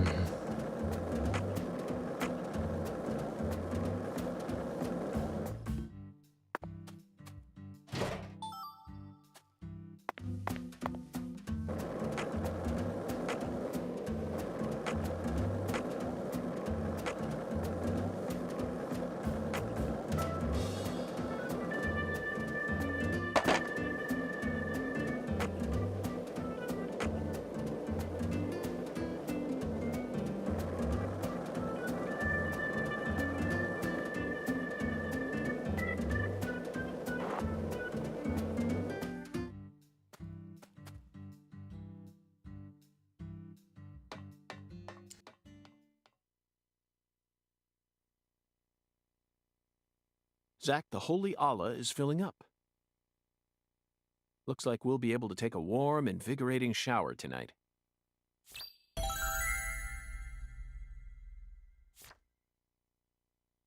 Patty, are you okay? No. Not really. Worried about your parents? Well, of course I am. My mom is sick, you know. And she got even worse starting about a year ago. She used to be so beautiful, but now she looks like a completely different person. She can't even get up out of her own bed no more. I'm sorry to hear that. Mhm. I already hurt you once in the past, and now it looks like I've gone and done it again. No, I know Mama's illness ain't your fault, Agent York. It's more about Daddy. He what? Nothing. Just forget it. Hey! Y'all get down from there right now! I said get down here, goddammit! The heir to the Clarkson legacy has come for us, Zach. And he doesn't sound very composed.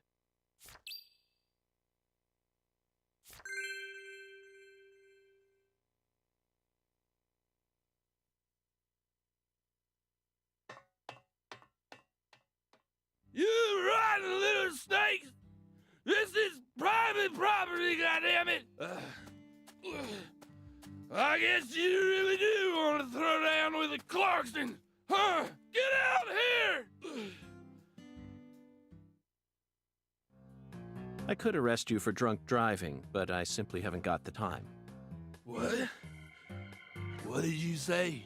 Ever since you got here, my whole family. Now they're all dead. You're Satan. You came here to destroy the Clarksons. You destroyed them.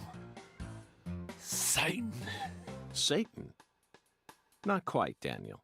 I'm just an agent carrying out a mission in accordance with federal law. On the contrary, I came to put a stop to all these problems. You might even consider thanking me for it. Federal law. Mission accordance.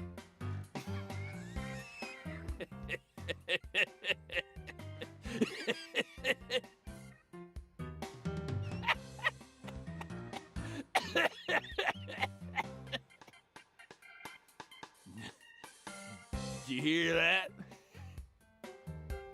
Bastard wants me to thank him.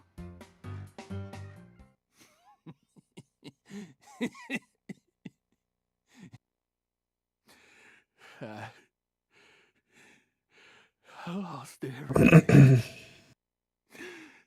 My treasure.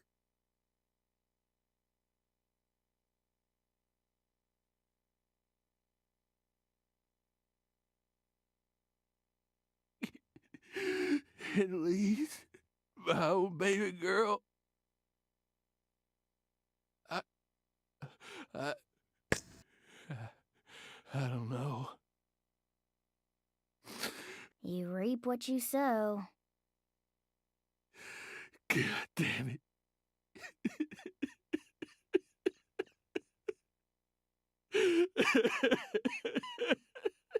Whether you like it or not, you're the new heir to the Clarkson legacy. You could rebuild their empire, or resign it to the ravages of time. Do whatever you like. But you'll no longer be able to borrow a certain someone's power and march around like you own this town. You need to accept that and prepare to survive.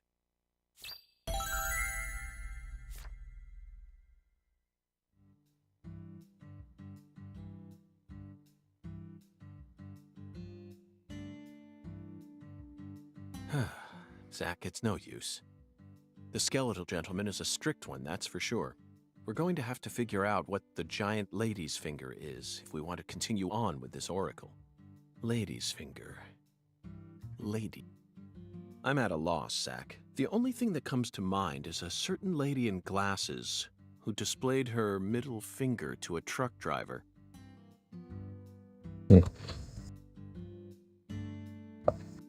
The student driver who was driving the car that Leslie Nielsen jumped into in order to chase down a criminal. What? 1988, directed by David Zucker, The Naked Gun. What a wild reference.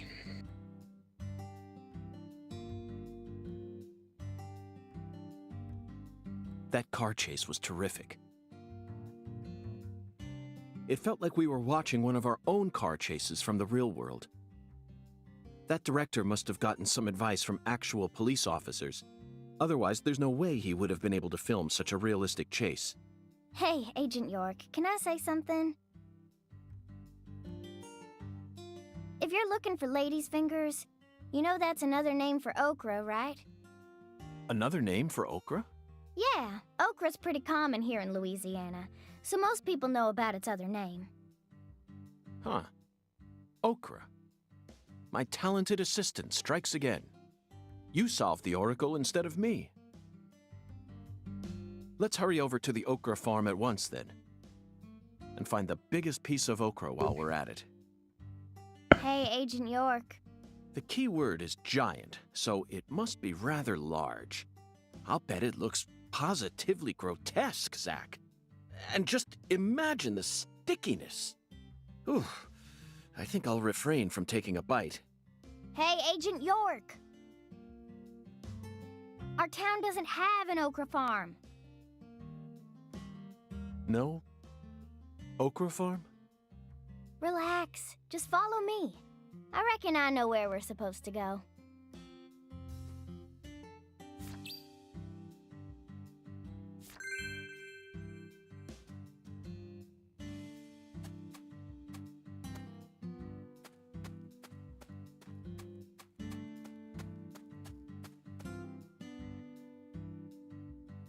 Hey, Agent York, stay close to me.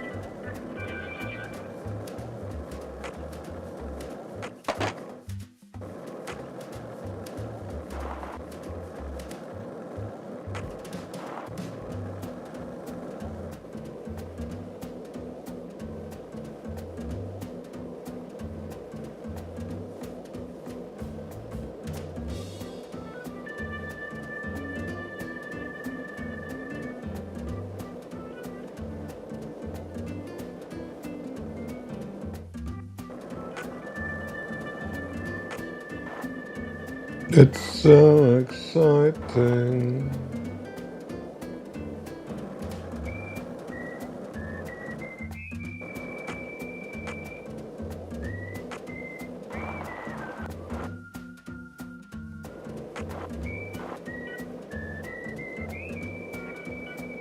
Arm supply. Come on. No?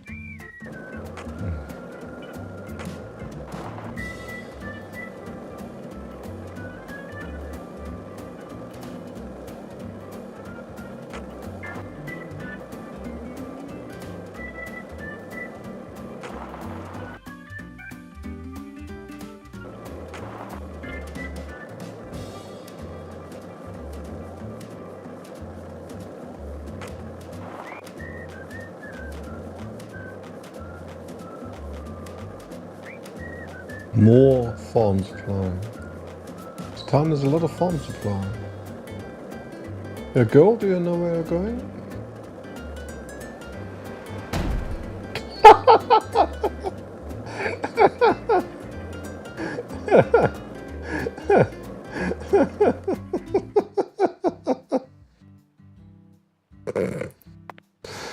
Oh, perfect.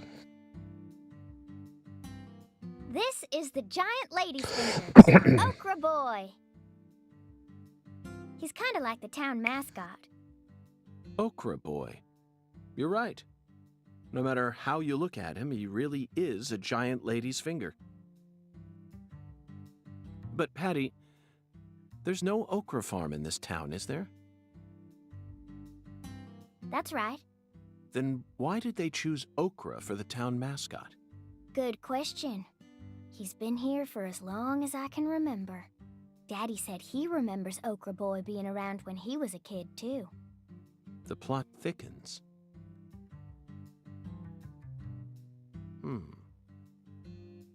Zach, doesn't it look like he's pointing at something?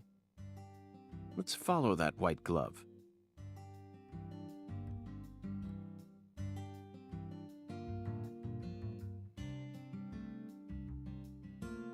Patty, that's it.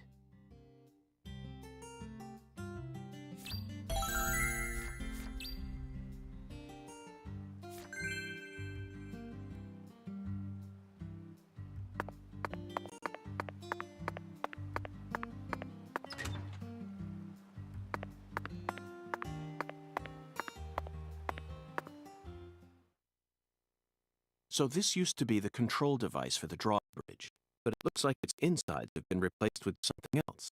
Oh, yeah. I remember Daddy telling me about this. This drawbridge hasn't been used for decades now, so the control room doesn't work, and the power's been disconnected.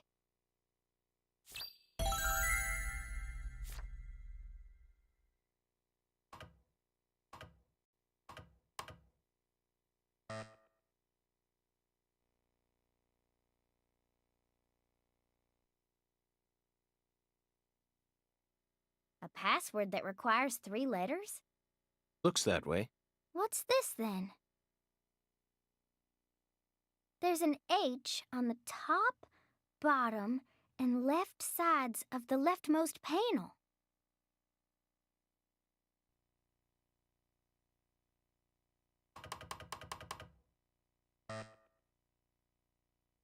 Patty, trial and error won't get us anywhere. There are 26 letters in the alphabet, which makes for 17,576 different combinations if we use 3 of them. Let's try something more efficient. I know that. I was just fiddling with it. So, what do you want to try, Agent York? Just leave this to Zach and I.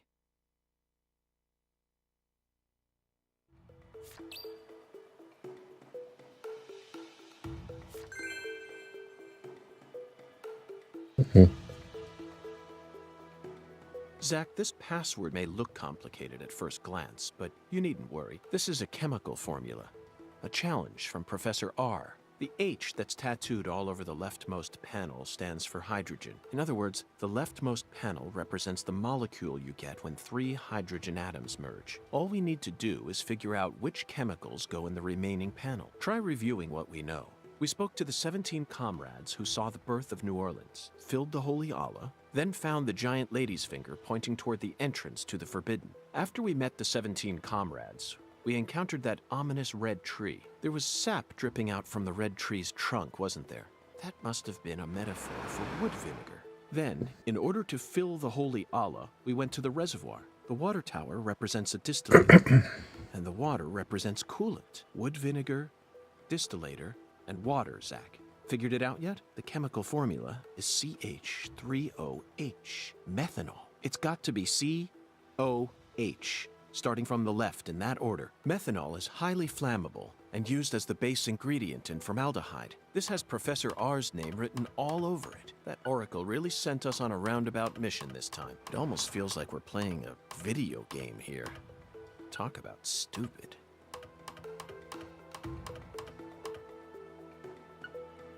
Zach, start at the left window, then put in C-O.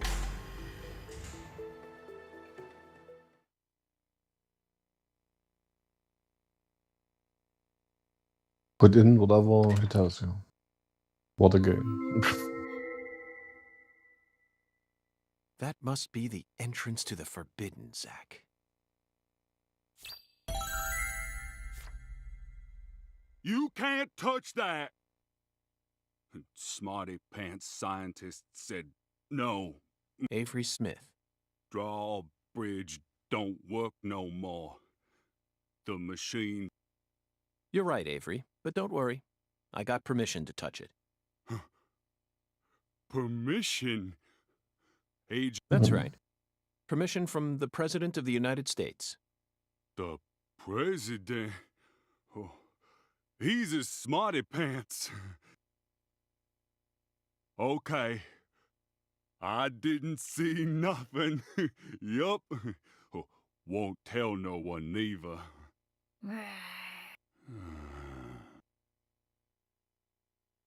Hey, Agent York, are you really going in there? Yes, I have to, for the sake of the investigation. I'm getting kinda scared. That's a rare word to hear coming from your mouth, Patty. I don't see much in there aside from some overgrown weeds, do you? No, that's not it. I'm not scared of the weeds. I'm scared of what you'll find, Agent York. You don't need to worry, Patty. You're my precious assistant, remember? I promise I'll protect you, no matter what happens.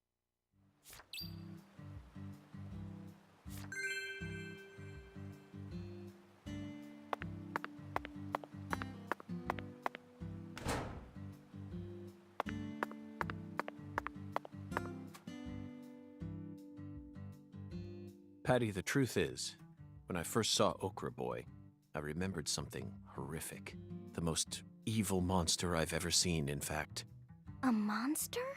Oh yes, a demon incarnate who plunged New York City into mortal fear. The Stay Puft Marshmallow Man. Marshmallow? Ghostbusters, 1984, directed by Ivan Reitman. Now that's a film that was filled to the brim with bona fide horror. A true masterpiece that boasted an honest depiction of just how frightening a real ghost would be. Even if you watched it now, I'm sure it would still chill you to the bone. First night I watched it, I was too afraid to go to the bathroom alone, so I made Zach come with me.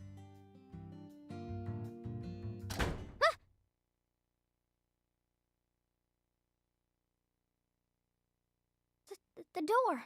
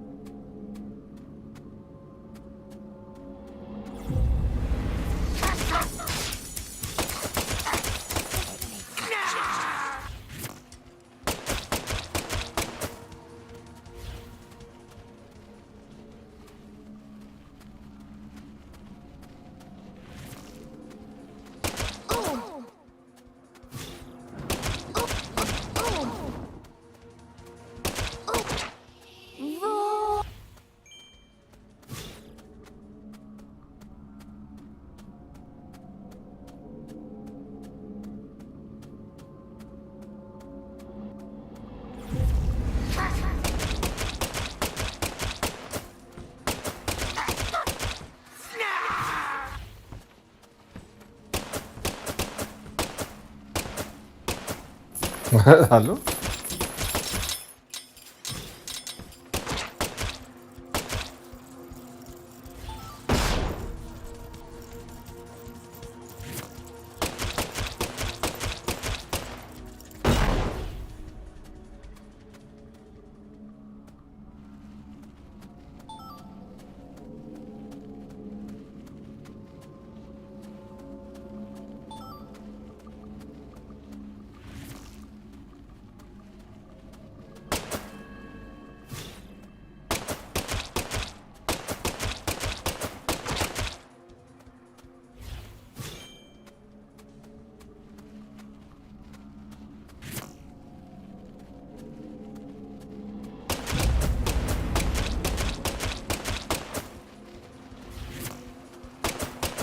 Are you in pain?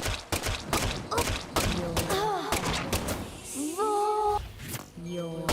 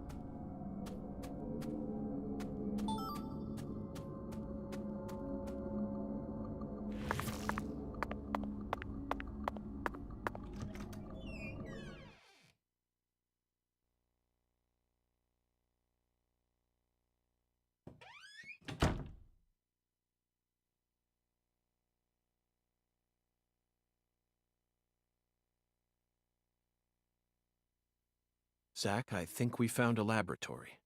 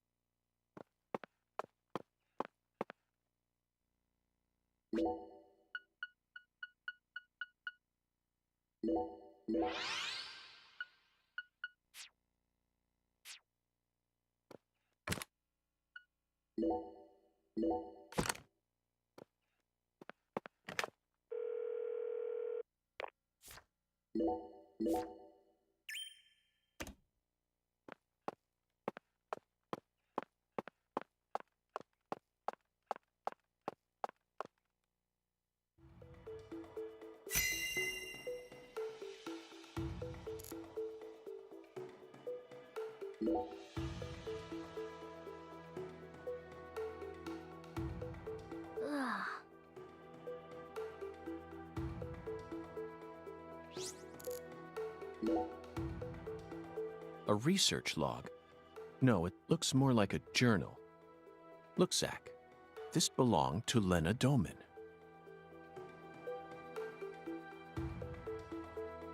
The professor to the very end.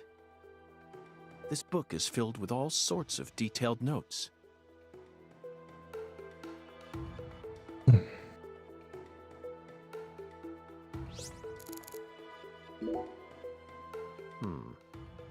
She studied abroad during school, most likely in order to get as far away from her father's prejudice as possible. Abroad, she studied chemistry and fire dynamics, then cultivated the groundwork for Sang Rouge. If what's written in this journal is to be believed, Sang Rouge is a naturally derived substance. That must mean it's something akin to ayahuasca, the hallucinogen found in the Amazon region. But Sang Rouge wasn't actually produced here. It appears that a special environment is necessary to summon the Red Demon.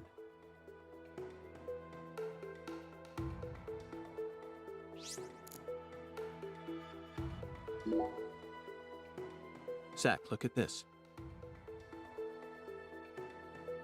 It says that when Lena was still known as Lenny, she once fell in love with a woman. She fell in love with her older sister. That matches up with what PJ mentioned just before he died. And apparently, they had a daughter. What? The Clarksons' family tree is far more complicated than I could have imagined. You can say that again. And here it says that the Clarksons' older daughter later fell in love with someone in town and got married. Then she must still be somewhere in this town. Hey, Patty, did you know about all this? I don't know.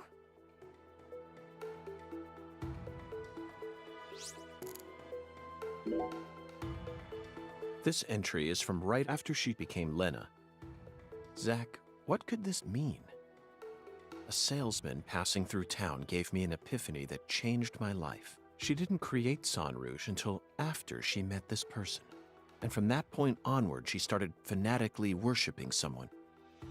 She also ceases to mention anything more about her older sister, and the word goddess of fertility starts appearing everywhere.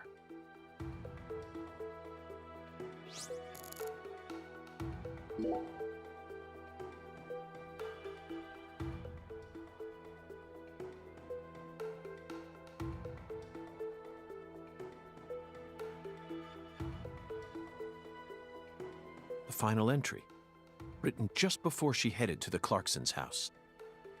No one can stop my plan, not even me.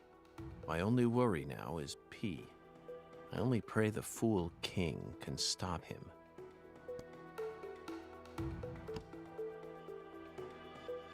Zach, it looks like we've uncovered yet another new character. Who's the Fool King? This is starting to read like a badly written tragedy.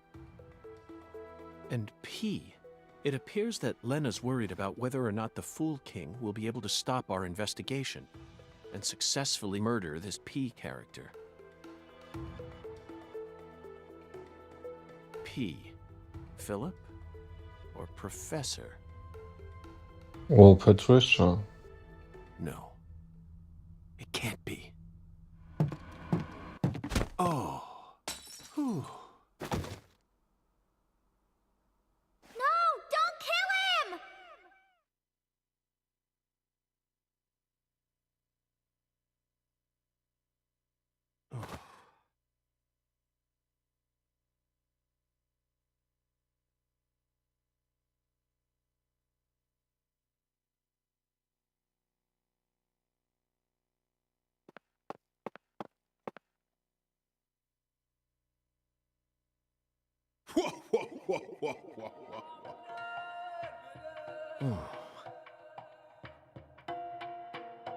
Hi there, Hundan.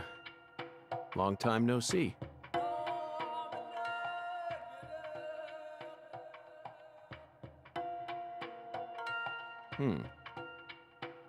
This is definitely your simplest oracle by far.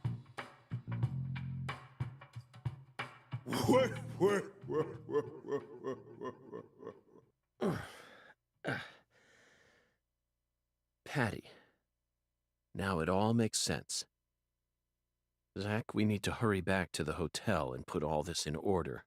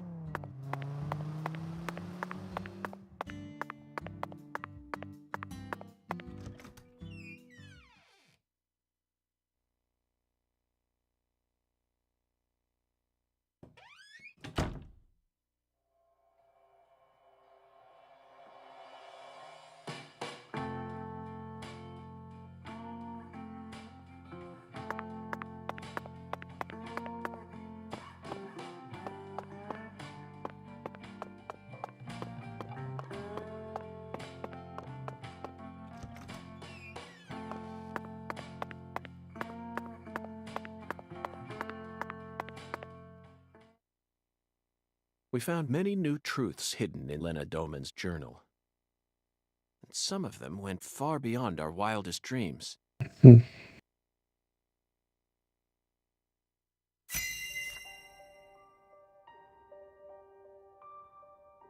First, we should clear up who PJ's first daughter is. First. She was a complete mystery until now. But after reading Lena's journal, I became convinced of something. She still lives somewhere in this town. Lena's journal stated that this woman married someone from the same town. Did you figure it out yet, Zach? Who is PJ Clarkson's first daughter?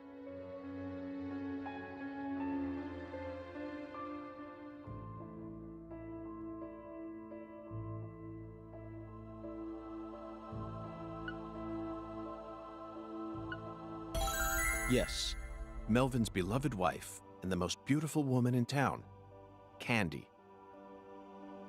She's PJ Clarkson's first daughter, which means that just like Galena, Candy also carries his blood. Now we know why Melvin said that Galena was a beauty who could attract a lot of attention. Candy had no interest in the inheritance and was also sexually liberated. That must be why PJ ended up coddling Lena so much.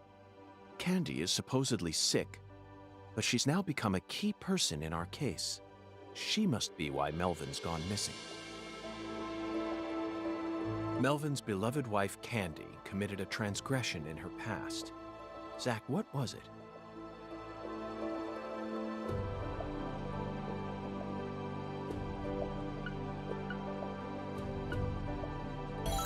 That's right. Candy had intercourse with Lena. Then she gave birth to a child. a child that we know very well. We never heard any mention of her biological father anywhere in town, despite how much these country folk love to spread rumors.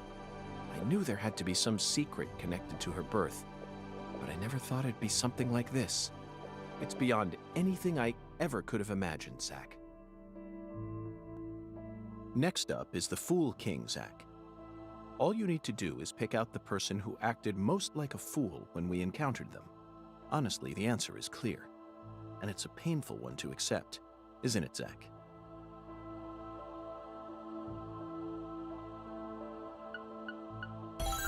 Melvin. He's got to be the Fool King. The way he's acted from the moment he located Lisa's body up to now.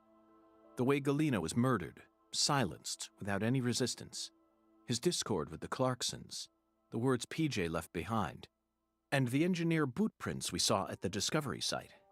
It feels like the missing puzzle pieces are all falling into place now. But why did he decide to take part in Lena's plan? According to Patricia, he seemed to be avoiding Lena. There's no way he actually could have believed that the goddess of fertility would come and save the town. Oh, so that's it, Melvin. As you nursed Candy, you too became corrupted by Sang Rouge. Drugs rob people of their judgment. They slowly but surely eat away at their users. That's most likely the reason it took Lena so long to enact her plan. I don't know what to say, Zach. This is absolutely unbearable. Lena fell in love with her older sister Candy, and the two of them had intercourse. But afterwards, Lena realized that there was a disparity between her body and her mind, and descended into suffering. Finally, Lena left home and decided to live on as Professor R. Meanwhile, Candy fell in love with Melvin, which led to her leaving home as well. I could only guess that Lena and Candy's relationship continued after they left home. Then, their strange love transformed into something else that bound them together in a powerful new way. Lena must have periodically delivered Sang Rouge to Candy as offerings to the goddess of fertility. It's hard to keep going with this, Zach. You know where it's all leading, don't you? If Lena's plan was to kill off every last Clarkson aside from her goddess, then her next target is PJ's last living descendant. She's in danger. We need to hurry.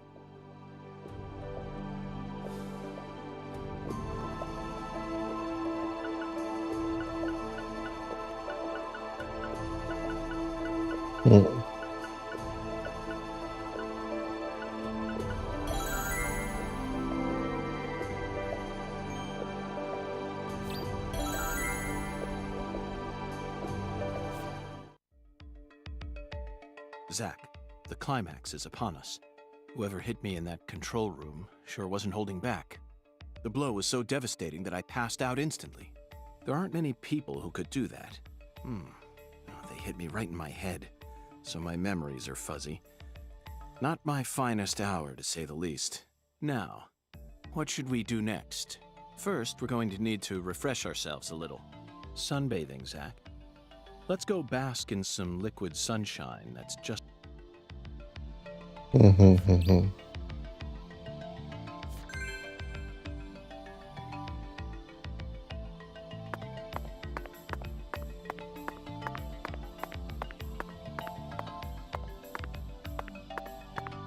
Wait, one drink.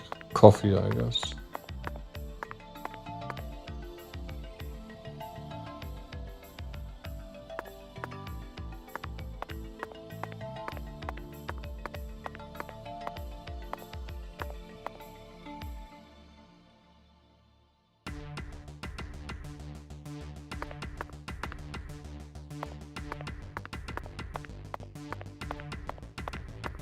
It's one of the best tracks in this game.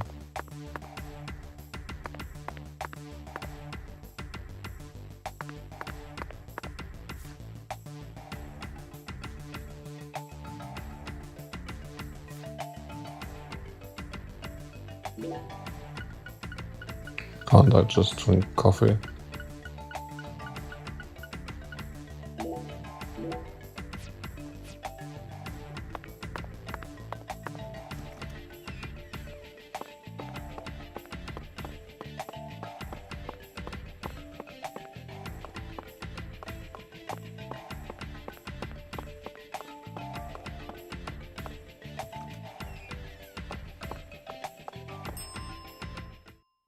And that's what you can't. So make.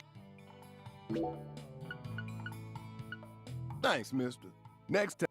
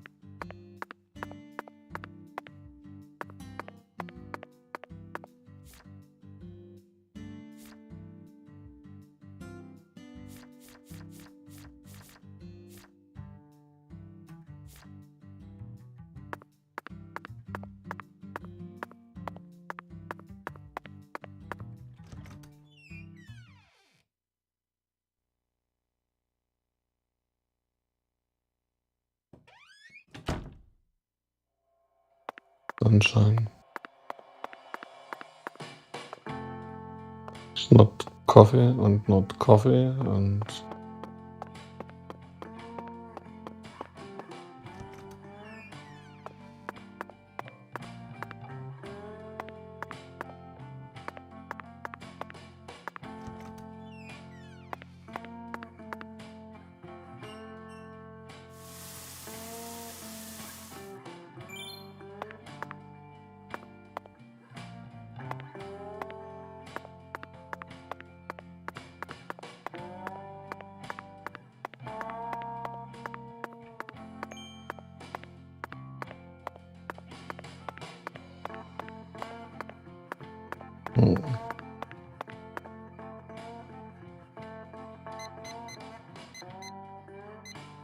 but maybe it's good to.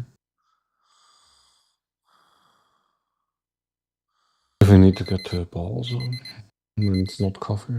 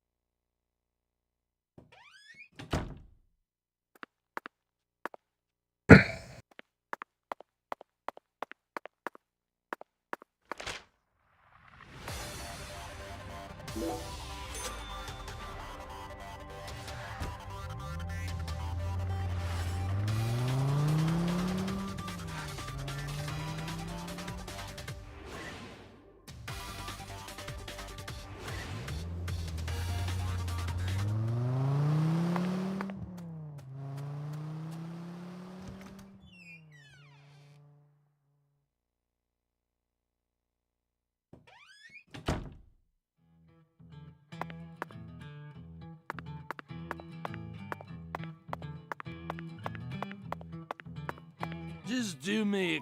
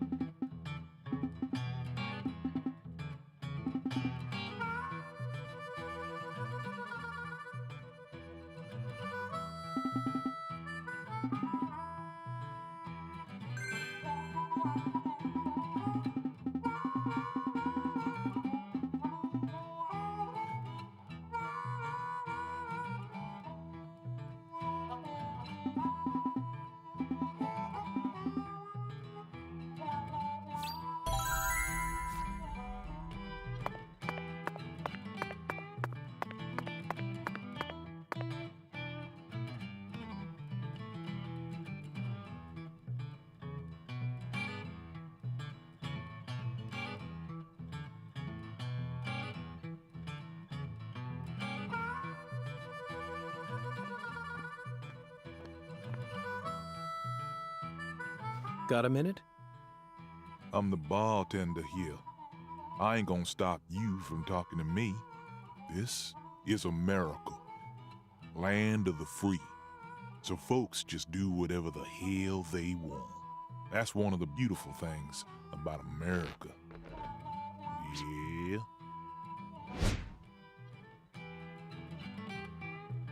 FBI Special Agent Francis York Morgan. But please, call me York. That's what everyone calls me.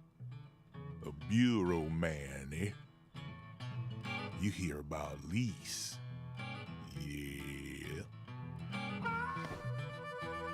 That I am. Very astute of you. What do you know about her? No one lives forever.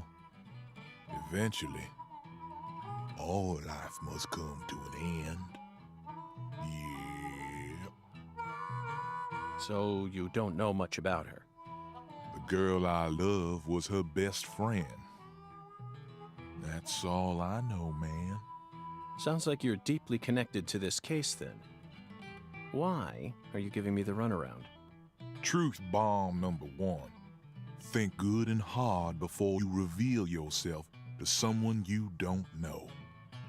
Just some common sense for daily survival. Yeah. Hey, Bureau man, you change your underwear every day. Yeah. Here's another truth bomb for you. Clean, white underwear without a single stain on it. So pristine it shines. Your day doesn't truly begin until you slip them on. Yeah. Our world's filled with truth bombs. And that's about all I can really tell you. Zach, this man has got a very unique style to him. I reckon it's about time we stop flapping our gums here, Bureau man. Don't give up the good fight. Yeah. Later. One last thing. Do you always dress this way? I'm not quite sure how to put it, but you're practically naked. This is America, land of the free. I'm simply exercising my freedom. And as my fellow American, you need to respect my freedom.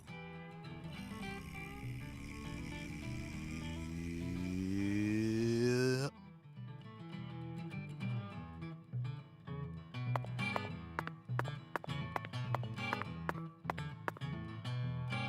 Today the town feed.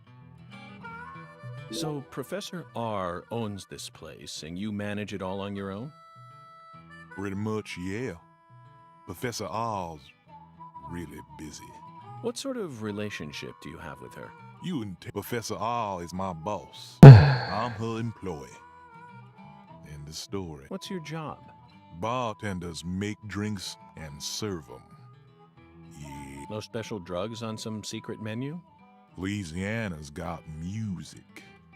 We don't need drugs. Even in Louisiana, drug use is rampant. Not here, it ain't. Folks come here to enjoy a drink and listen to some jazz. I came across this spot when I was looking for a place where my buddies and I could play. Professor R happened to be looking for a bartender to sell some drinks and keep track of the money. And if that bartender can also play some music on the side, well, that's a match made in heaven. It's just one big truth bomb, Bureau man. Irrefutable. Yeah.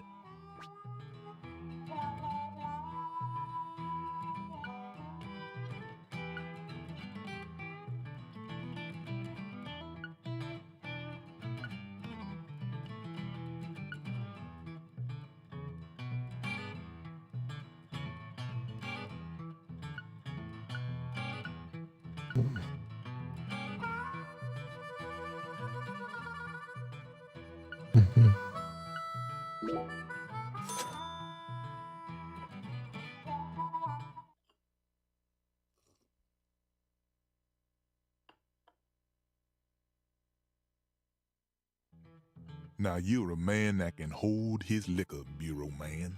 You know, you remind me of someone. Who? A historical figure from another country. Oh? Well, I'd certainly like to hear about him. Michelangelo Buonarroti, the Italian sculptor. You know of his work? The Pietà, David, Laocoon and his sons. If I listed everything, we'd be here all day. He's famous for his sculpting work, but he was also a fantastic painter. The Sistine Chapel ceiling is definitely one of his best. It's on a whole nother level. Yeah. I completely agree with you, bartender. But why did you bring up Michelangelo? When Michelangelo painted that ceiling, he did it standing up, looking towards the heavens, for 4 long years, little by little. The ultimate task a single human can achieve over a period of 4 years. It truly is a masterpiece, worth every compliment. But why do I remind you of Michelangelo? Bureau Man, what are you in such a hurry for? All right. What I've been trying to say is, I bet it was a real pain in the ass to draw that whole thing. And your job is a pain in the ass too. Yeah. Yeah, I guess you could say that. Well, there you have it. Have what? Just another truth bomb. Zach, he really got the jump on us back there. After all that dramatic build-up, I never expected him to reach such a vapid conclusion. Perhaps he's nothing but atmosphere. I'm completely outmatched, that's for sure. I could never hope to exude as much sheer atmosphere as that man, especially during such pointless conversations.